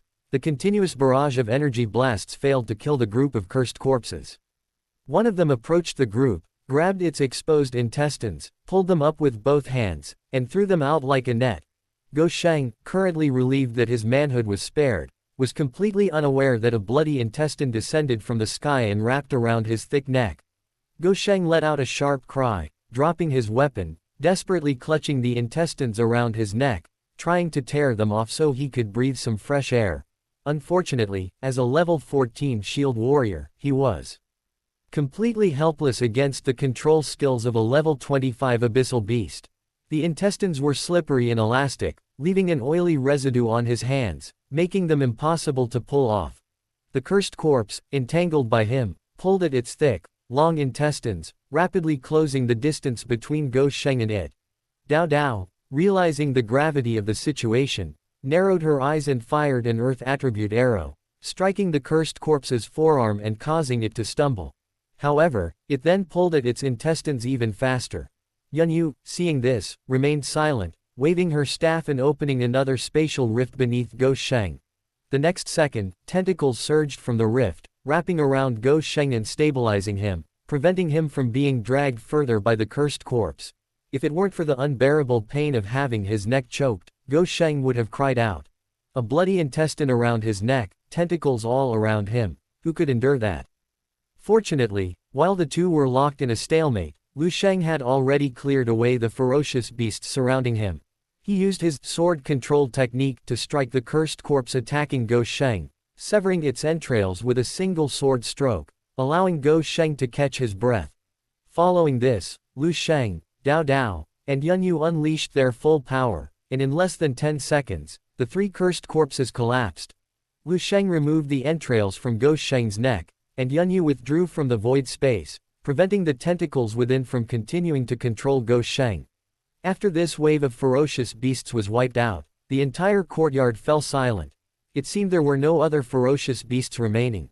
Lu Sheng sat leaning against the ground, muttering that he would never eat blood sausage or grilled squid again, while simultaneously gulping down medicine to heal his injuries. As the sole frontline attacker, he was indeed in a rather unfortunate position. The beasts' attacks would first fall upon him. To make matters worse, his attributes were low, leaving him utterly defenseless against the beasts. But the team genuinely needed him to tank the damage, because Yun Yu and Dao Dao weren't frontline classes. If they were controlled by the ferocious beast's skills, they might be instantly killed. As for Lu Sheng, he could tank, but he didn't want to. Therefore, all the hardships in the world had to be borne by Lu Sheng. Seeing that Lu Sheng wanted to drink his healing potions diluted with water after just one battle, Lu Sheng and the others handed him theirs. The kid was immediately overjoyed, thanking the 3 of them repeatedly, completely oblivious to the fact that the healing potions meant he needed to tank even more damage. After confirming it was safe, Lu Sheng used the soul collector to gather the souls of all the ferocious beasts present.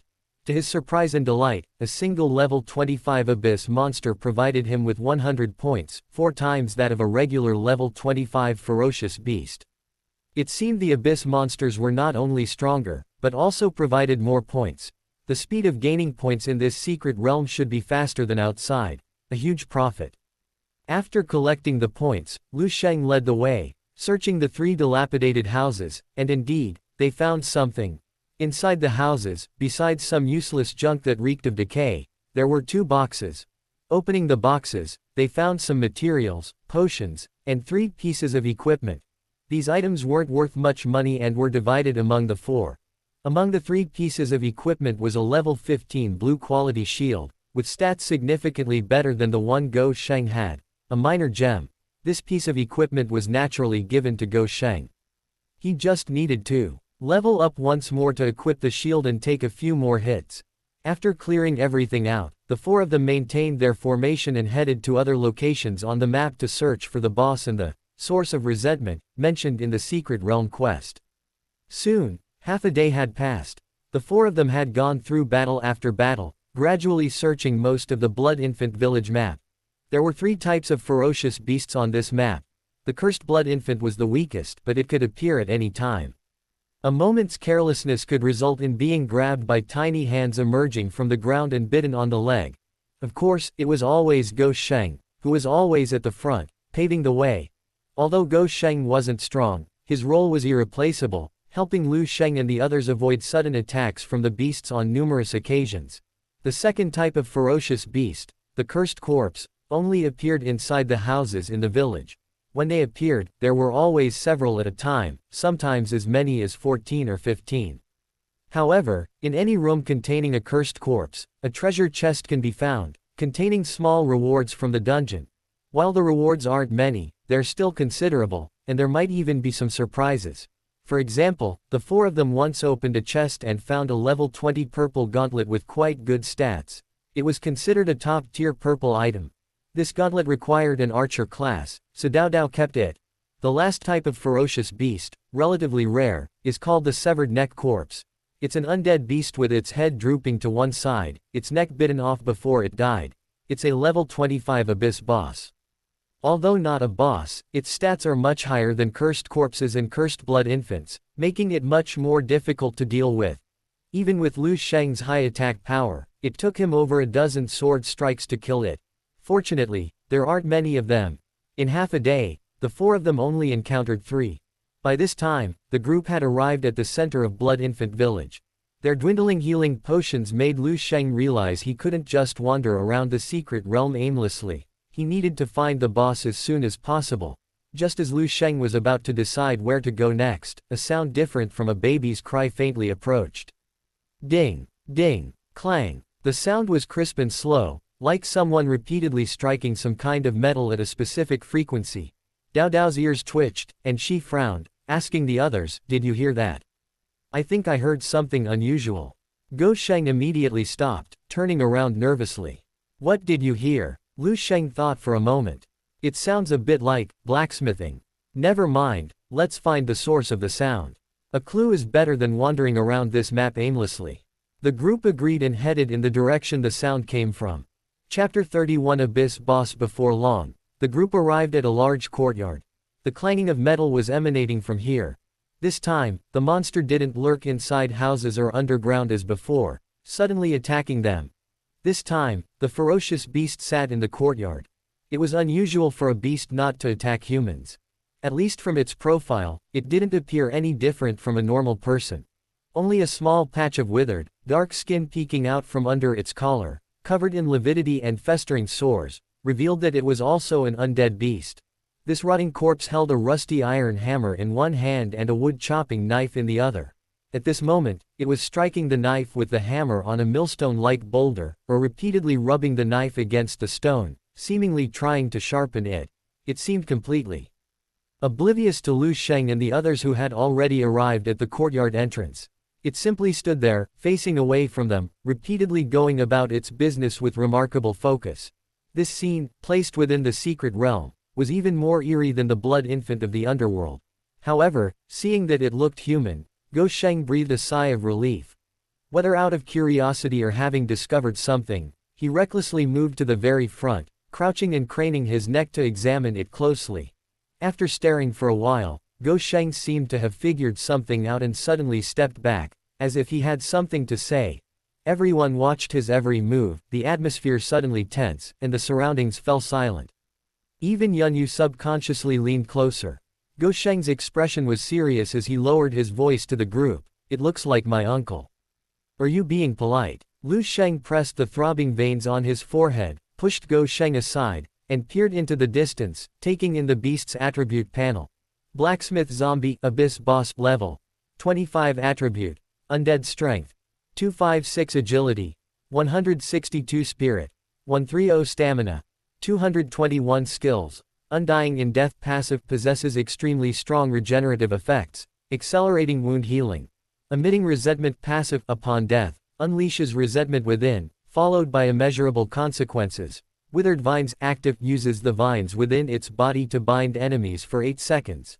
Iron Hammer technique active wields its iron hammer and machete, dealing 200% damage per second to surrounding enemies for 5 seconds.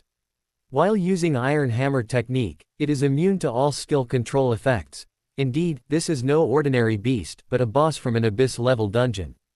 This blacksmith must be the one mentioned in the dungeon description who had a baby with the tree spirit, right?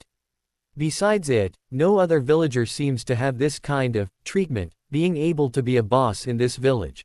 But then again, since it's a boss, could it be the source of the Blood Infant village's resentment? Killing it means the dungeon is cleared. Just as Lu Sheng was pondering this, his quest panel updated again, notifying him of a new quest waiting to be accepted. Ding, you have a new quest to accept, please check. Currently available quests. 1. Turn around and leave, abandoning the dungeon. Reward upon completion. 1 Weapon Blind Box. Weapon Blind Box special item. Opening this box grants a weapon of random rarity. 2. Defeat the Abyss boss, Blacksmith Zombie. Reward upon completion. 1 Skill Blind Box. Skill Blind Box special item. Opening this box grants a rare skill book for your class. Another very rewarding quest. However, you can now only choose one between the Skill Blind Box and the Weapon Blind Box. After a brief consideration, Lu Sheng accepted mission 2. After all, he already possessed the Kandlan sword, so his need for weapons wasn't high. As for skills, he certainly couldn't have too many. Moreover, Lu Sheng still wanted to grind through this chance realm. After clearing it, wouldn't it be better to get both the Skill Blind Boxes and the realm rewards together? Even though he was a little reluctant to part with the Weapon Blind Boxes, Lu Sheng still chose the more generous rewards. After accepting the mission, Lu Sheng looked at Go Sheng and the others beside him and asked, "The boss's stats are pretty high. When we fight it, we need to keep aggro and avoid casualties. By the way, Go Sheng, can you tank this monster?" Go Sheng swallowed hard and shook his head repeatedly. "I can't tank it at all. Brother Lu, this monster's stats are ridiculously high. Even though I just leveled up and equipped the new shield, the level and stat difference is just too big. If it hits me, I'll probably be half dead." Lu Sheng thought for a moment and agreed, "Relying on you to tank it all by yourself is definitely not going to work. Fortunately, there aren't any mobs here, so we don't have to worry about being surrounded. We should still have some room to kite this boss. Here's what we'll do, I'll be the DPS and primary tank. Dao Dao, you and Yunyu focus on crowd control and kiting the boss. Don't worry about DPS. Let's try to take down this boss without taking any damage through skill control and teamwork." The other 3 were somewhat skeptical of Lu Sheng's arrangement. Dao Dao bluntly asked, "You're going to be the main tank. If you had a full set of gold quality gear, you could probably do that with the advantage. But you only have 1 piece of gold quality armor. Even with the defense it provides, you'd have a hard time withstanding this boss's attacks, right? The Sword Immortal class is indeed strong, but it's more of a damage dealer. Playing a tank, especially a primary tank, I don't think I can hold my own." Go Sheng nodded in deep agreement. His brows furrowed, as if he had made a huge decision, and he said to Lu Sheng, "Brother Lu, let me be the main tank. After taking the hits, I'll retreat and use potions to recover. Sister Dao and Yunyu have such strong crowd control abilities. Although my agility isn't high, I should be able to keep up if we're only dealing with one ferocious beast." Lu Sheng looked at Go Sheng with a strange expression, realizing that this guy was more ambitious than he had thought, actually daring to offer to be the main tank. He thought Go Sheng would happily stay in the second tank position, coasting along and waiting to gain experience. This guy, though, is reliable. He's really willing to step in when needed. However, in the current situation, Go Sheng would be throwing his life away anyway, and Lu Sheng certainly wouldn't betray his own people. He patted Go Sheng on the shoulder. "Don't be reckless. The boss has resistance to skill control effects, so Yunyu and Dao Dao's skills won't be as effective against this boss as they are against ordinary beasts. If you were the tank, you probably wouldn't last a minute. So, I'll handle it. I'm fast and can kite better. Plus, I have a skill that gives me a 99% dodge chance, so kiting the boss won't be a problem. Hearing Lu Sheng say this, Dao Dao suddenly remembered that Lu Sheng had strangely dodged many attacks during his fight with Li Zihe. She immediately understood, you're going to use that skill. No wonder you were able to dodge so many arrows back then, the skill's effect is to increase the dodge chance to 99%. That's insane. Lu Sheng smiled, not denying his insane abilities. Chapter 32 Who's carrying your child? Don't be disgusting. Lu Sheng flicked Go Sheng's shield, casually saying, so, you'll obediently take the second tank position and cover for me. If the boss gets distracted and attacks Yunyu and Dao Dao, you must use shield bash to block it. As long as you can block it for even a second, I can come and cover your position, and you can retreat to a safe place to heal, understand? Go Sheng nodded, looking very reliable. Understood, Brother Lu. Then be careful later. Don't worry, I'll definitely be fine. Lu Sheng was confident in himself. Besides drunken immortal gazing at the moon step, he also had sword tranquilizing waves as a backup. There was no way he could be hurt by the blacksmith zombie. The four were discussing tactics when suddenly, the clanging of metal stopped. The blacksmith zombie stopped hammering its almost immortal machete, paused for 2 seconds, and then, as if stuck, its neck twisted inch by inch. After turning its head completely, Lu Sheng and the others finally saw its face clearly, and the numb expression of its former human form. To be honest, it wasn't bad looking. No wonder the tree spirit liked it. As its mouth opened and closed, a sound like a broken bellows came from its throat. Where is my child? The village is full of children, but my child, where? Saying this, it stood up and looked down at the wood chopping knife in its hand. The child, is it inside my belly? The next second, it raised the knife, actually pointing the tip at itself. With a sickening splatter, it sliced open its own abdomen, brutally ripping open its shriveled body. Ouch, damn it. Amidst Go Sheng's terrified and confused scream, thick, black blood gushed from the zombie's abdomen, splashing far away at his feet. The blacksmith zombie stirred inside its stomach with a machete for a while, then, unwilling to give up, reached in again, continuing, the child isn't in my stomach. Where else could the child be? As it spoke, the wound on its abdomen healed at a visible speed, presumably due to its passive skill, dead but not dead taking effect. This recovery speed was truly astonishing. However, Lu Sheng noticed that although the blacksmith zombie's abdomen had healed, a barely perceptible knife mark remained. Moreover, its entire abdomen was covered in such knife marks. Clearly, it had performed this gruesome act of cutting open its stomach to check for a child more than once. Presumably, according to the secret realm's description, this blacksmith was the one who delivered the tree spirit's child to the corpse king, so he should also be the person the tree spirit hated most. From love to hate, the tree spirit's hatred for this blacksmith must far exceed that for any of the villagers. Therefore, even after turning this blacksmith into this undead monster, the tree spirit would make it endure countless agonizing disembowelments every day. This secret realm is truly gruesome and eerie. Before Lu Sheng could finish his exclamation, the blacksmith zombie actually started walking towards them. The child isn't in my belly, then it's in yours. I want to see if you have my child in your bellies. As soon as he finished speaking, the blacksmith suddenly accelerated, like a frenzied madman, wielding a machete and hammer, charging towards Lu Sheng and the others. Dao Dao immediately drew her bow and fired an earth attribute arrow, frowning and cursing, you scumbag, get lost. Who's pregnant with your child? Don't disgust me. Bang! A soft sound rang out as the arrow landed precisely on the blacksmith zombie's chest. Dao Dao's arrow carried her pent-up anger and indignation towards the tree spirit. However, the blacksmith zombie was ultimately an abyss boss, highly resistant to skills. The earth attribute arrow, which usually forced beasts back, was less effective this time, only causing the blacksmith zombie to momentarily stagger back a negligible half-step. This result made Dao Dao frown, and she changed her strategy, attacking the blacksmith zombie with ice attribute arrows. However, the slowing effect of the ice attribute arrows wasn't as significant as against ordinary beasts. The blacksmith zombie's speed was reduced, but only by about 15%. Lu Sheng couldn't stand idly by while Dao Dao made her move. He stepped forward, unleashing his sword, the Candlin sword, which pierced the blacksmith zombie. The blacksmith zombie, covered in rotting flesh, looked unremarkable, but it was incredibly resilient. The Candlin sword left a wound, but it clearly couldn't kill it instantly. Lu Sheng's offensive capabilities far surpassed Dao Dao's. His attack immediately made the blacksmith zombie feel threatened, making it the latter's primary target. The blacksmith zombie ignored Dao Dao's relentless arrow attacks and changed direction, swinging its machete and hammer to pursue Lu Sheng. Lu Sheng deliberately led the blacksmith zombie to the center of the courtyard, preventing it from approaching the backline of his team.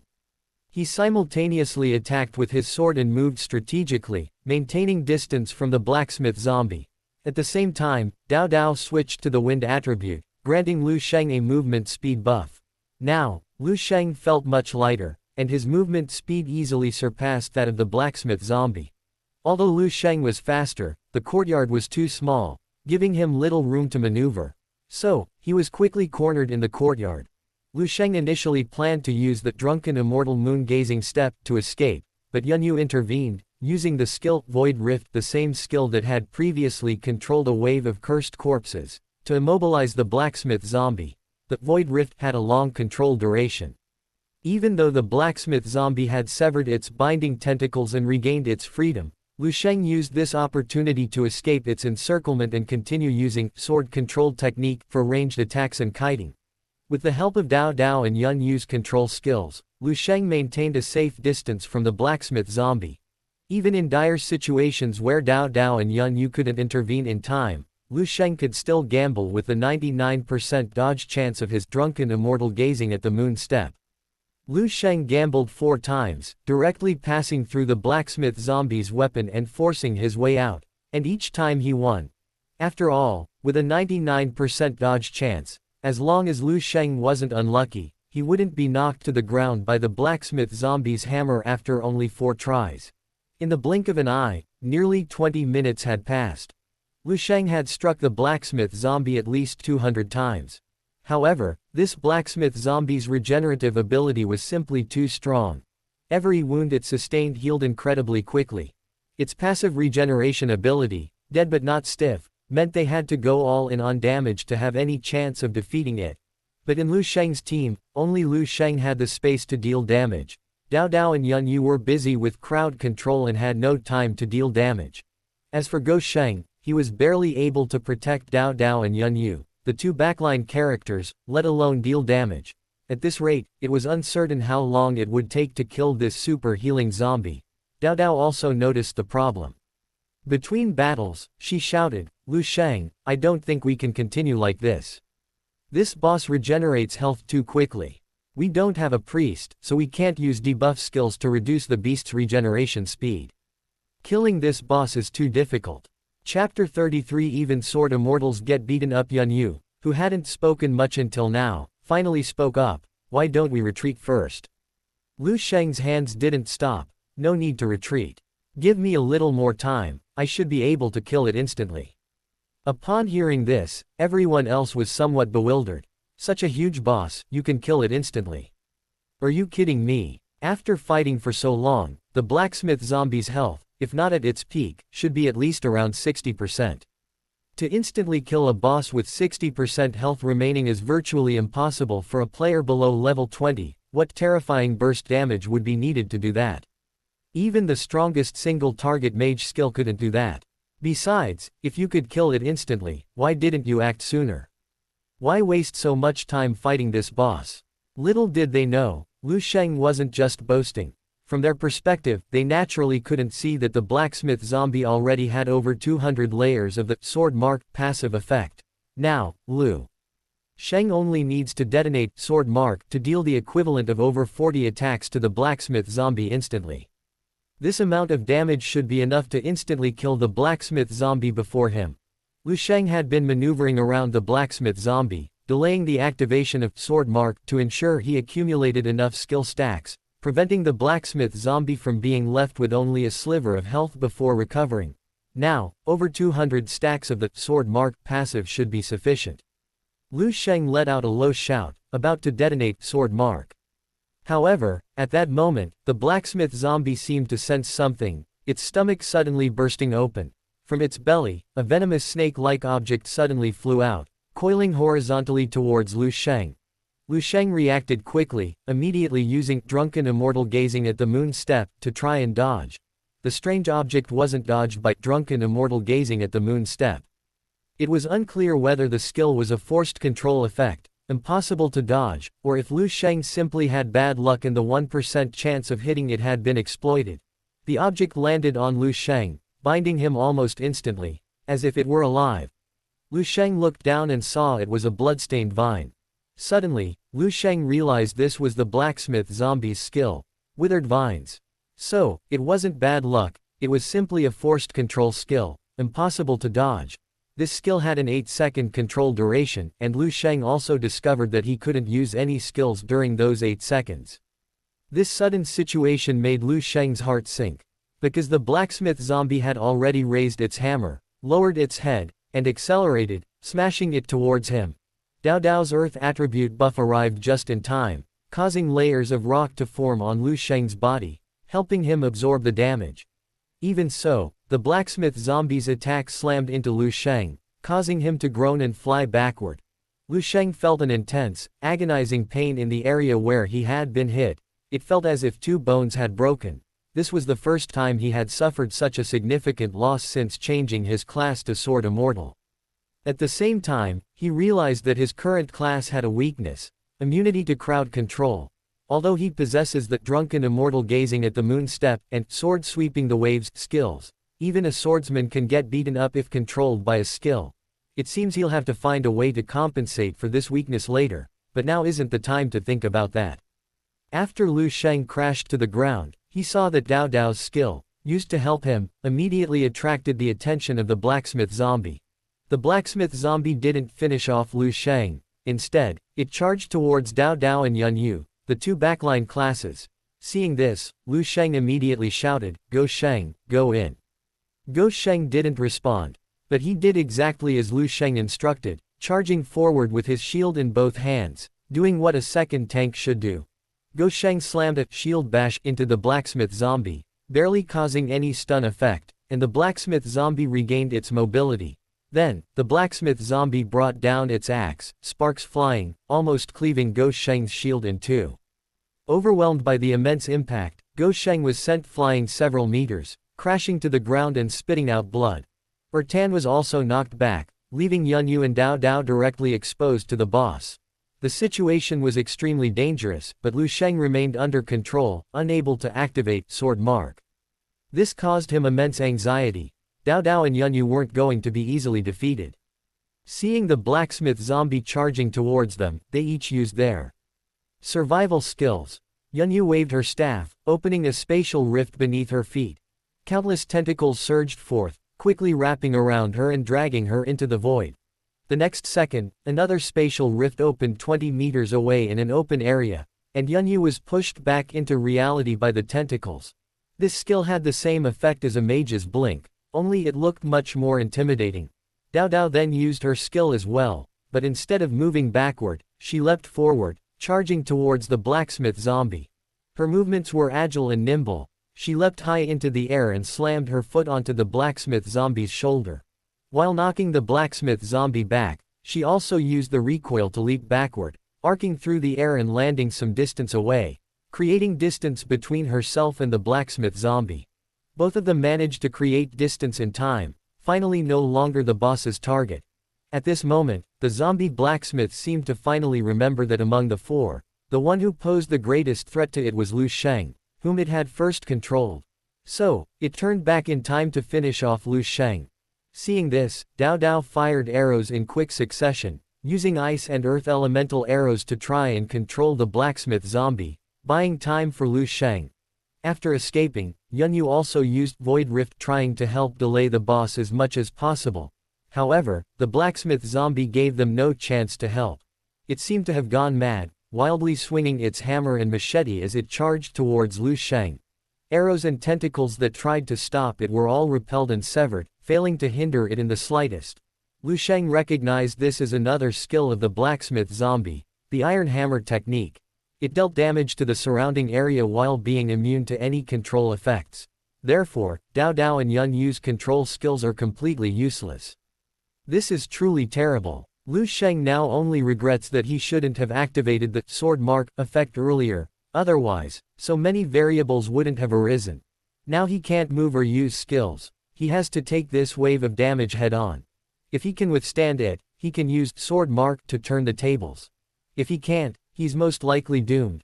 Chapter 34 The 3 seconds of Qiu Sheng's resilience. Lu Sheng's stamina attribute was low, but relying on Jin Yuke's extremely high defense, he could try to withstand a wave of damage. Just as Lu Sheng was about to grit his teeth and endure the attack, a tall figure charged in with a shield, shoving it forward and then slamming his body against it. Seeing Lu Sheng appear before him like a whirlwind, Lu Sheng was stunned. "You think you can withstand this? Get out of the way." Lu Sheng seemed not to hear him. The shield in his hand felt like it weighed a ton, slamming into the ground and kicking up a cloud of dust. "I'll fuck your grandpa." Lu Sheng gritted his teeth, his jaw grinding. In an instant, the blacksmith zombie had arrived like a meat grinder. Machetes and hammers rained down like a whirlwind, bombarding Lu Sheng's shield. Even though his shield was a purple-grade item, it was clearly unable to withstand the blacksmith zombie's skills, cracking with each impact. Lu Sheng, who would have been sent flying with a single blow before, now seemed possessed by a war god, stubbornly holding onto the shield, absorbing all the force without budging. As the blacksmith zombie continued its attacks, he and his shield were pushed backward, leaving 2 deep furrows beneath their feet, demonstrating the immense force they were enduring. But Lu Sheng didn't retreat an inch. He and his shield seemed to be one, as stable as a rock. If he retreated, Lu Sheng would be in danger.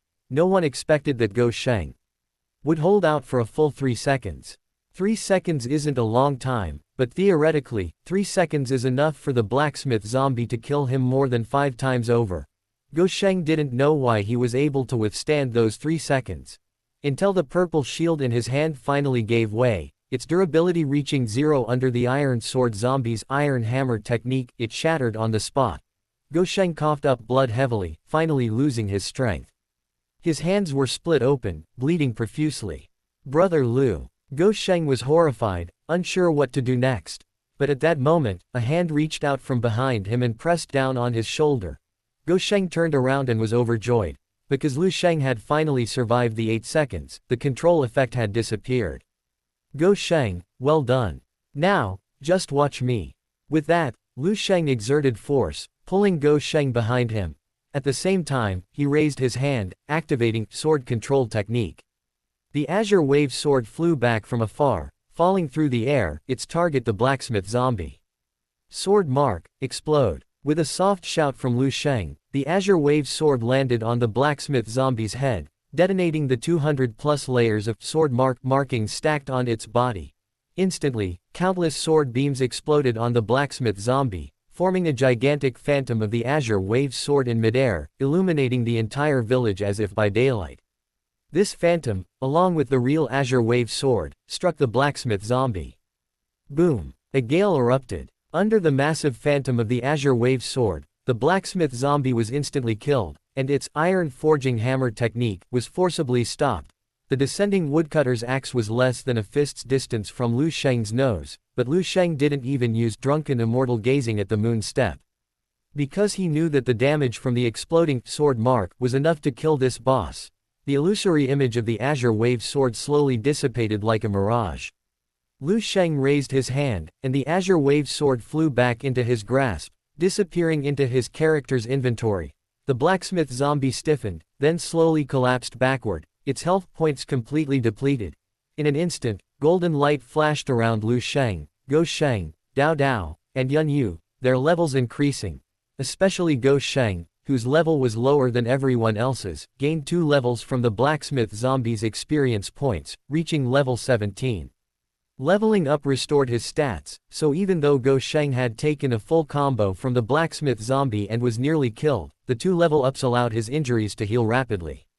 Even if not fully healed, he was at least not as weak as before. He forgot his pain, his eyes fixed only on the astonishment of the sharp sword strike that had instantly killed the blacksmith zombie. Holy crap, Brother Lu, you really got one-shotted by the boss. He'd been pulled to the ground by Lu Sheng, and now, struggling to his feet, he excitedly asked Lu Sheng. What kind of skill was that big sword? The damage was so high, and it was so cool. What big sword? Lu Sheng glared at him, annoyed. If I'd known you were so good with words, I shouldn't have pulled you to the back. I should have kicked you, making you run into the blacksmith zombie's arms, then stabbed you both to death with one sword, so you could live happily ever after. Live happily ever after with this bastard. Forget it. Lu Sheng shook his head repeatedly, his face pale. It seemed that even though he had bravely stood in front, the scene of the blacksmith zombie wielding a machete and hammer like a madman was still a significant trauma for him. At this moment, Dao Dao and Yun Yu also walked over. Dao Dao couldn't hide her joy and surprise, but she wasn't surprised that Lu Sheng could kill the boss instantly. She was surprised by Lu Sheng's outstanding performance. Not bad, you romantic. I didn't expect that at this crucial moment, it would be you, the second tank, who had to step up. Without you, our team would have really been wiped out.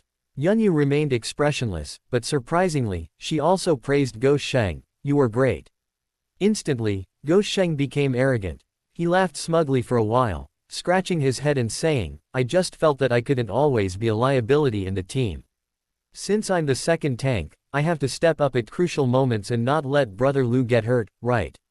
At this point, he glanced at the shield fragments on the ground, and his smile froze. What a pity, my first piece of purple gear, I hadn't even had a chance to enjoy it before it shattered.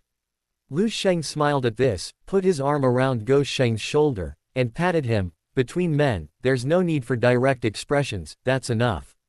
It's okay, consider this shield something I owe you. Later, I'll try to get you an even better piece of equipment. Really? Lu Sheng was completely unceremonious. Then I'll take it seriously, brother Lu. By the way, are you going to get me a gold quality shield? I'll get you a damn thing.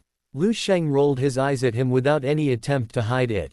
Just then, Dao Dao, looking strange, tugged at Lu Sheng's clothes. You know what, you really can't believe it, you actually seem capable of getting a hammer for that romantic.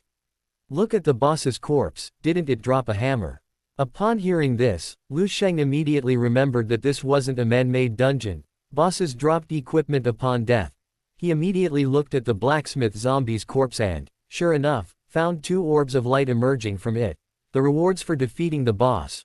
Within one of the orbs of light, the shape of a short hammer was vaguely visible. It really did seem to be a hammer-type weapon. Chapter 35 New Skill. Azure Lotus Sword Song. Lu Sheng was so excited he almost bit his tongue, craning his neck to look in that direction. After all, among those present, only he could use a short hammer-type weapon. Looting corpses and gathering equipment was usually the team leader's responsibility. At this moment, Yun Yu, Dao Dao, and Lu Sheng remained rooted to the spot, showing no intention of making a move. Clearly, they all felt that Lu Sheng was the key figure in the team. Lu Sheng didn't stand on ceremony. He stepped forward and extended his hand, a ball of light flying into his palm. As he brushed it away, the light dissipated, revealing an ordinary, rusty iron hammer. This hammer was exactly the same as the one the blacksmith zombie had wielded before, its handle shimmering with a purple light, clearly a purple-grade weapon. Lu Sheng directly revealed the hammer's attributes, making them visible to everyone present.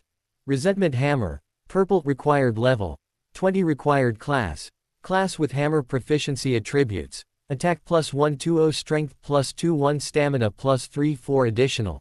Each attack has a 25% chance to inflict resentment, briefly stunning the target. Forged iron hammer technique active swings the hammer and machete, dealing 200% damage per second to surrounding enemies for 5 seconds.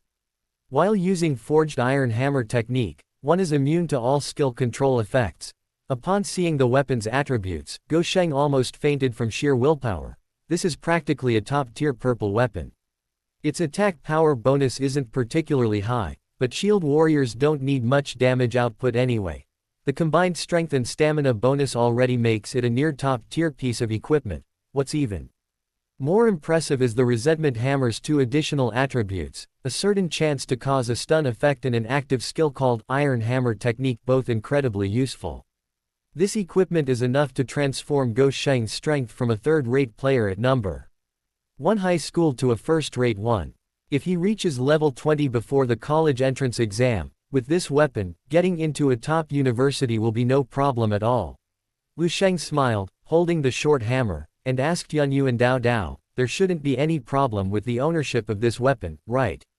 Yunyu didn't speak, but Dao Dao, representing both of them, volunteered, we definitely have no problem with it.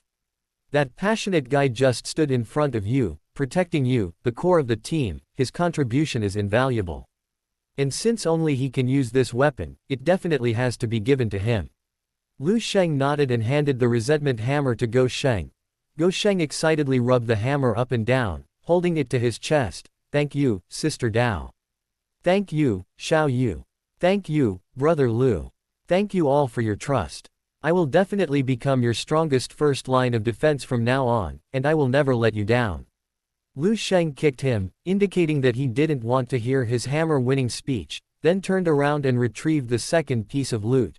After the brilliance faded, everyone discovered that the second piece of loot was also a purple item. Flame Quiver Purple required level. 20 required class. Possess bow proficiency skill attributes. Attack plus 8/0 agility plus 3/6 spirit plus 3/1 additional. Each attack inflicts a burning effect on the enemy, dealing an additional 10% damage over 5 seconds.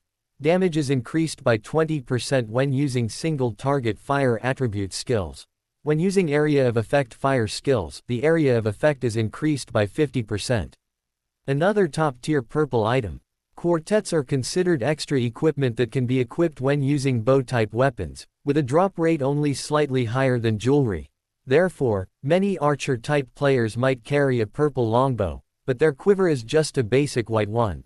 This fire quiver not only provides high stat bonuses but also suits Dao Dao's class characteristics quite well. After using the fire quiver, Dao Dao will receive a significant boost when using fire attribute arrows or casting skills. Therefore, there's no dispute about who gets this last piece of equipment. Dao Dao took the quiver, put it in her character's inventory, and said with some regret, "It seems the loot from this fortuitous realm is indeed tailor-made for us." Unfortunately, this boss was a bit stingy, it only dropped 2 pieces of equipment. Qingzong and I are quite satisfied, but you and Yu didn't get much. Especially you. You had the highest damage output along the way, and you contributed the most when killing the blacksmith zombie. In the end, it was Qingzong and I who benefited. Lu Sheng smiled, unconcerned, "It's nothing. You and Go Sheng are lucky, you might get purple equipment.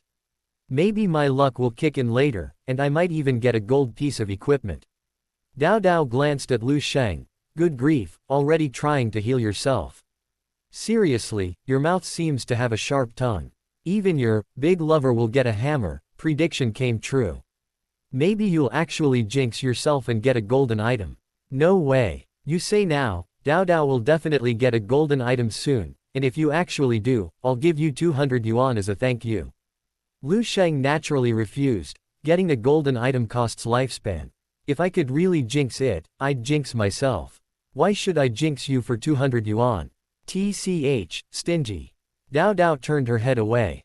"I was even indignant on your behalf, thinking it was unreasonable that you didn't get anything."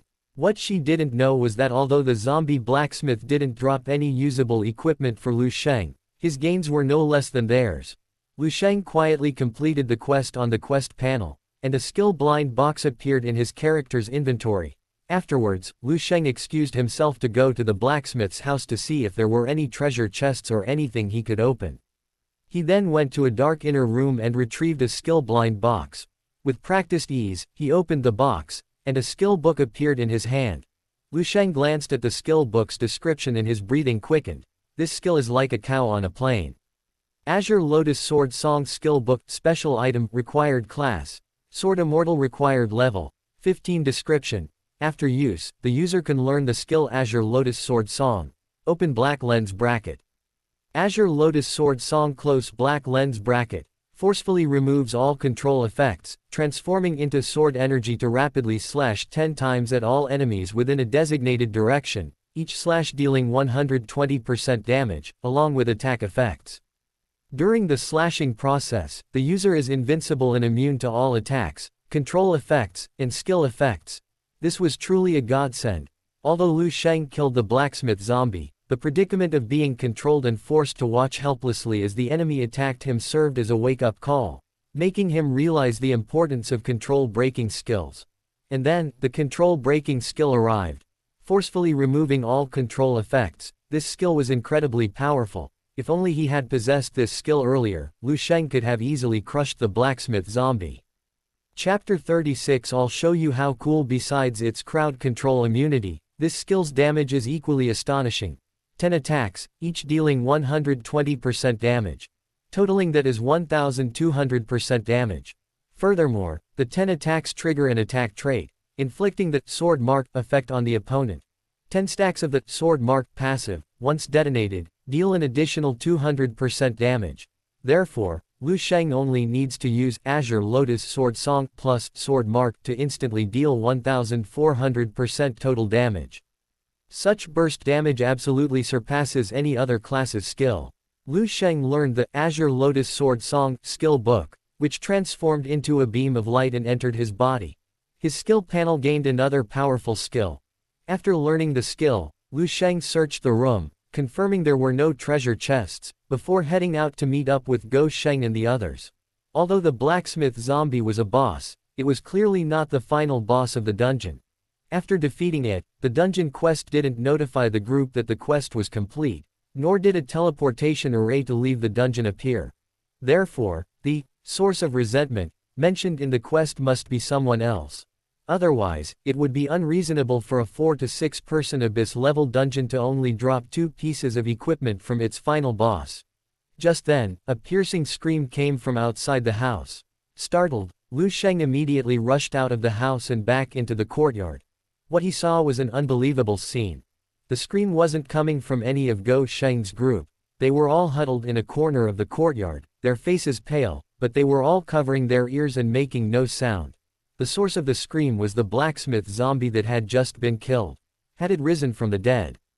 The blacksmith zombie knelt on the ground, its upper body twisted like a pretzel, its hands clutching its head in a grotesque posture that made onlookers nauseous. Thick black smoke billowed from its 7 orifices, abdomen, and all the holes pierced in its body. This made it sound like a shrill whistle, constantly being blown. The screaming sound originated from this.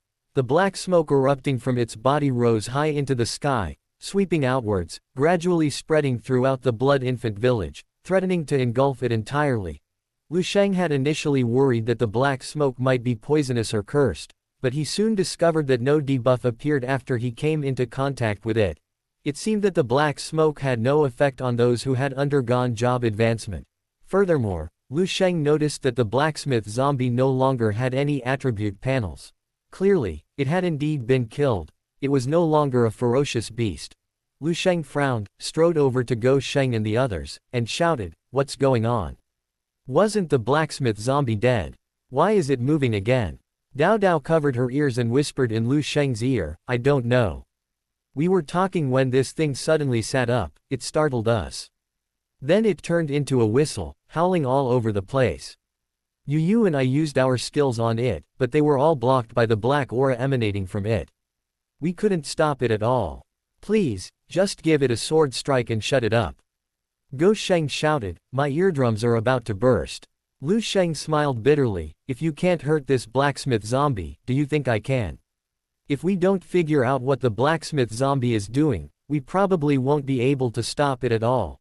Yunyu's face was full of disgust and pain, but suddenly she seemed to remember something and uttered 4 words. Her voice was very soft, drowned out by the blacksmith zombie's screams. But through her lip movements, Lu Sheng recognized the 4 words Yunyu said, "Rage Eruption." That's right, one of the blacksmith zombie's 4 skills is indeed called Rage Eruption. This is a skill that the blacksmith zombie only uses after it dies, and since it hadn't used it before, Lu Sheng and the others had overlooked it. Rage Eruption passive. Upon death, the blacksmith zombie unleashes its inner resentment, followed by immeasurable consequences. This is the skill effect of Rage Eruption. What exactly are these immeasurable consequences mentioned in the effect? Lu Sheng narrowed his eyes, staring intently at the blacksmith zombie, fearing it might suddenly transform into a human bomb, giving them a surprise. However, Lu Sheng's fears didn't materialize. The blacksmith zombie's shrieking continued for 3 or 4 minutes before finally stopping. It collapsed to the ground with a bang, its body becoming incredibly shriveled, like a popped balloon. However, it wasn't truly dead yet. Its body was still unconsciously twisting and twitching. Seeing this, Lu Sheng was about to use the Kanglan sword to see if, without the protection of the black energy, he could completely turn the blacksmith zombie into rotting flesh with a single strike. However, just as he was about to act, a rustling sound filled the entire courtyard. Then, a burst of noise erupted. The screams of infants and the howls of cursed corpses came like a storm from all directions. Instantly, everyone was terrified. Lu Sheng peeked around, and after seeing the situation, he immediately pulled his head back, almost crying, I'm going too. Brother Lu, there are so many ferocious beasts around. He didn't need to say it, everyone else had already noticed. At this moment, countless ferocious beasts of all sizes had gathered outside their courtyard, conservatively estimated to be around 100. Cursed blood infants and cursed corpses, densely packed together. Even the abyss bosses like the severed-necked, rotting corpses were mixed in with 5 or 6 of them. These ferocious beasts, seemingly attracted by the blacksmith zombie's shriek, surrounded the courtyard and began attacking the surrounding earthen walls and other obstacles. Once the earthen walls collapsed, these hundreds of beasts could swarm in. Then, Lu Sheng and his companions would be attacked from both sides, with nowhere to put up a fight, let alone any distinction between first and second tanks. Whoever ran the slowest would be the tank. The sheer number of beasts surrounding them filled Yun Yu, Dao Dao, and Lu Sheng with despair. Dao Dao gritted her teeth, finally understanding what was happening. The blacksmith zombie's resentment eruption is basically releasing all the resentment within him, summoning all the ferocious beasts in the secret realm, right? That scumbag, even in death he can't let us rest in peace. With so many ferocious beasts, we can't possibly hold them off. Clearing the secret realm is out of the question. Now we need to find a way to protect ourselves. In a bit, we'll unleash our full power, try to tear a gap in the encirclement, then rush back to the secret realm entrance and escape from here. Yun Yu nodded, agreeing with Dao Dao's assessment. As for Lu Sheng, he wanted to run away right now. However, Lu Sheng was silent for 3 seconds, then actually smiled. No need to run. In a bit, I'll show you something cool, how about that?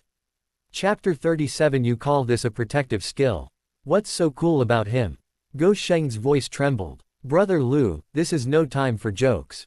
I'm not joking with you guys, Lu Sheng said calmly, his hand reaching out to retrieve the Kanglan sword from his inventory. Seeing Lu Sheng's composure, the other 3 became even more uneasy. If the earthen wall collapsed, the ferocious beasts could tear everyone to shreds in less than 5 seconds. 5 seconds, you can kill hundreds of ferocious beasts and save everyone from danger. What they didn't know was that Lu Sheng really could. Boom. Almost simultaneously, the surrounding courtyard walls collapsed. Amidst the flying sand and stones, a putrid stench assaulted their nostrils as the cursed blood infant, the cursed corpse, and other ferocious beasts swarmed in from all directions. Besieged on all sides, everyone's expressions changed drastically. Roar! The ferocious beast's attack was even more ferocious than they had anticipated. The cursed blood infants collectively activated the skill crawl, their movement speed increasing dramatically. Immediately afterward, the cursed corpses also threw out their entrails, attempting to bind Lu Sheng and the others. Lu Sheng's face remained grim. He raised his azure wave sword, took a step forward, and swung it. Sword Revival. Calm the Tide. With the release of Sword Revival, Calm the Tide, a full moon-like sword light instantly appeared beside Lu Sheng. The entrails thrown at Lu Sheng were instantly shredded by this sword light, their juices splattering everywhere, unable to get even a fraction closer to him. Not only that, this sword light didn't disappear, instead, it transformed into a sword aura, surging outwards. Calm the Tide effect activated. Sword energy surged, sweeping across the battlefield. The cursed corpse's skill, intestinal entanglement, was instantly shredded by the sword energy. Also shredded were the cursed blood infant and the cursed corpse, both struck by the sword energy. The skill Sword Tranquility deals very high damage. Against a level 25 abyss beast, it can easily kill it with a single strike. Hundreds of beasts surged into the courtyard, forming an encirclement, the perfect opportunity to unleash Sword Tranquility. In less than 2 seconds, the peaceful wave's sword energy radiated outwards, wiping out all the ferocious beasts in the courtyard. To Dao Dao and the others, they witnessed Lu Sheng instantly kill over 100 abyssal beasts with a single sword strike. The shock this scene brought them was unimaginable. They had initially worried that their chances of survival against such a massive attack from so many beasts were probably less than 10%, but Lu Sheng's single sword strike completely reversed the situation. Is this the sword Immortal? I love it. Even Dao Dao, who openly and secretly competed with Lu Sheng in terms of damage output, couldn't help but look at him with a hint of admiration. The entire courtyard was left with only bloodstains and the corpses of ferocious beasts. However, there was an exception. The 5 severed-necked corpses withstood the Pinglan sword energy without being instantly killed. However, they had huge wounds on their bodies, almost split in two by the sword energy, clearly reduced to a thin layer of blood. Lu Sheng didn't give anyone a chance to finish them off. With a swing of his Kanglan sword, the golden feathers on his body flashed, and his body left a trail of afterimages as he instantly attacked behind one of the severed-necked corpses. Then came 4 more attacks in succession. These 4 attacks left him with 4 golden afterimages, connecting the 5 severed-necked corpses. Finally, he used the final effective sword step again, returning to his original position. The golden afterimage vanished, and Lu Sheng sheathed his sword, turning to Dao Dao and the others, smiling as he asked, "How was that?" "Cool, right?" As soon as Lu Sheng finished speaking, a series of muffled thuds rang out, and the 5 severed-necked corpses collapsed to the ground. The sword step attack just now dealt 300% damage with each strike, easily annihilating the weakened corpses. Thus, Lu Sheng had used 2 skills, clearing out hundreds of abyss beasts on the field, including 5 abyss bosses. The entire process took less than 10 seconds. What is power? What is elegance? This is it. Golden light flashed again over everyone, and everyone leveled up. Cool, absolutely awesome. Go Sheng almost jumped up, instantly becoming Lu Sheng's devoted fanboy. Brother Lu, those 2 moves of yours, really, how about we kowtow to you? Dao Dao clicked her tongue in amazement, ignoring Go Sheng's smug sycophantic look, and exclaimed, "Your skill just now was too overpowered. When we introduced our class characteristics before, you didn't mention having such a powerful area of effect skill." Lu Sheng recalled, "Did I? I remember saying that. My exact words were, when I wield the sword, I have a certain ability to protect myself, and at the same time, I can provide protection for the back row. Isn't that the skill you just used?" Dao Dao's expression was particularly complicated. "Listen to yourself, is what you said the same skill as what you just used? The protective skill you mentioned, is that the clearing skill from just now?" Lu Sheng nodded, shamelessly saying, "Yes, killing all the monsters, wouldn't that protect you all?" Dao Dao was speechless. However, it's really not fair to blame Lu Sheng for hiding this from them. After all, the skill, sword sweeping away the tide, was originally a defensive skill. It's just that the addition of the tranquilizing the tide effect changed its nature. The only thing to blame is that the Azure Wave sword is too powerful. Regardless, all the ferocious beasts were instantly killed by Lu Sheng, and everyone is now basically safe. Lu Sheng didn't waste any time. He took out the soul collector and collected the souls of all the ferocious beasts present, exchanging them for a large sum of points. Now, his points have reached a staggering 36,000. After doing all this, Lu Sheng began to consider his next plan. The emit of resentment released by the blacksmith zombie should have attracted all the ferocious beasts in the secret realm. However, even after killing all the ferocious beasts, there's still no clue about the source of resentment mentioned in the secret realm quest. Lu Sheng plans to continue searching the village with everyone to see if there are any other creatures similar to the blacksmith zombie, or any other clues. Just as he was about to call everyone to leave, he saw Go Sheng squatting to the side, loudly calling them over. "Come quick, this blacksmith zombie isn't dead yet. Who knows where it's going to crawl to right now." Lu Sheng and the others looked and saw that, as expected, the blacksmith zombie, after using resentment eruption, although almost unrecognizable, wasn't dead. It was crawling slowly in one direction, like a tattered plastic bag being blown by the wind. Go Sheng, standing nearby, poked the blacksmith zombie occasionally with a branch broken off from the fence, but it remained unmoved. Seeing Go Sheng poking the blacksmith zombie like a cricket, Lu Sheng said irritably, "Stay away from it. It's not completely dead, it might jump up and bite you." This startled Go Sheng, who quickly took several steps back.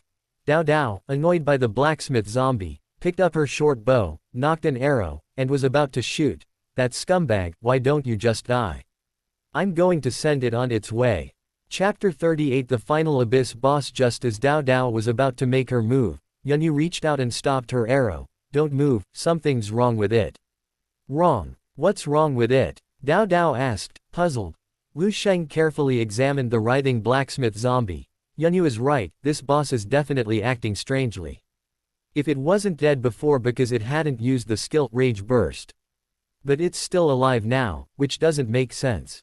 I think it might be some kind of clue. After a pause, Lu Sheng made up his mind.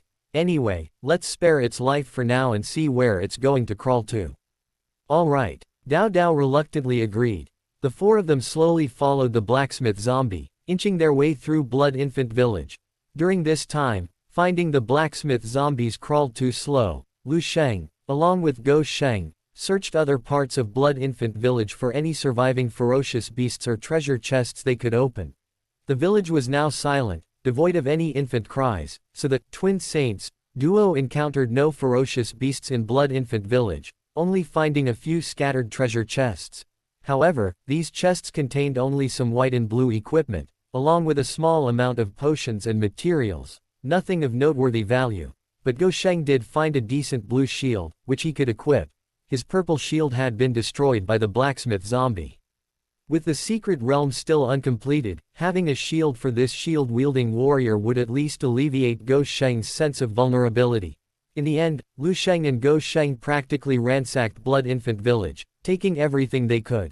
At this moment, the blacksmith zombie finally managed to crawl to the back of Blood Infant Village, arriving at an open area.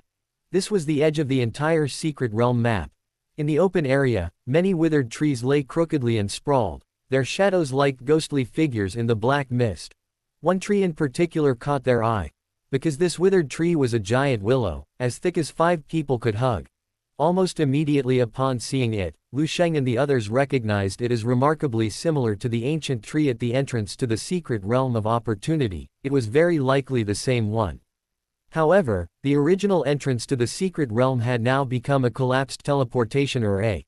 Lu Sheng suddenly remembered the description of the secret realm, which stated that when the tree spirit gave birth, it hid within an ancient tree, a tree only she and the blacksmith could enter.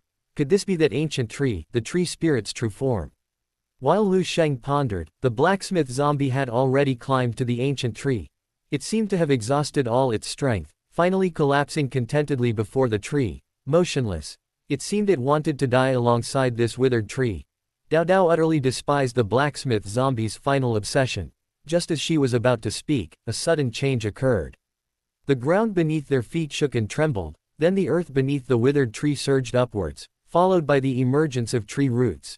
The entire dead tree began to rise, as if it were about to be uprooted.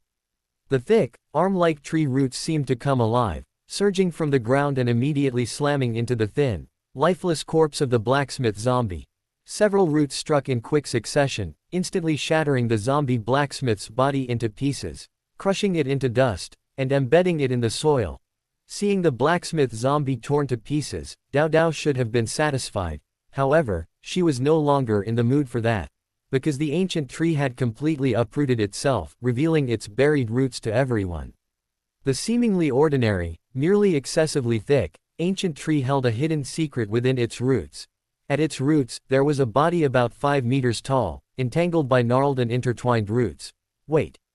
Upon closer inspection, Lu Sheng realized that it wasn't the roots binding this humanoid beast, but rather the roots themselves had sprung from it. It was the root of the ancient tree itself. This body, about 5 meters tall, had an equally bizarre and grotesque appearance. It wore no clothing and possessed features of both men and women. As for its appearance, it was simply indescribable. From one angle, it resembled a very beautiful woman. But from another angle, it resembled a terrifying-looking man. All its features were contradictory. If one had to describe it, Lu Sheng believed it was a mixture of a beautiful woman and a grotesque man, both fused together yet incompatible. Lu Sheng tried checking the creature's attribute panel and actually found something.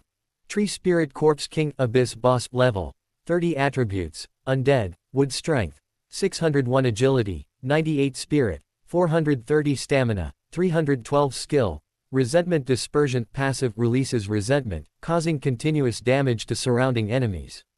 Resentful spikes active continuously erupts tree roots from the ground, piercing enemies with resentment. After dealing damage, it reduces enemy movement speed and defense by 30%, inflicting continuous damage.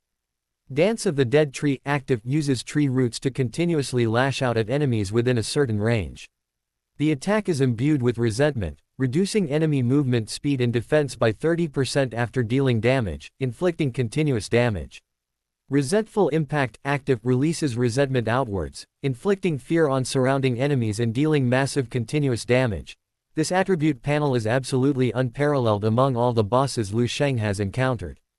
The 601 strength and 430 spirit attributes mean that this boss's physical and magical attacks are beyond the capabilities of players at this stage of their class advancement. Although the boss's agility is a significant weakness, there is still the possibility of kiting it. However, the boss possessed 3 active skills and 1 passive skill, all capable of dealing damage, giving Lu Sheng and the others absolutely no chance to kite. Faced with this boss, any one of the 4 would be like a paper doll, crumbling at the slightest touch. This boss, how do we fight it? Lu Sheng watched the tree spirit corpse king sway, still struggling to lift itself completely off the ground, utterly devoid of any will to fight. Yunyu, usually quiet, quickly concluded, "Let's go, we can't fight it. 1 skill from it and we're all dead." Dao Dao was the most silent this time. She nodded, deeply agreeing, and looked at Lu Sheng. If Lu Sheng also gave up and left, the 4 of them could escape the secret realm before the boss launched its attack. Lu Sheng thought for a while, carefully studying the boss's attributes and skills. The next second, he uttered something astonishing, "This boss, I want to try soloing it." Chapter 39 Soloing the boss. The others exchanged horrified glances, then all looked at Lu Sheng, almost thinking he'd gone mad. Soloing the tree spirit corpse king, it sounded utterly absurd to anyone. However, they remembered when Lu Sheng said he was going to do something cool, didn't they all think he was joking? But what happened? He really did kill over 100 ferocious beasts with a single sword strike, looking incredibly cool. So, seeing Lu Sheng say it so seriously, they actually started to believe him a little. However, Dao Dao still suggested, "It's too dangerous for you to solo it. If you're not leaving and want to try and kill this boss, Yunyu and I can help you. We both have ranged skills, we can at least contribute some control and damage." Lu Sheng, who was standing nearby, was about to speak, but Dao Dao interrupted him, "You romantic, don't get involved. If you rush in, you might not even touch the boss before you're instantly killed." Lu Sheng pouted and remained silent. This boss was truly beyond his capabilities. Lu Sheng simply smiled and declined Dao Dao and Yunyu's offer, saying, "No need. This beast has too many area of effect skills, unlike the blacksmith zombie.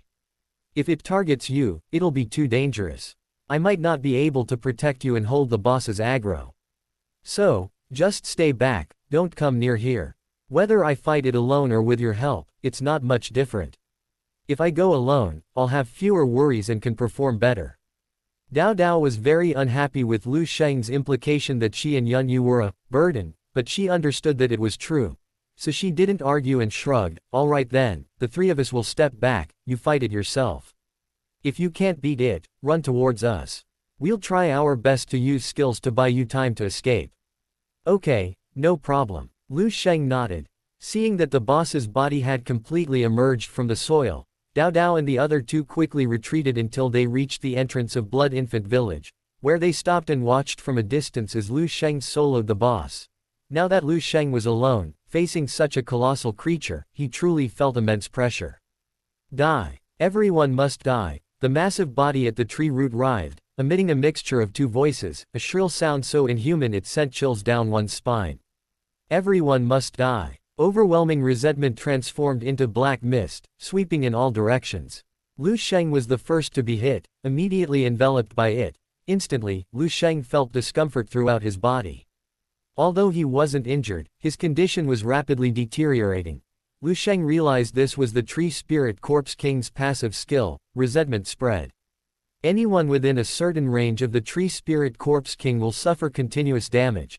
The range of this resentment spread isn't very wide. At least Dao Dao and the others had already moved out of the skill's effective range, so Lu Sheng didn't need to worry about them.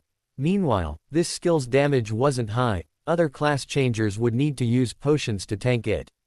However, Lu Sheng possessed the Azure Wave Sword, which allowed him to recover his status through its additional attributes. Sword Control Technique. Lu Sheng didn't hold back, wielding the Azure Wave Sword, piercing through the blazing black mist, and slashing at the Tree Spirit Corpse King's trunk. The trunk was incredibly hard, almost comparable to refined iron. But against the Azure Wave Sword, the ancient tree was clearly no match. A single strike left a deep sword wound. However, the Azure Wave Sword's healing effect on Lu Sheng didn't materialize. Lu Sheng felt no recovery whatsoever. This startled Lu Sheng, and he then used his sword to slash at the tree's roots. The result was the same. Even though the Azure Wave Sword severed several roots, no healing effect emerged from the sword. This meant that the previous two strikes hadn't caused any damage to the Tree Spirit Corpse King. After a moment's thought, Lu Sheng's gaze fell upon the Corpse King's body nestled at the tree roots. Could it be that after the Tree Spirit and the Corpse King merged and shared a single body, the combined entity was actually this Corpse King's body, rather than the ancient tree? Very likely. Lu Sheng once again flew his sword, this time targeting the Corpse King's body with the Azure Wave Sword. This time, the Tree Spirit Corpse King didn't ignore Lu Sheng's flying sword. Dozens of tree roots emerged, their varying thicknesses forming a vast net, attempting to knock down the Azure Wave Sword. The Azure Wave Sword weaved through the tree roots, finally being struck away by one, but fortunately, the sword still left a cut on the Tree Spirit Corpse King's body. Following this, a wisp of water vapor emerged from the Azure Wave Sword, flying onto Lu Sheng and making him feel fully restored. Indeed, this Tree Spirit Corpse King appeared large, but its actual body consisted only of the Corpse King's form within the tree roots. Only by attacking its main body can damage be inflicted. Otherwise, it's a waste of effort. Understanding this, Lu Sheng felt even more confident. He manipulated the Azure Wave Sword to whirl back in midair, continuing his attack on the Tree Spirit Corpse King. The Tree Spirit Corpse King roared repeatedly, using its roots as shields to block Lu Sheng's attacks while constantly pulling new roots from the ground to lash out at him. The Tree Spirit Corpse King had low agility, so its attack speed wasn't fast. Lu Sheng could easily handle it alone, as long as he was careful and dodged its attacks. Even if he couldn't dodge, he could activate Drunken Immortal Gazing at the Moon Step, granting him a 400% movement speed and a 99% evasion chance. In the blink of an eye, Lu Sheng moved like a dancer on a blade, having already unleashed over a dozen sword strikes on the Tree Spirit Corpse King. And without exception, Lu Sheng dodged every single attack from the Tree Spirit Corpse King. The Tree Spirit Corpse King gradually became more ferocious, no longer using this single method to attack Lu Sheng. The Tree Spirit Corpse King at the center of the tree roots raised its branches high, and then all the roots plunged into the ground, causing the earth to shake. The Tree Spirit Corpse King's unusual behavior clearly indicated it was about to unleash a skill. Lu Sheng dared not be careless. He ceased his attack, instead returning the Azure Wave Sword to his hand and activating the Drunken Immortal Gazing at the Moon Step to dodge any potential skill attacks. Crack! With a loud bang, Lu Sheng felt the ground beneath his feet suddenly rise. A tree root shot out from the ground, straight and sharp, determined to pierce Lu Sheng's body. The attack was extremely sudden. Fortunately, Lu Sheng immediately activated Drunken Immortal Gazing at the Moon Step, triggering a 99% evasion effect. In that instant, his true form became a blur, the sharp root grazing his clothes and piercing straight through his afterimage. It was painful to even watch. Lu Sheng didn't have time to congratulate himself on his good fortune. He immediately started running, because he knew that was the Tree Spirit Corpse King's skill, Grievous Ground Spike. Next, a continuous stream of tree roots would emerge from the ground, launching surprise attacks on him. Even though Drunken Immortal Gazing at the Moon Step could evade this type of attack, Lu Sheng wasn't willing to gamble on avoiding even a 1% chance. Because if he lost the gamble, he might be instantly killed. Chapter 40 Resentment Impact. Lu Sheng's body blurred into afterimages as he ran without stopping. Below his feet, tree roots shot out one after another, which Lu Sheng narrowly dodged. With the 400% movement speed bonus from the Drunken Immortal Gazing at the Moon Step, the Resentful Ground Spike attack was always a step too slow for Lu Sheng, unable to hit him. The Tree Spirit Corpse King seemed to realize this, finally abandoning the skill and pulling out all its roots once more. The dense root mass rose high, like countless raised venomous snake heads, all aimed at Lu Sheng. Lu Sheng sensed the danger and gripped his Kangland sword tightly. As a sword immortal, his sword was his greatest reliance. The tips of the roots emitted black resentment, then slashed down at Lu Sheng, giving him no room to escape. The tree spirit corpse king activated its skill, Dance of the Withered Tree. This is an area of effect attack skill with an extremely wide coverage area, impossible to dodge with the drunken immortal gazing at the moon step. As for relying on a 99% dodge rate, that's pure fantasy. With so many tree roots lashing out continuously, unless Lu Sheng is incredibly lucky, he'll definitely be hit several times in a single round of skill effects. Drunken immortal gazing at the moon step can't break Dance of the Withered Tree. However, Sword Tranquility can. Seeing the tree roots lashing down like hundreds of whips, Lu Sheng gently flicked his azure wave sword, its sword light blooming like a full moon. Instantly, the tree roots hurtling towards Lu Sheng were crushed by the sword light, unable to get even a mile away. Not only that, the tranquility effect also activated. A sword aura rippled outwards, any tree root struck by the tranquility sword aura shattered into pieces, exploding in midair. The tree spirit corpse king's Dance of the Withered Tree was easily neutralized by Lu Sheng. The tree spirit corpse king's roots were crushed by sword sweeping the waves but then began to grow back. Clearly, even destroying its roots wouldn't weaken the boss's combat power, it could quickly regenerate. However, this gave Lu Sheng time to attack. With his left hand behind his back, he used sword control technique to wield the azure wave sword with his right, unleashing several consecutive strikes on the tree spirit corpse king, causing it to roar repeatedly in fury. Even though the tree spirit corpse king possessed powerful attributes, a single blow to Lu Sheng could have been fatal. But Lu Sheng countered each move, using his skills to break through the tree spirit corpse king's attacks one by one, gaining the upper hand for a time. If you hadn't witnessed it with your own eyes, who would believe that a player below level 20 could suppress a level 30 abyss boss? Blood Infant Village entrance. The battle between Lu Sheng and the tree spirit corpse king was witnessed by Go Sheng and the others. Go Sheng was so excited he could barely stand. Brother Lu is so cool. See that? The tree spirit corpse king used so many skills, but it couldn't do anything to Brother Lu. Instead, Brother Lu was completely dominating him. I thought he'd be defeated soon and come running with us, but I didn't expect him to actually suppress the boss. At this rate, we can count on Brother Lu to carry us through this fortuitous realm.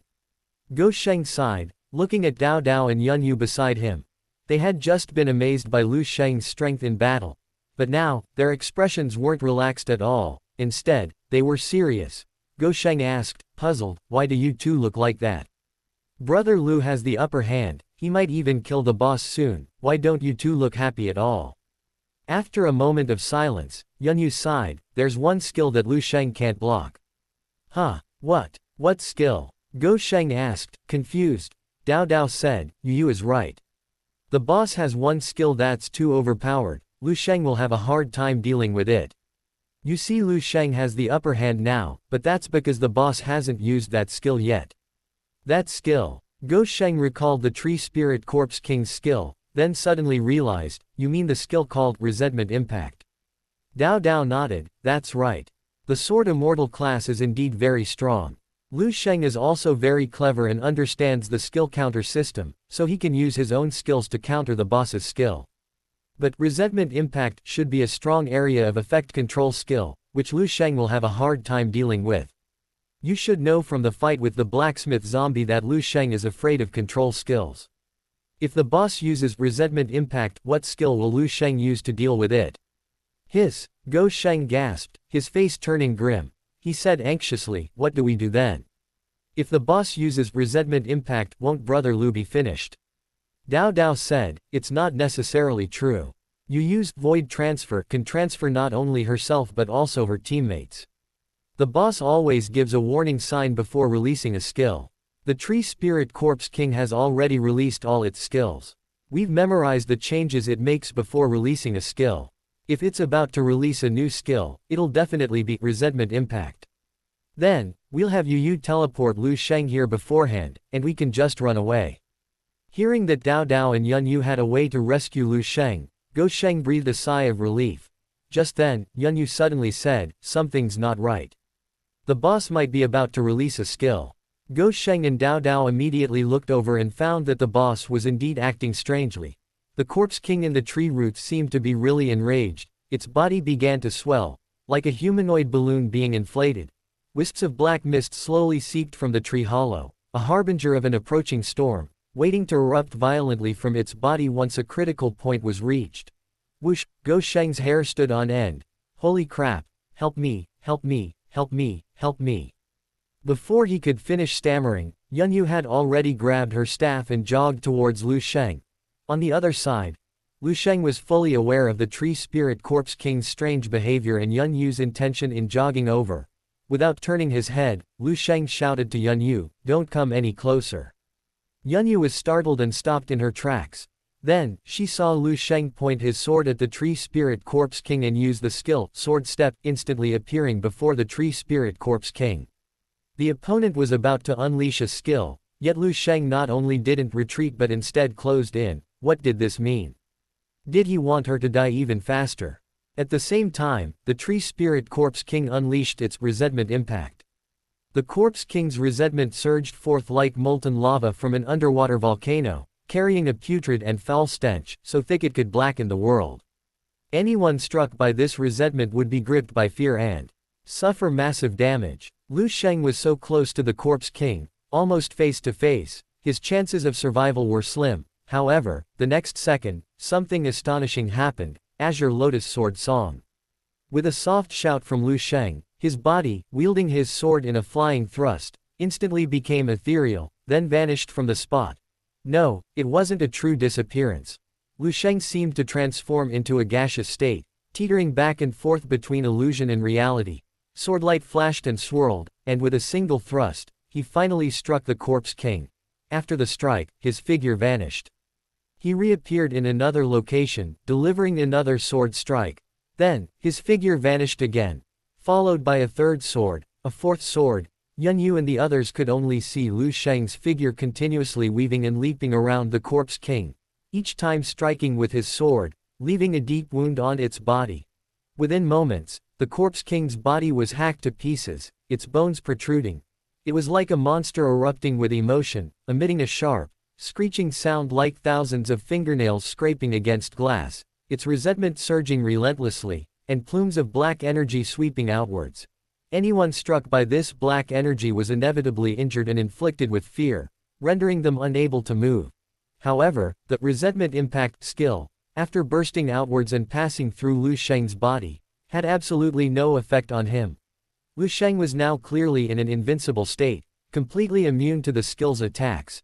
The resentment impact skill was very powerful, but its duration was short.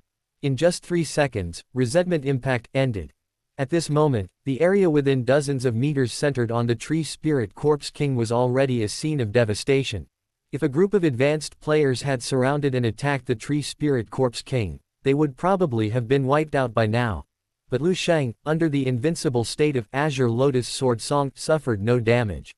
Even the 10 consecutive attacks of Azure Lotus Sword Song inflicted considerable damage on the tree spirit corpse king, causing it to wail in pain and rage.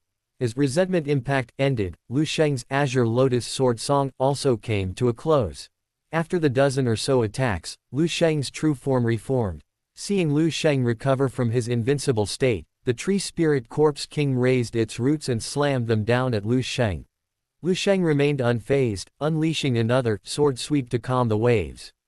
The roots were completely severed, not only resolving Lu Sheng's crisis but also inflicting further damage on the tree spirit corpse king. Then, Lu Sheng didn't waste the surprise attack effect of sword step weaving left and right, delivering 3 more surprise attacks, inflicting 3 instances of 300% skill damage on the tree spirit corpse king. The final effect of sword step returned Lu Sheng to his original position. At this point, he not only dodged the nearly unbeatable resentment impact skill, but also dealt massive damage to the tree spirit corpse king with 3 skills: Azure Lotus Sword Song, Sword Sweep, and Sword Step, significantly reducing the tree spirit corpse king's strength. This smooth combo completely stunned Yunyu and the others. They now realized how unnecessary it had been to worry about Lu Sheng's safety. Dao Dao breathed a sigh of relief, silently muttering 2 words, which, judging from her lip movements, seemed to be, awesome. Then, somewhat resentful, she muttered to herself, why didn't this guy say he had such powerful skills sooner? But seriously, the sword Immortal class is just too overpowered, isn't it? His Azure Lotus Sword Song provides such a long period of invincibility, and it looks so cool using it. Lu Sheng stood there, seemingly in a dream, for a while before nodding in agreement. Just now, when Lu Sheng used Azure Lotus Sword Song, those figures weaved through the Tree Spirit Corpse King's body, wielding their swords, showcasing the elegance and power of the Sword Immortal class to the fullest, completely stunning everyone. The existence of Azure Lotus Sword Song created a perfect loop of counterplay against the Tree Spirit Corpse King for Lu Sheng. No matter what skills the Tree Spirit Corpse King used, Lu Sheng had corresponding skills to counter them. Therefore, the outcome of this battle was no longer much of a surprise. Lu Sheng remained focused, ensuring he wouldn't make a mistake, fighting the Tree Spirit Corpse King, countering its moves, and constantly accumulating the sword mark passive. Finally, after nearly half an hour of fighting, Lu Sheng used the sword control technique to bring the Kanglan sword down from midair, detonating the passive effect of sword mark. Hundreds of layers of the sword mark passive effect exploded instantly, forming a massive phantom of the Kanglan sword, which struck the Tree Spirit Corpse King, shattering its body and instantly killing it. A massive ancient tree cracked, emitting a series of snapping sounds, whether from the trunk or bones breaking, as it separated from the Tree Spirit Corpse King. The Tree Spirit Corpse King itself exuded overwhelming resentment. It opened its gaping maw, as if trying to shout something, but no sound came out. It was like the closing of an old-fashioned silent film. In the end, the resentment dissipated, and the Tree Spirit Corpse King's corpse turned to ash, leaving only a blackened skeleton, shriveled and thin, like an unfortunate soul burned alive. 2 golden lights flashed across Lu Sheng's body, successfully leveling him up to level 20. In the distance, Dao Dao, Yun Yu, and Lu Sheng each flashed a golden light. Because Lu Sheng single-handedly defeated this boss, he received the majority of the experience, while the others only received a small portion. Therefore, Lu Sheng's level had caught up with Dao Dao and Yun Yu, both reaching level 20. Lu Sheng didn't waste this boss. Besides the experience, he also took out his soul collector to absorb the boss's soul. The result surprised him greatly. This boss had provided him with over 4,000 points, equivalent to 200 level 20 ferocious beasts. Now, his points should be firmly in first place, right? Just as Lu Sheng was thinking this, as the Tree Spirit Corpse King's corpse dissipated, the black mist in the secret realm gradually receded, and rays of sunlight pierced the darkness, scattering across the earth. Although the sunlight had returned, the desolate state of Blood Infant Village remained unchanged. Meanwhile, at the spot where the Tree Spirit Corpse King had died, 4 halos of light coalesced, the rewards for Lu Sheng and his companions' successful completion of the secret realm. Brother Lu, you're awesome. Lu Sheng excitedly rushed over, picking Lu Sheng up and tossing him around twice. Lu Sheng broke free, wiping the sweat from his brow. Don't push me so hard. Fighting this boss at such high intensity for so long has left me exhausted. Let me catch my breath. Oh, my bad, my bad. Lu Sheng grinned sheepishly, rummaging through his inventory for a stamina potion he'd found in a chest in the secret realm, and handed it to Lu Sheng. Brother Lu, have a sip, it'll give you 100 times the energy. Lu Sheng took the potion and downed it in one gulp, and sure enough, his stamina was rapidly recovering. At this moment, Dao Dao and Yun Yu quickly approached, asking how Lu Sheng was feeling. Lu Sheng waved his hand, saying he was fine, feeling great, just a little tired from concentrating for so long. However, he didn't want to rest, because the 4 items dropped by the boss were still nearby, waiting to be picked up. The quest panel for everyone indicated that the secret realm quest was complete, meaning the Tree Spirit Corpse King was the final boss. The rewards for such a deep abyss secret realm were unimaginable. This time, Lu Sheng's solo defeat of the Tree Spirit Corpse King was a testament to his strength, truly impressing Dao Dao and Yun Yu. It was obvious who the leader of the team was and who deserved to check the rewards. After resting for a moment, Lu Sheng stepped forward and began to examine the 4 rewards one by one. He obtained the first orb of light. After wiping away the light, Lu Sheng discovered it was a skill book. Void Summoning Skill Book Special Item Required Class. Void Mage Required Level 20 Description. After use, you can learn the skill Void Summoning. Void Summoning summons a void creature to aid you in battle. As expected of the secret realm of chance, it's indeed a great place to find hidden class items. The first item was tailor-made for Yun Yu, a hidden class user. Lu Sheng directly gave the skill book to Yun Yu, who accepted it and simply said thank you. Dao Dao, beaming, leaned closer to look. Now, you've finally gained something in the secret realm. Come on, quickly learn this skill and see how it is. Okay, Yun Yu replied. She had just reached level 20, enough to learn the skill. As the skill book transformed into a beam of light and entered Yun Yu's body, she raised her hand, and a summoning circle appeared beside her. Chirp chirp chirp, a sound like an insect emanated from the summoning circle, followed by a strange-looking ferocious beast emerging. It was an unknown insect, about the size of a dog, covered in a purplish-black hard shell, with 4 scorpion-like segments and a pair of pincer-like sharp teeth at the front of its body. It was obvious that being bitten by this thing would be excruciating. Lu Sheng, seeing Yun Yu summon such a bizarre beast, looked disgusted. The summoned beast was simply too ugly and too much like an insect.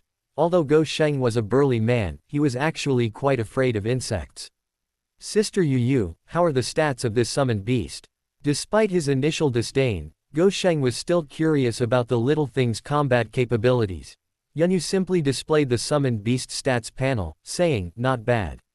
Everyone looked over. Void Worm Summoned Beast Level 20 Level matches Summoner's Attributes. None Strength, 71 Agility, 76 Spirit, 54 Stamina, 86 Skills. Void Armor Passive reduces damage taken by 25%. Hate's Bite active after attacking an enemy, forces them to attack the user for 3 seconds. This Void Worm's stats are indeed quite good, only slightly inferior to a level 20 Black Iron boss, making it perfectly usable as a frontline unit. Moreover, according to Yun Yu, this Void Worm is only a summoned creature summoned by the LV1 Void Summoning. Once this skill level increases, even more powerful void creatures can be summoned. Suddenly, the potential of the Void Mage class has increased significantly due to Void Summoning. Yun Yu happily sent the Void Worm back to the Void World, while Lu Sheng continued to examine the second reward. The second reward was a piece of equipment. It was a headdress woven from tree branches, adorned with a few delicate pink flowers. It evokes images of forest elves, who often wear small flower wreaths on their heads, exuding vitality.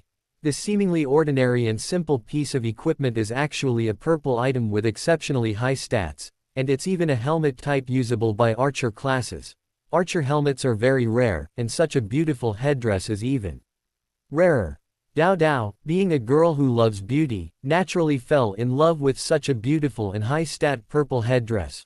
Lu Sheng didn't tease her. He generously gave Dao Dao the level 20 purple headdress and let her equip it. And indeed, this headdress suited Dao Dao's Elven Ranger class perfectly, as well as her lively and adorable personality. This time in the secret realm of chance, Dao Dao has acquired 2 pieces of purple equipment in succession, making her quite wealthy. Next, the third reward. If all goes well, the third reward will either go to Lu Sheng or Lu Sheng. As Lu Sheng brushed away the light emanating from the reward, an ancient book covered in rock-like patterns appeared. Although it was a book, it was clearly different from a skill book. After carefully examining its attribute panel, Lu Sheng was immediately astonished.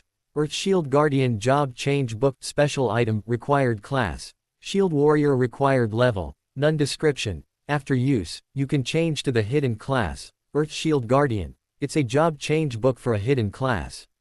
This is a rare item. It can allow a former class to re-enter a hidden class. It's practically a key to changing one's destiny.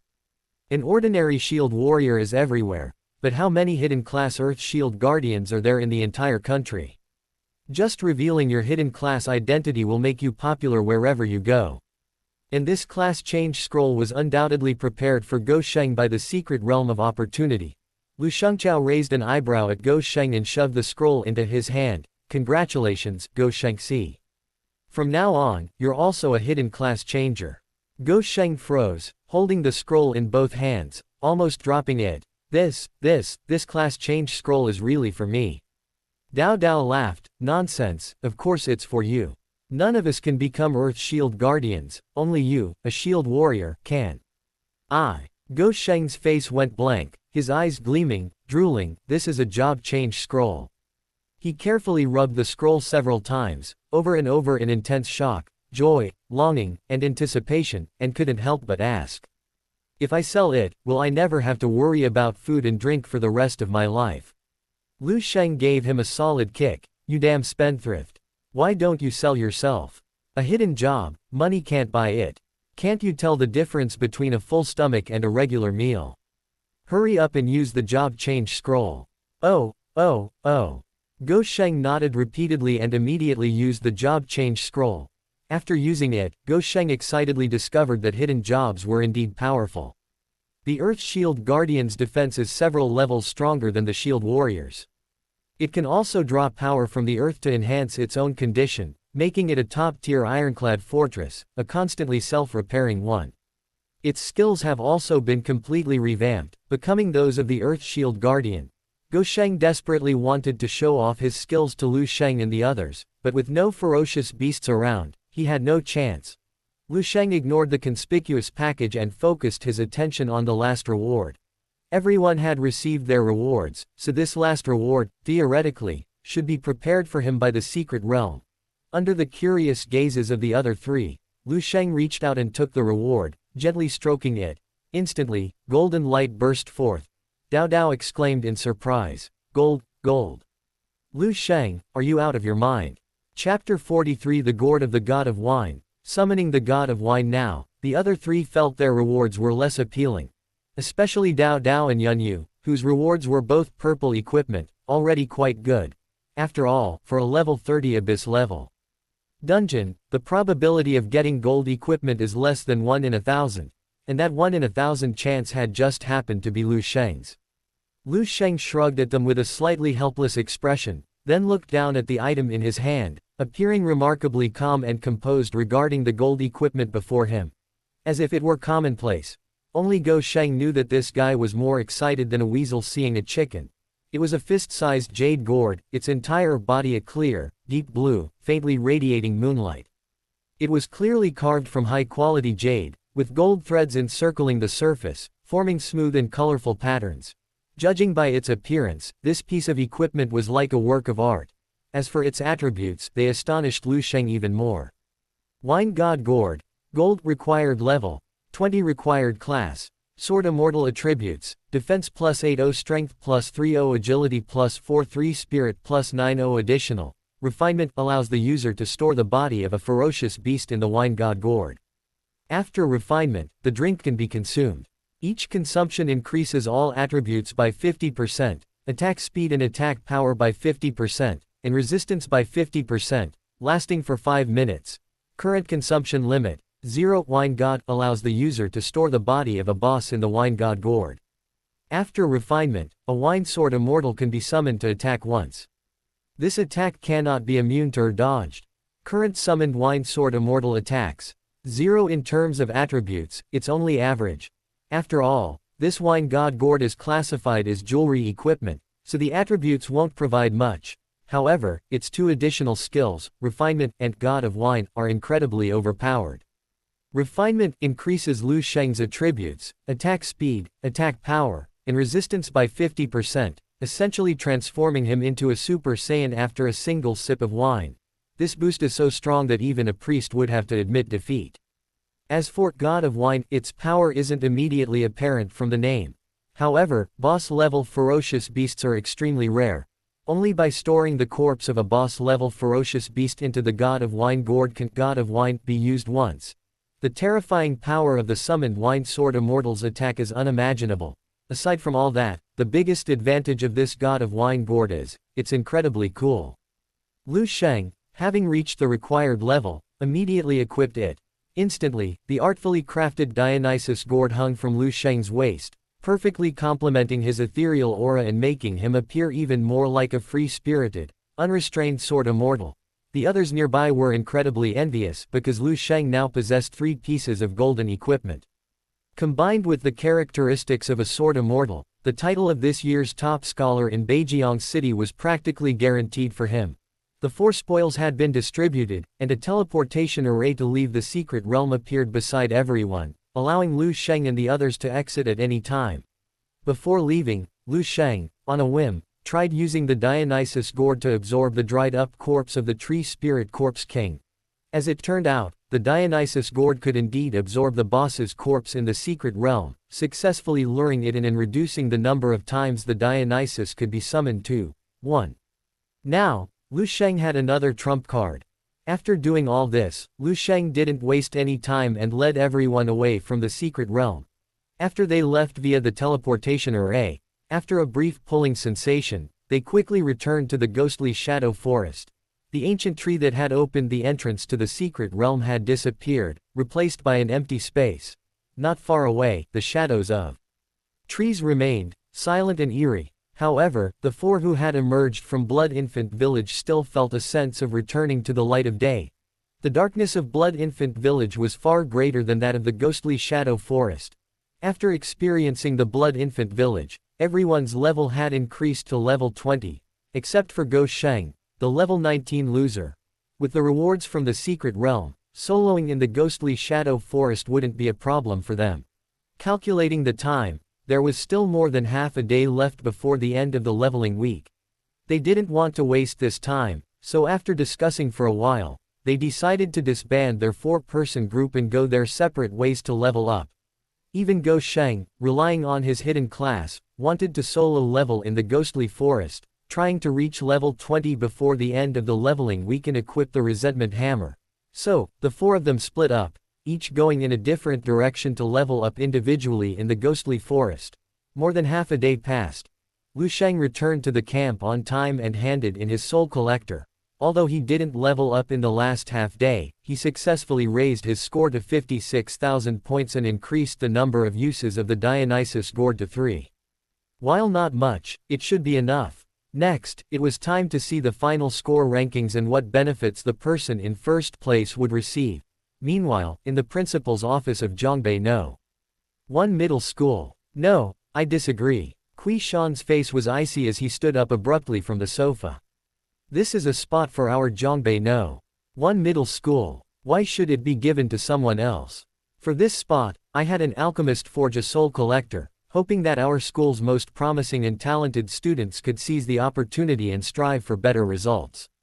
And now, just as things were about to be resolved, someone from another school has come to snatch it away. What's going on? Across from him, behind a desk sat a thin, small old man with completely white hair and beard. This man was none other than the principal of No. 1 Middle School, Qiu He. He was merely a profession-based student, and his level was only 32. He was appointed principal not through merit, but through appointment by the city's education authorities.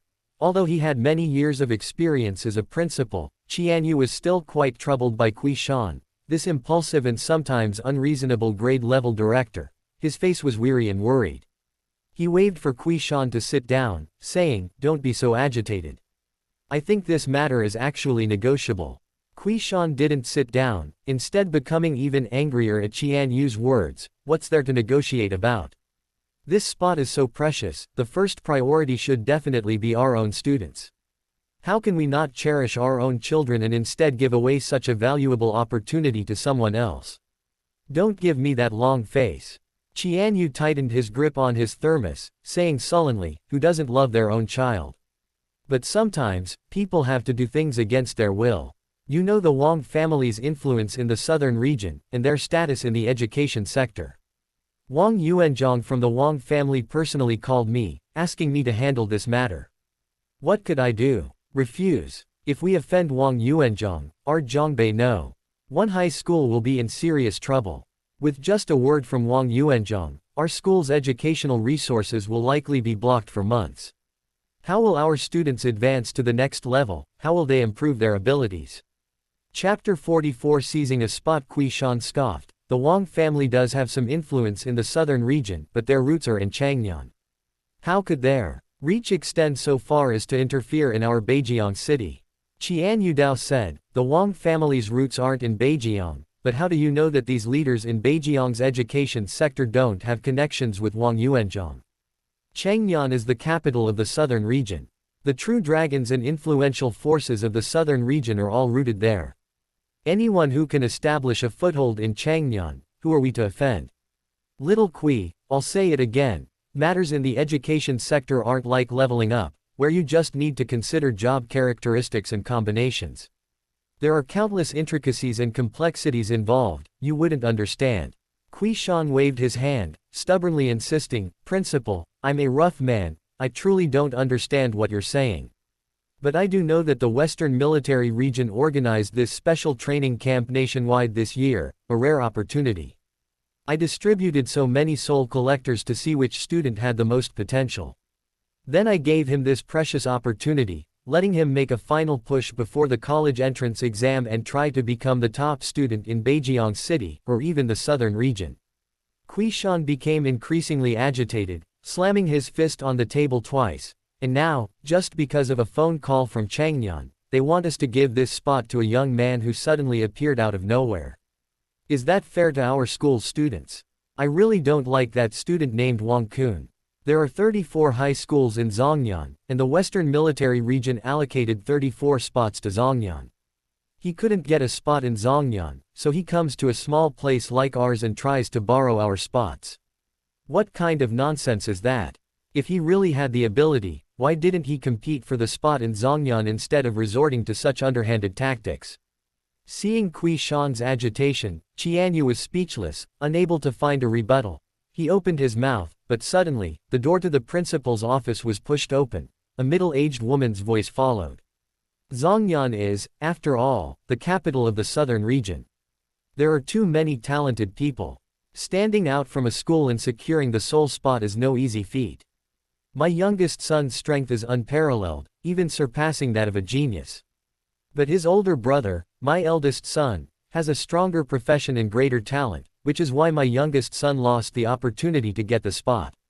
Kui Shan looked towards the doorway and saw a voluptuous young woman in a tight-fitting cheongsam, adorned with jewels, walking gracefully in. Behind her stood a tall, imposing young man in light armor, appearing to be around 17 or 18 years old. The young man's gait was unassuming, even somewhat understated. However, Kui Shan could still discern an air of arrogance emanating from him, his brows revealing an undisguised disdain for everyone. Minister Lu. Qianyu immediately stood up upon seeing the two, his smile stretching out his wrinkles. I had long heard that Minister Lu would personally escort your son from Changnan, but I didn't expect him to arrive today. I haven't had a chance to properly entertain him, please forgive my lack of hospitality. Come, Minister Lu, please have a seat. Qianyu rose from his seat and personally led the beautiful woman to her seat. As Qianyu passed Kui Shan, he nudged him with his elbow and whispered, Lu Meixin from the Central South Education Bureau is Wang Zongyuan's wife. Turn off that stinky face of yours. Offending them won't do you any good. Upon hearing this, Kui Shan's sullen face only widened, practically screaming, I'm not afraid of power. Qianyu, helpless, could only tell Kui Shan to sit far away, as far away from Lu Meixin as possible. Lu Meixin sat down gracefully, gesturing for the boy with her to also sit down. After sitting down, Lu Meixin finally spoke, there's nothing much to offer. I came to Beijiang City in person simply to bring Shaokan here and help him with some paperwork. There's no need to trouble yourself with such hospitality. I should thank Principal Qian for being willing to help us with the transfer procedures. He, not at all. Qianyu smiled obsequiously, which only made Kui Shan, standing to the side, even more annoyed. With such a dark face right there, it was hard not to notice. Lu Meixin didn't ignore Kui Shan. Instead, she smiled and asked, this must be Kui Shan, the head of your school's senior year. I specifically looked at Director Kui's resume before coming here. A level 54 heavy knight, quite capable. It's just that his experience in the industry isn't quite there yet. Otherwise, being transferred to Central South University would be no problem at all. Upon hearing this, Qianyu's expression brightened. Our school's Director Kui is not only very capable, but also has very rich management experience. Under his leadership, many promising students have emerged from our senior year. If Minister Lu could keep an eye on him and promote him later, it would definitely add another talent to the education department. Little Kui, don't you think? As she spoke, Qianyu winked at Kui Shan, signaling him to say a few good words, as it concerned his future. Qianyu meant well, and Qiu Shan understood. However, he just couldn't stand Qianyu's snobbish, businessman-like manner. Therefore, he completely ignored Qianyu's hints and made no response. Seeing the awkward atmosphere between the two, Lu Meixen didn't point it out, chuckling lightly. Promotion is out of the question. If that day ever comes, it will be due to Director Qi's own abilities. However, when I came here earlier, I overheard Director Qiu seem somewhat dissatisfied with my son Xiaokan transferring to your school. Director Qiu, what is it that you're dissatisfied with? Why don't you just say it? Ignoring Qianyu's frantic winks, Qiu Shan slapped his thigh and said, "All right, I'll be frank. Having your child transfer to our Zhongbei No. 1 middle school is no problem, we welcome him very much. But if your child is coming for a spot in the Western Military Region's special training camp, then I won't agree. That spot is reserved for the students of Beijiang No. 1 middle school. It's impossible for your child to just come and snatch it away. The educational resources in Zhongyan are already far more abundant than those of children in our small towns. It's not fair that you people from Zhongyan want to compete for a fair opportunity." At this moment, Wang Kun, who had been silent until now, chuckled and chimed in, "What's wrong with that? Resources should be given to those with better aptitude for job advancement. Giving the training camp spots to students from Beijiang No. 1 middle school is a waste. Excuse my bluntness, but how many decent job advancements can Beijiang produce? If you ask me, if it's truly fair, the spots from smaller places like Beijiang City and Heling City should be given to our students from Central South University." Qiu Shan took a deep breath, focusing his energy to calm his blood pressure, which had soared to 180, and used all his composure to force out a single sentence, "Bullshit." Chapter 45 arranges a makeup exam. Hey. Qianyu jumped up as if electrocuted, wanting to quickly say something to salvage the situation. But after racking his brains for a while, he couldn't think of anything to say. The atmosphere became awkward for a moment. After a brief, awkward silence, Lu Meixen calmly spoke up. Feigning a scolding, "Xiao Kun, don't interrupt adults." Wang Kun curled his lip, completely ignoring this mild reprimand. In previous years' college entrance exams, Chengyan University students accounted for at least 70% of the top 100 students in the southern region. As for the top 10, they were almost always dominated by Chengyan students.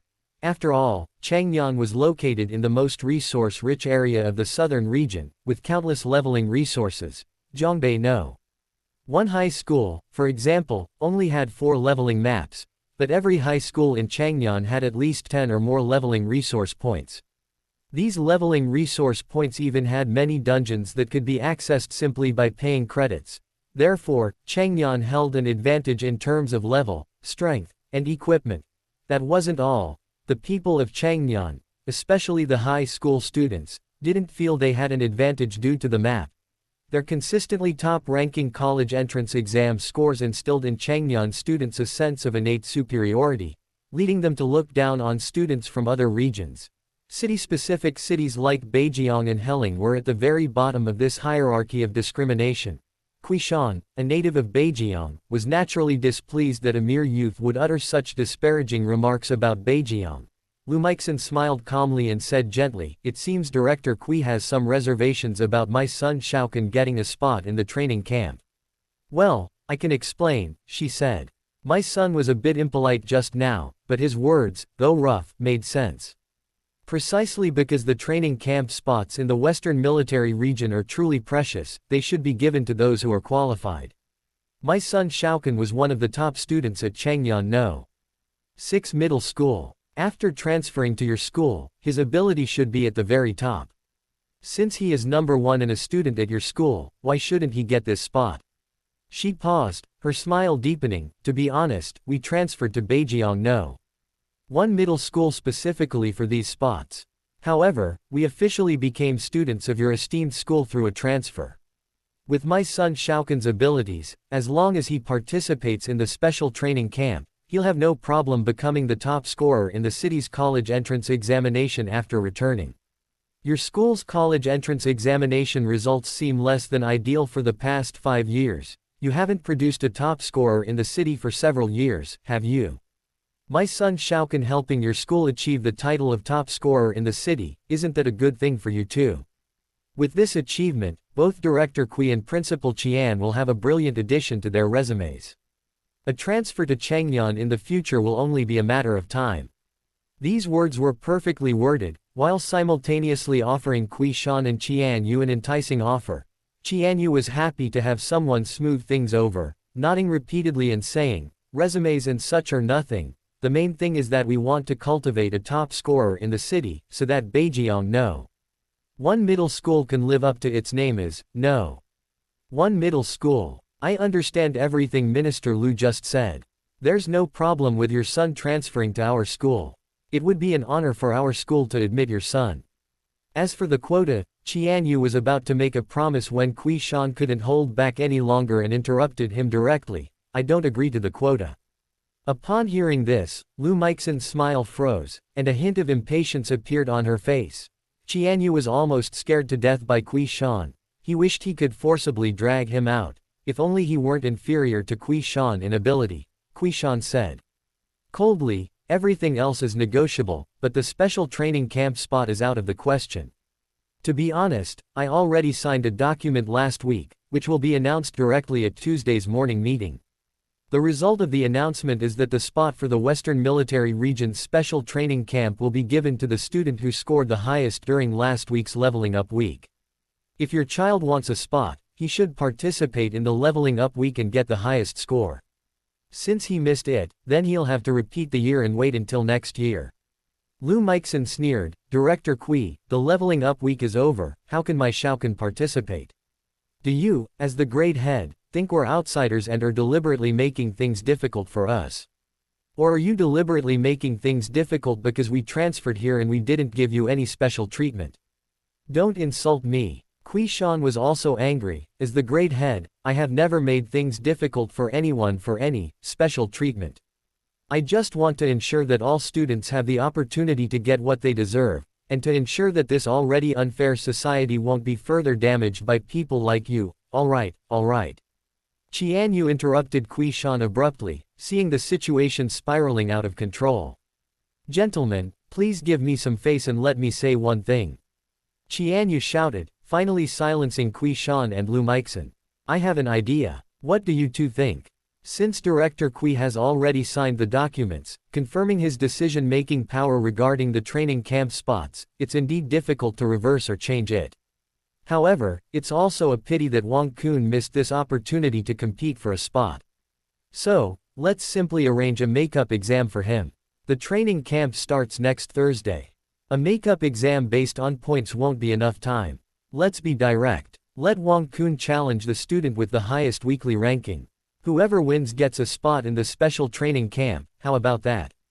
Lu Meixin's expression softened upon hearing this, and she nodded, saying, that's a good idea, I agree.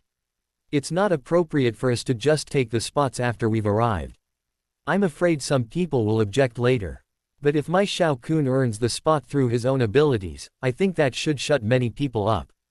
As she spoke, Lu Meixin looked at Qiu Shan meaningfully and said, Director Qiu, what do you think?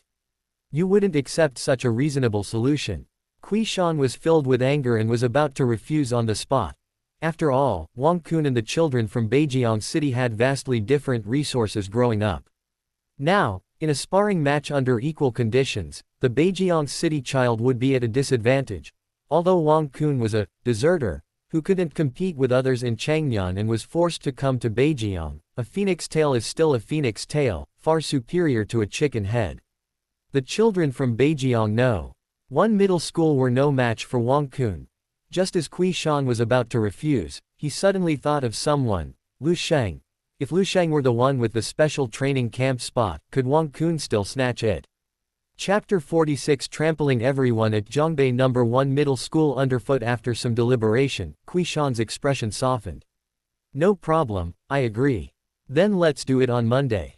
I'll have the teachers tally the points over the weekend to confirm who has the highest score. On Monday afternoon, we'll arrange a makeup exam, where that student will accept your challenge. The winner will receive a spot in the training camp. The allocation of the training camp spot will also be announced publicly at the Tuesday morning assembly. Lu Meixin was satisfied, a polite smile on her face. Okay, in that case, it's a deal. With that, Lu Meixin stood up, unwilling to say anything more to Qiu He, fearing he might change his mind. Well then, Principal Qian, you and Director Qiu can continue with your work. I'll take Xiaoqun to finish the remaining procedures. Tonight, I'll invite you to dinner at the Beijiang Crystal Restaurant to thank you for taking my Xiaoqun in. Please do me the honor of joining us. Qian Yu breathed a sigh of relief, relieved that the matter was resolved, and said with a forced smile, of course, of course. Goodbye, Minister Lu. Lu Meixin left the principal's office with Wang Kun. Walking down the corridor, Lu Meixin didn't turn back, and said calmly, that Qiu fellow is really stubborn, not at all like Qian Yu in terms of tact. No wonder he's so high-ranking, yet he can only be a grade director in a small place like Beijiang No. 1 middle school. By the way, son, this opportunity to get a spot is rare, you must seize it. Whether you can go to the special training camp with your brother depends on the makeup exam in 2 days. Don't let him down. Wang Kun's tone was relaxed, even tinged with disdain. Mom, you're overthinking it. Beijiang City is such a small, poor, and run-down place, what kind of experts could it possibly have? Back then, Beijiang No. 2 high school brought 10 of their strongest students to our school for an exchange program. We just randomly picked a few students with above-average abilities, and we swept them all. Although I'm not as good as my brother, I was still in a league of my own at my old school. In the entire Beijiang City, I definitely have no rivals, let alone the small Beijiang No. 1 high school. Unless other students from Chengyan transfer over, I'll definitely be the top scorer in Beijiang City this year. Lu Meixin, thinking of her son's excellence, indeed had nothing to worry about. However, she had gone to great lengths to send Wang Kun to Beijiang City. If he didn't get a spot in the end, it would be a huge loss. So she still gave Wang Kun a nudge, saying, Mom knows you have good talent and strong professional skills. But don't underestimate the students from Beijiang City. There are definitely many hidden professionals among them with all sorts of strange and wonderful characteristics. If you're careless, you could really lose. This time, getting a spot in the training camp is a do-or-die situation. I know, Mom, don't worry, Wang Kun replied casually, already getting impatient. He thought to himself, these students from little Beijiang City, they can't possibly make me fail, can they? Oh well, Mom always thinks my brother is perfect, she has no idea how strong I really am. I might as well turn back and first trample all the famous experts at Beijiang No. 1 high school, showing her how I can crush all the students until they can't even lift their heads. The weekend passed quickly. During these 2 days, Lu Sheng didn't rest much, instead venturing alone into the wilderness. His reasons were twofold. First, to level up and prepare for the college entrance exam, and second, to kill more ferocious beasts and collect them into the wine god gourd, refining them into a power-enhancing beverage. Lu Sheng's progress during this time was quite good, he was just 1 step away from reaching level 21. Meanwhile, he had already filled more than half a gourd with the nectar refined in the wine god gourd, enough for 6 uses. Lu Sheng had drunk it once to test the power of the wine god gourd's additional skill. The beverage refined in the gourd was incredibly delicious, smooth and sweet on the palate, with a rich aroma, far surpassing any wine Lu Sheng had ever tasted in his past and present lives. After drinking it, his various attributes skyrocketed, even more satisfying than having a priest buff him.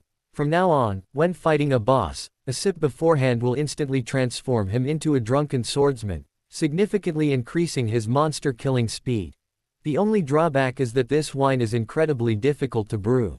Even after killing so many ferocious beasts and collecting so many of their flesh over 2 days, Lu Sheng had only managed to refine enough for 4 rounds.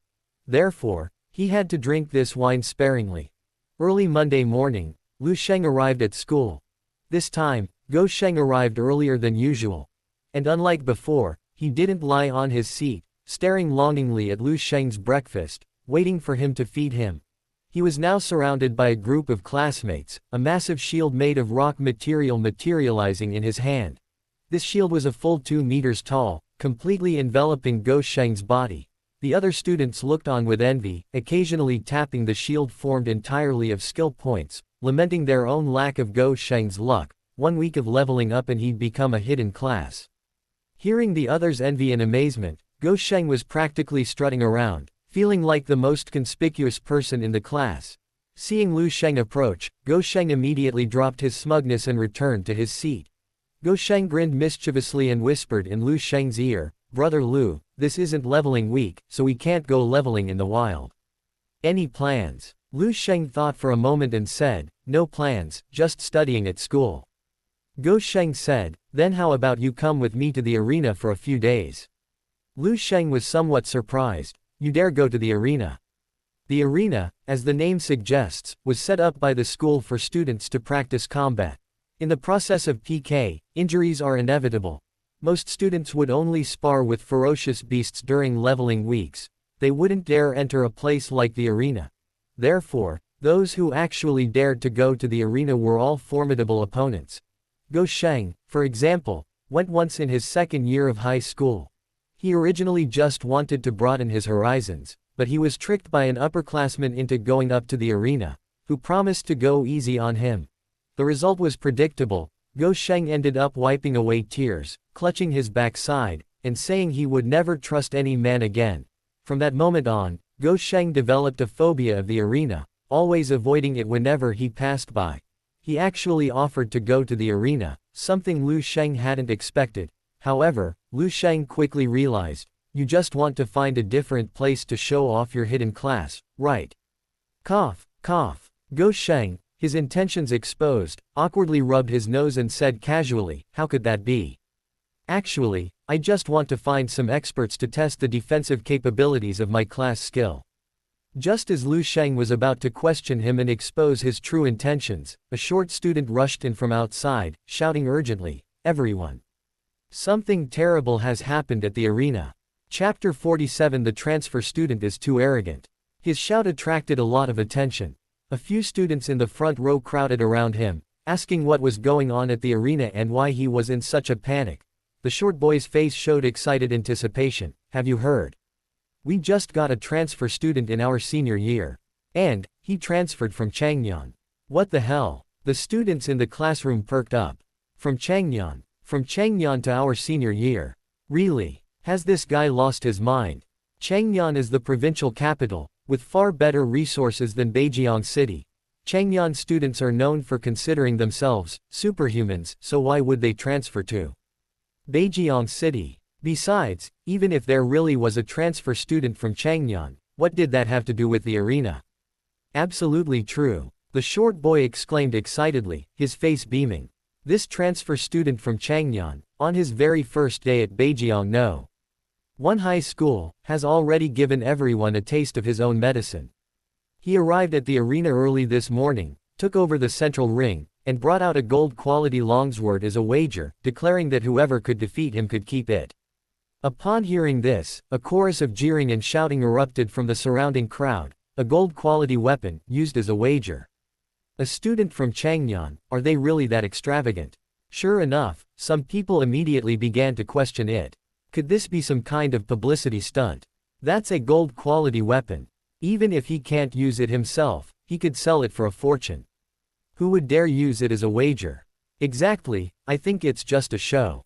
I really don't believe he'd actually give the weapon to the other person if he lost. The short guy said, "I don't know if it's true or not, but that's what people are saying." And quite a few people actually coveted that weapon and went up to spar with him. As a result, no one could withstand 2 of his skills, they were all swept aside. Even Yao Yuankui, ranked 5th on the power ranking, and Guo Xing'an, ranked 7th, these seasoned arena masters, were no exception. Half of the top 10 on our school's power ranking have probably tried to fight this transfer student, and they all lost, and lost badly. Hiss. A collective gasp filled the air. Everyone knew that the students of Chang'an were on average 2 levels stronger than those in Beijiang City. But as students from Beijiang City, they still felt that their school's top students weren't necessarily much weaker than Chang'an's. However, the fight revealed that the 2 sides were simply not on the same level. Was Chang'an's educational resource really that terrifying, producing students so much stronger than Beijiang's? Just as a shadow fell over everyone's hearts, a single sentence from the short student instantly reignited their excitement. That transfer student was incredibly arrogant. After defeating Yao Yuankui, seeing that no one dared to challenge him, he directly said, "Does Zhongbei know? One high school not even have a single decent transfer student." The short student mimicked his voice sarcastically. Zhongbei City really is just a poor, remote place, far inferior to Chang'an. No wonder Chang'an's college entrance exam results are miles ahead of Beijiang's every year. After these words, everyone erupted in anger. Holy crap, this kid is fucking arrogant. What's so arrogant about him? Everyone knows Chang'an has excellent educational resources. He's only become so strong because of those resources, and he's acting all high and mighty. Excuse my bluntness, but with Chang'an's resources, even a pig could become a boss. With so many experts in our school, isn't anyone going to teach this Chang'an pig a lesson? He's like a toad stuck with chicken feathers, thinking he's some kind of bird. Yeah, where are Yunyu and Dao Dao, who's ranked high on the combat power list? Why didn't they come out and teach him a lesson? The short guy's face immediately turned bitter. How could they not come out? When I arrived, Dao Dao had just finished beating him, and she lost too. I heard someone has already gone to find Yunyu. Our school's #1 fighter is about to fight that transfer student. So I came here to take you to the arena to cheer for Yunyu. Yunyu is the last remaining star of Zhongbei No. One high school, even Zhongbei's pride. If Yunyu loses, then Zhongbei No. One high school will be trampled underfoot by a transfer student, and we'll lose all face. Everyone present excitedly shouted, immediately responding to the call to go cheer for Yunyu. In an instant, more than half of the 50 or 60 students in the class had left. Many students also flocked out of the classrooms outside, heading towards the arena, all seemingly to cheer for Yunyu. The conversation naturally reached the ears of Lu Sheng and Go Sheng. Go Sheng stared at Lu Sheng in surprise. "Brother Lu, did you hear that? Sister Tower got thrashed by a transfer student." "Nonsense, I'm not deaf," Lu Sheng scoffed. "Where did this transfer student come from? She seems to have some skills." Dao Dao obtained 2 purple grade pieces of equipment from Blood Infant Village, significantly increasing her level and strength compared to a week ago. Theoretically, with her strength, she should definitely rank among the top 5 of her peers in the entire Zhongbei city. If someone as strong as Dao Dao lost, then Yunyu probably wouldn't stand a chance against her either. Even in Chang'an, this person would be a top-tier student, right? As Lu Sheng was thinking this, Go Sheng said, "Brother Lu, almost everyone in the class has left. Why don't we go check it out? If that transfer student is really that arrogant, even Yunyu isn't his match, wouldn't you have to step in and suppress him? We can't let the people of Chang'an really think that Beijiang has no experts." Lu Sheng laughed. "We definitely can't let Zhongbei lose face. Yunyu lost, so be it. It doesn't matter, I'll handle it. Brother Lu is awesome." Go Sheng seized the opportunity to flatter Lu Sheng, making no attempt to hide his love of watching the drama unfold, and cleared a path for Lu Sheng to the arena. Meanwhile, in the grade head's office, Principal Qian Yu, Lu Meixin, and Qi Shan were all there. In Qi Shan's hand was a report recording the rankings of all students' points during the last leveling week. Lu Meixin sat on the sofa in the guest area, exuding an air of superiority. She smiled and asked, "Director Qi, the results for which student from your esteemed school won the training camp spot should be known by now, right? Without further ado, let's quickly arrange my son Xiaoqin's makeup exam. My son Xiaoqin was waiting at your school's arena this morning, eager to see what kind of opponent your school would assign him. He's out." Qi Shan's previous anger had vanished, replaced by remarkable composure. Indeed, his composure was excessive. He seemed confident that Wang Kun wouldn't snatch the Zhongbei No. One middle school's special training camp spot. He's a student from Class 1, Lu Sheng. His profession is swordsman. Ah, even with her excellent manners, Lu Meixin couldn't help but chuckle. Swordsman. Chapter 48 Reward, Dual Wielding. Does this mean I'm going to become a dual wielder? Is Zhongbei No. One high school really unable to find any decent students? A most common combat-type class actually managed to get the only training camp spot at Zhongbei No. One high school. In any high school in Chang'an, the top 10 would be dominated by hidden classes. It seems Zhongbei No. One high school can't even find a few powerful hidden classes. This spot, without a doubt, will go to Xiao Kun. Lu Meixin politely withdrew her smile and said nothing more. Since you know who it is, please ask the teacher to send him to the arena. My Shaokan will be waiting for him there to challenge for the special training camp spot he holds. The three of us will go to the arena now to prepare for the makeup exam. Principal Qian, you have no objections, right? Qian Yu replied with a forced smile, of course not. Then shall we move to the arena now? As she spoke, Qian Yu said to Kui Shan, Director Kui, you should come along later too. Such an important occasion, you should be present as a witness. Lu Meixin said, yes, Director Kui seems to have some issues with my Shaokan. I think that after seeing my Shaokan's strength, he should know who Zhongbei know. One middle school should send to the special training camp. I think so too. Kui Shan glanced at her, smiled coldly, and put down the list in his hand. What no one knew was that Lu Sheng, ranked first, had over 56,000 points. Dao Dao, ranked second, only scored a little over 8,000 points. That's a sevenfold difference. Adding to this, Lu Sheng's performance in the death trial convinced Kui Shan that Wang Kun wanted to snatch the spot from Lu Sheng. Hey, dream on. Inside the arena, Lu Sheng and Go Sheng were dumbfounded when they entered. Normally, there were only about 100 people sparring on the 9 arenas. But now, the huge arena was packed with nearly 2,000 people. Not only the senior students, but also the junior and freshmen knew that Wang Kun had set up an arena here to challenge the entire Zhongbei No. One high school. Many younger students rushed over to cheer for their school, wanting to see this arrogant transfer student get thoroughly humiliated and bring glory to Zhongbei No. One high school in Zhongbei City. The arena Wang Kun had set up was likely the one in the very center of the 9 arenas. At this moment, the area around the arena was packed with people. Those who arrived late had no way to get to the front. On the arena, fights were already underway, but the distance was too great for Lu Sheng to discern who had the upper hand. Seeing this, Go Sheng opened his palm, and instantly a massive shield materialized before him. Brother Lu, you stay behind me, I'll force my way through. Go Sheng patted his chest confidently. Lu Sheng glared at him, force our way through. Aren't you afraid people will curse you later? Go Sheng scratched his head. Then what do we do? There are so many people in front, we can't get through without forcing our way through. Lu Sheng calmly said, put away this coffin lid and just follow me. Go Sheng obediently put away the stone shield, wanting to see how Lu Sheng would manage to reach the edge of the arena. Lu Sheng patted the shoulder of a female junior in front of him. She turned around, gasped, covered her mouth, and her eyes sparkled. Junior, Lu Sheng smiled at her, I'd like to go see something ahead, could you let me pass?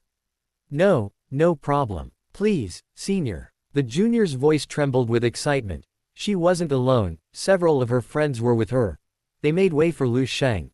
Go Sheng followed behind Lu Sheng and even overheard the juniors whispering among themselves. That senior was so handsome, yeah, how can he be so handsome?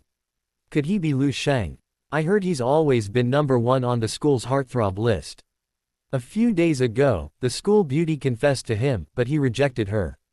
He's so handsome, I feel like even the school beauty isn't good enough for him.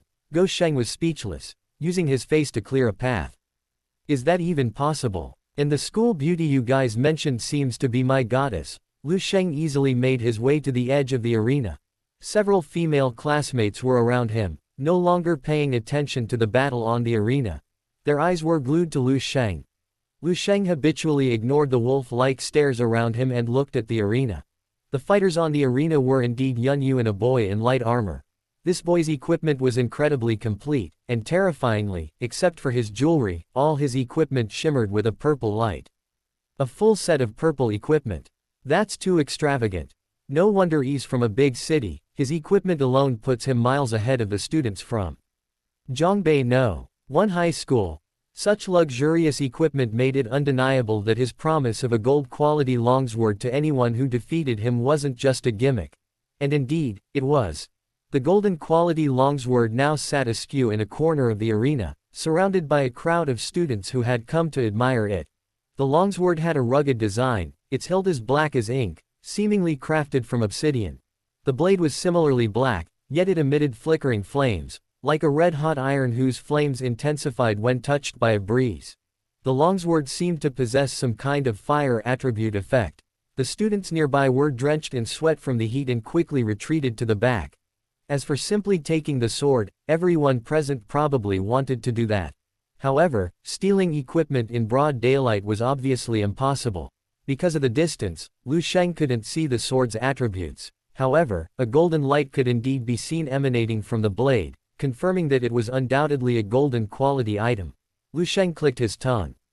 He already had the Kandlan sword, but he didn't mind having another golden weapon. Swords can't be equipped two at the same time, but I can always switch between them, right? After fantasizing about this golden weapon for a while, Lu Sheng reluctantly turned his attention to the arena. With just one glance, he could tell the battle was nearing its end. At this moment, Yunyu was already at a significant disadvantage. Above Yunyu's head, a spatial rift had opened, unleashing a barrage of energy projectiles at Wang Kun. However, Wang Kun swung a simple, ancient-looking golden greatsword, and a wall of sand and dust formed before him, blocking all of Yunyu's attacks. Only after Yunyu finished unleashing her power did the spatial rift close completely. Then, Wang Kun calmly and deliberately attacked, slashing down from above. The wall of sand and dust rose with his movement, coalescing into a greatsword about 10 meters long, its tip gleaming brightly, unstoppable, hurtling straight towards Yunyu. Chapter 49 Reward, Dual Wielding. Does this mean I'm going to use dual swords? Part 2. In a mere half-second, Yunyu brandished her staff, opening a short spatial rift beneath her feet. Several tentacles emerged from the rift, wrapping around Yunyu and instantly pulling her into the rift. In the blink of an eye, she was transported 20 meters away to open ground, dodging Wang Kun's attack. But Wang Kun's attack wasn't limited to this. He had anticipated that Yunyu would use void transfer to evade the attack. As he swung his sword, a small, inconspicuous wisp of sand had already gathered in his palm. The instant Yunyu was teleported out of the spatial rift, he hurled the sandstorm. The sandstorm grew rapidly with the wind, transforming into a sandstorm whirlwind about 2 meters high and 1 meter in diameter by the time it struck Yunyu, completely engulfing her. For a moment, the sandstorm whirlwind raged around Yunyu, immobilizing her. Yunyu was immobilized, unable to unleash any skills. The rough sand scraped against her skin, forcing her to shield her face with her arms, unable even to open her eyes. It's over. Wang Kun's lips curled into a smile, and he swung his sword horizontally again. A great sword formed from sand and dust appeared out of thin air, striking the immobilized Yunyu. Yunyu groaned, struck by the blow, and flew horizontally off the arena. Instantly, everyone present let out sounds of regret and resentment. They had thought that Yunyu, ranked first on the combat power list, could redeem Beijiang No. 1 middle school by defeating this transfer student. Unexpectedly, even Yunyu had been defeated. Now, Beijiang No. 1 middle school had been completely trampled by a newly arrived transfer student, and would never be able to hold their heads high again. Yunyu's body flew horizontally, coincidentally landing right where Lu Sheng was. Lu Sheng reacted swiftly, using the drunken immortal gazing at the moon step to pull away a blur of motion, leaping up to catch Yunyu around the waist and gently placing her on the ground, preventing her from looking too disheveled after being knocked off the stage. Yunyu, surprised to find someone had helped her, turned around and saw it was Lu Sheng. Her expression became slightly flustered. Lu Sheng. Lu Sheng nodded, acknowledging her. I heard the arena is quite lively today, so I came to check it out. Yunyu didn't speak again, perhaps thinking about how Lu Sheng had witnessed her crushing defeat, or perhaps unsure of what to say. After a moment, she gave a soft, "Oh." Just as Lu Sheng was about to offer her some words of comfort, Dao Dao hurriedly pushed through the crowd and rushed over. Yu, are you alright? That thing attacked so viciously. Should I use a skill to heal you? Hey, handsome guy, you're here too. Dao Dao was overjoyed to see Lu Sheng. Lu Sheng said, yes, I just arrived. Yunyu should be alright, just a superficial injury, don't worry. That's good. Dao Dao came to Yunyu's side, checked her over, and then relaxed. Now that you're here too, you should know what's going on here, right? HMPH, the gold quality weapon isn't important, the main thing is that we at Beijiang know. 1 middle school can't just swallow this insult. Look at him. Dao Dao gritted her teeth angrily, the words squeezed out from between them, that smug, arrogant, disdainful, and self-righteous look on his face. Don't you have any thoughts about him? Dao Dao glared intently at Lu Sheng and Go Sheng. Go Sheng stared at her blankly for a moment, then gave her a thumbs up. Sister Dao, you know so many idioms. Is that the point? Dao Dao roared, what I mean is. If a transfer student comes and tramples all of us underfoot, won't we, the students of Beijiang know? One middle school, become a laughingstock. Seeing Dao Dao's righteous indignation, Lu Sheng guessed that this transfer student must be quite arrogant, otherwise this girl wouldn't be so furious. As if to confirm Lu Sheng's suspicions, Wang Kun on the stage slammed his golden heavy sword to the ground, without batting an eye, as if defeating so many top students from no one middle school was an easy task. So this is the strongest expert from Beijiang no one high school. Wang Kun grinned, a standard crooked smile on his face. Nothing special. Looks like I was right. Beijiang really is a small place. The average strength of its job changers is far inferior to Changyan's. Our Changyan students coming to a small place is truly a case of dimensional reduction. I don't think anyone can take this gold quality equipment. Fine, consider it an eye-opener for you all. After all, many of you haven't seen gold quality equipment before, have you? Lu Sheng hadn't seen someone so arrogant in a long time, someone so utterly brainless. Openly mocking Beijiang as a small place, his words overflowing with the superiority of being from Changyan. Had this kid never been beaten before? No wonder Lu Sheng overheard many whispers when he squeezed in, planning to prepare a few sacks that night to let Wang Kun experience the enthusiasm of the Beijiang people.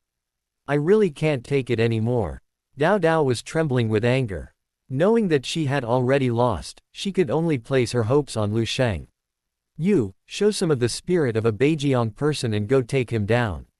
Lu Sheng couldn't help but think this sounded a bit like, Wenkai bites him. Just as he was about to speak, a notification popped up on his quest panel. Ding, you have a new quest to claim, please check. Currently available quests. 1. Step onto the arena, raise your arms, and shout, brother, you're right. Changyan people are real men. Changyan people are all superior. Reward upon completion. Changyan Household Registration Application Form. Changyan Household Registration Application Form. Common item, the fastest shortcut to becoming a celestial dragon. Point 2. Step into the arena and defeat Wang Kun. Rewards upon completion. Passive skill, Sword Heart, LV +2, Sword Heart, LV2. Passive, increases damage by 100% when using swords. Allows the use of swords with a level requirement 5 levels higher than the user. Sword Heart, LV3, passive, increases damage by 150% when using swords. Allows the use of swords with a level requirement 10 levels higher than the user. Also grants the dual wielding perk. Dual wielding weapon slot expansion +1, allowing the simultaneous equipping of 2 swords including two-handed swords. Weapon attributes stack. When using skills in dual wielding mode, damage and effects trigger twice. This is the closest Lu Sheng has ever come to becoming a celestial dragon. Is becoming a Changyan resident appealing? It smells good. But clearly, the reward for thoroughly beating Wang Kun is even better. The skill level of Sword Heart has increased by 2 levels, each increase is a qualitative leap. Level 3 Sword Heart not only allows Lu Sheng to equip level 30 swords now, but also grants him dual wielding, adding an extra weapon slot and allowing him to equip 2 swords simultaneously. What is this called? Directly wielding 2 swords. Moreover, equipping 2 weapons and stacking the attributes of both is one thing, but in dual wielding mode, the damage and effects of skills can be triggered twice. In other words, in dual wielding mode, using sword sweep can deal damage twice and release the sweep effect twice, doubling his clearing ability. Azure Lotus Sword Song now attacks 20 times instead of 10. Even with the Sword Mark passive, the total damage can reach a whopping 2800%. Besides, dual wielding holds another very important significance for Lu Sheng. Chapter 50 Hitting one of you is no fun. I want to hit 10. That is, to allow Lu Sheng to achieve true balance between offense and defense. In sword-wielding form, his damage output is indeed significantly enhanced. However, correspondingly, he cannot use skills like Sword Sweep, Azure Lotus Sword Song, and Sword Step, lacking self-defense capabilities. In wielding sword form, he loses his ranged attack ability. Lu Sheng's solution to this problem is to constantly switch between sword wielding and wielding sword forms, adapting to each opponent's moves. Although he has defeated many powerful bosses with his skillful switching between sword wielding and wielding sword forms, it's always a high-risk, high-reward endeavor. A single mistake could lead to danger, but if he could equip two weapons simultaneously, this problem would be completely solved. One sword for offense, one wielding sword for defense, instant invincibility. Awesome. To hell with the Changyun people, you superior beings.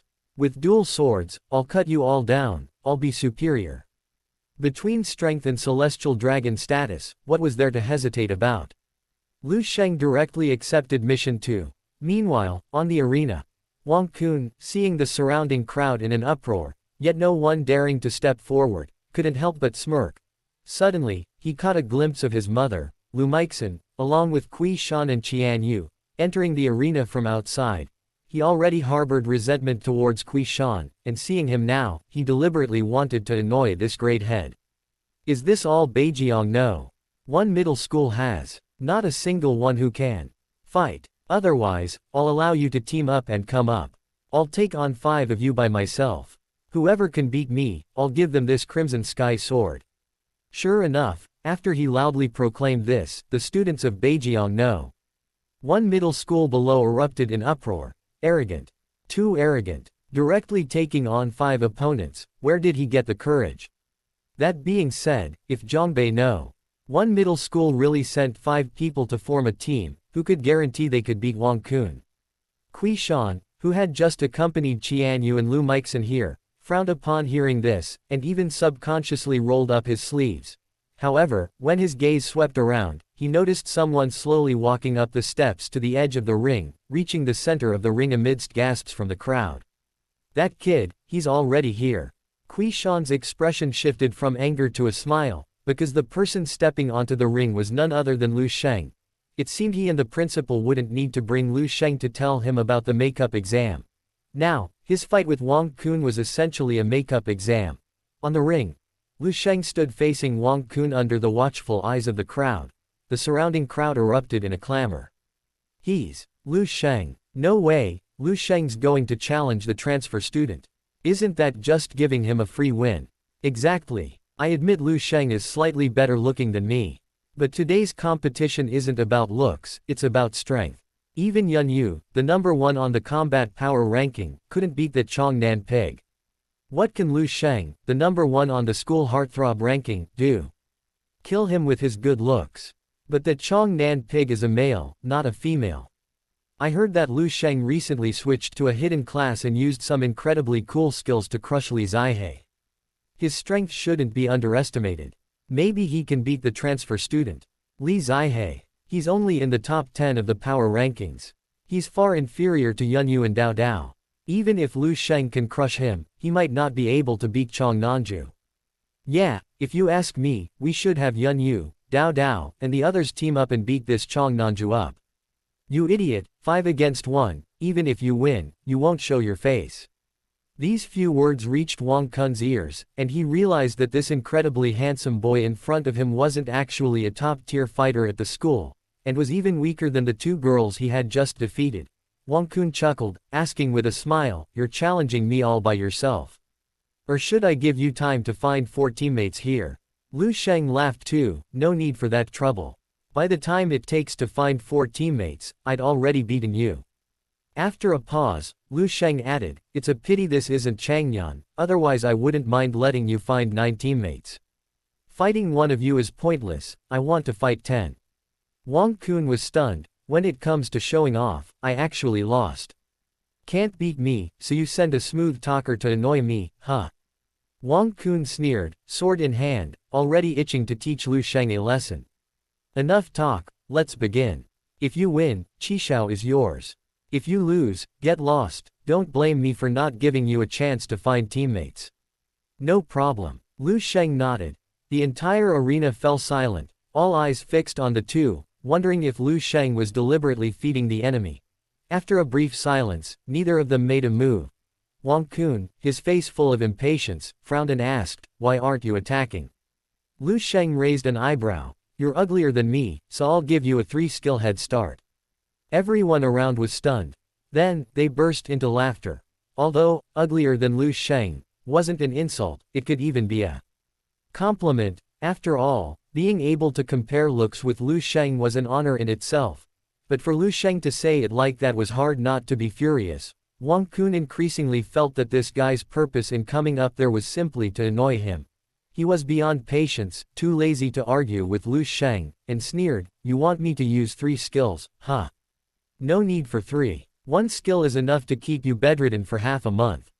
With that, he dragged his golden heavy sword, a whirlwind appearing around him, and charged towards Lu Sheng at incredible speed, likely using a speed-enhancing skill. Immediately afterward, sand began to emanate from Wang Kun's golden heavy sword. When he was only 10 meters away from Lu Sheng, Wang Kun leapt up and slashed down at him. Raging Sand Slash. Instantly, sandstorms raged across the sword, coalescing into a giant sword phantom that slashed towards Lu Sheng. This skill was one of the ones he had used against Yunyu before. It looked powerful and had a wide attack range, making it difficult to dodge without a special skill. But difficult doesn't mean impossible. Lu Sheng's body blurred as he darted to the left at an astonishing speed, easily dodging Wang Kun's powerful sword strike. Seeing Lu Sheng dodge, Wang Kun was annoyed but didn't panic. His raging sand slash had 3 stages. What he'd just seen was only the first. His attack missed, so he swung his heavy sword horizontally, unleashing the second stage of Raging Sand Slash. Raging Sand Slash, horizontal strike. This time, a great sword formed from sandstorm slashed towards Lu Sheng's waist, a tornado howling in, its attack range completely covering the arena, giving Lu Sheng no chance to dodge as before. Unless he possessed a flight skill that allowed him to reach midair, he couldn't avoid this attack. This strike was somewhat similar to the calming waves effect of sword sweeping the waves, which could be used to clear the area. However, unlike the calming waves sword energy, the blind spot of this Raging Sand Slash horizontal strike was simply too large.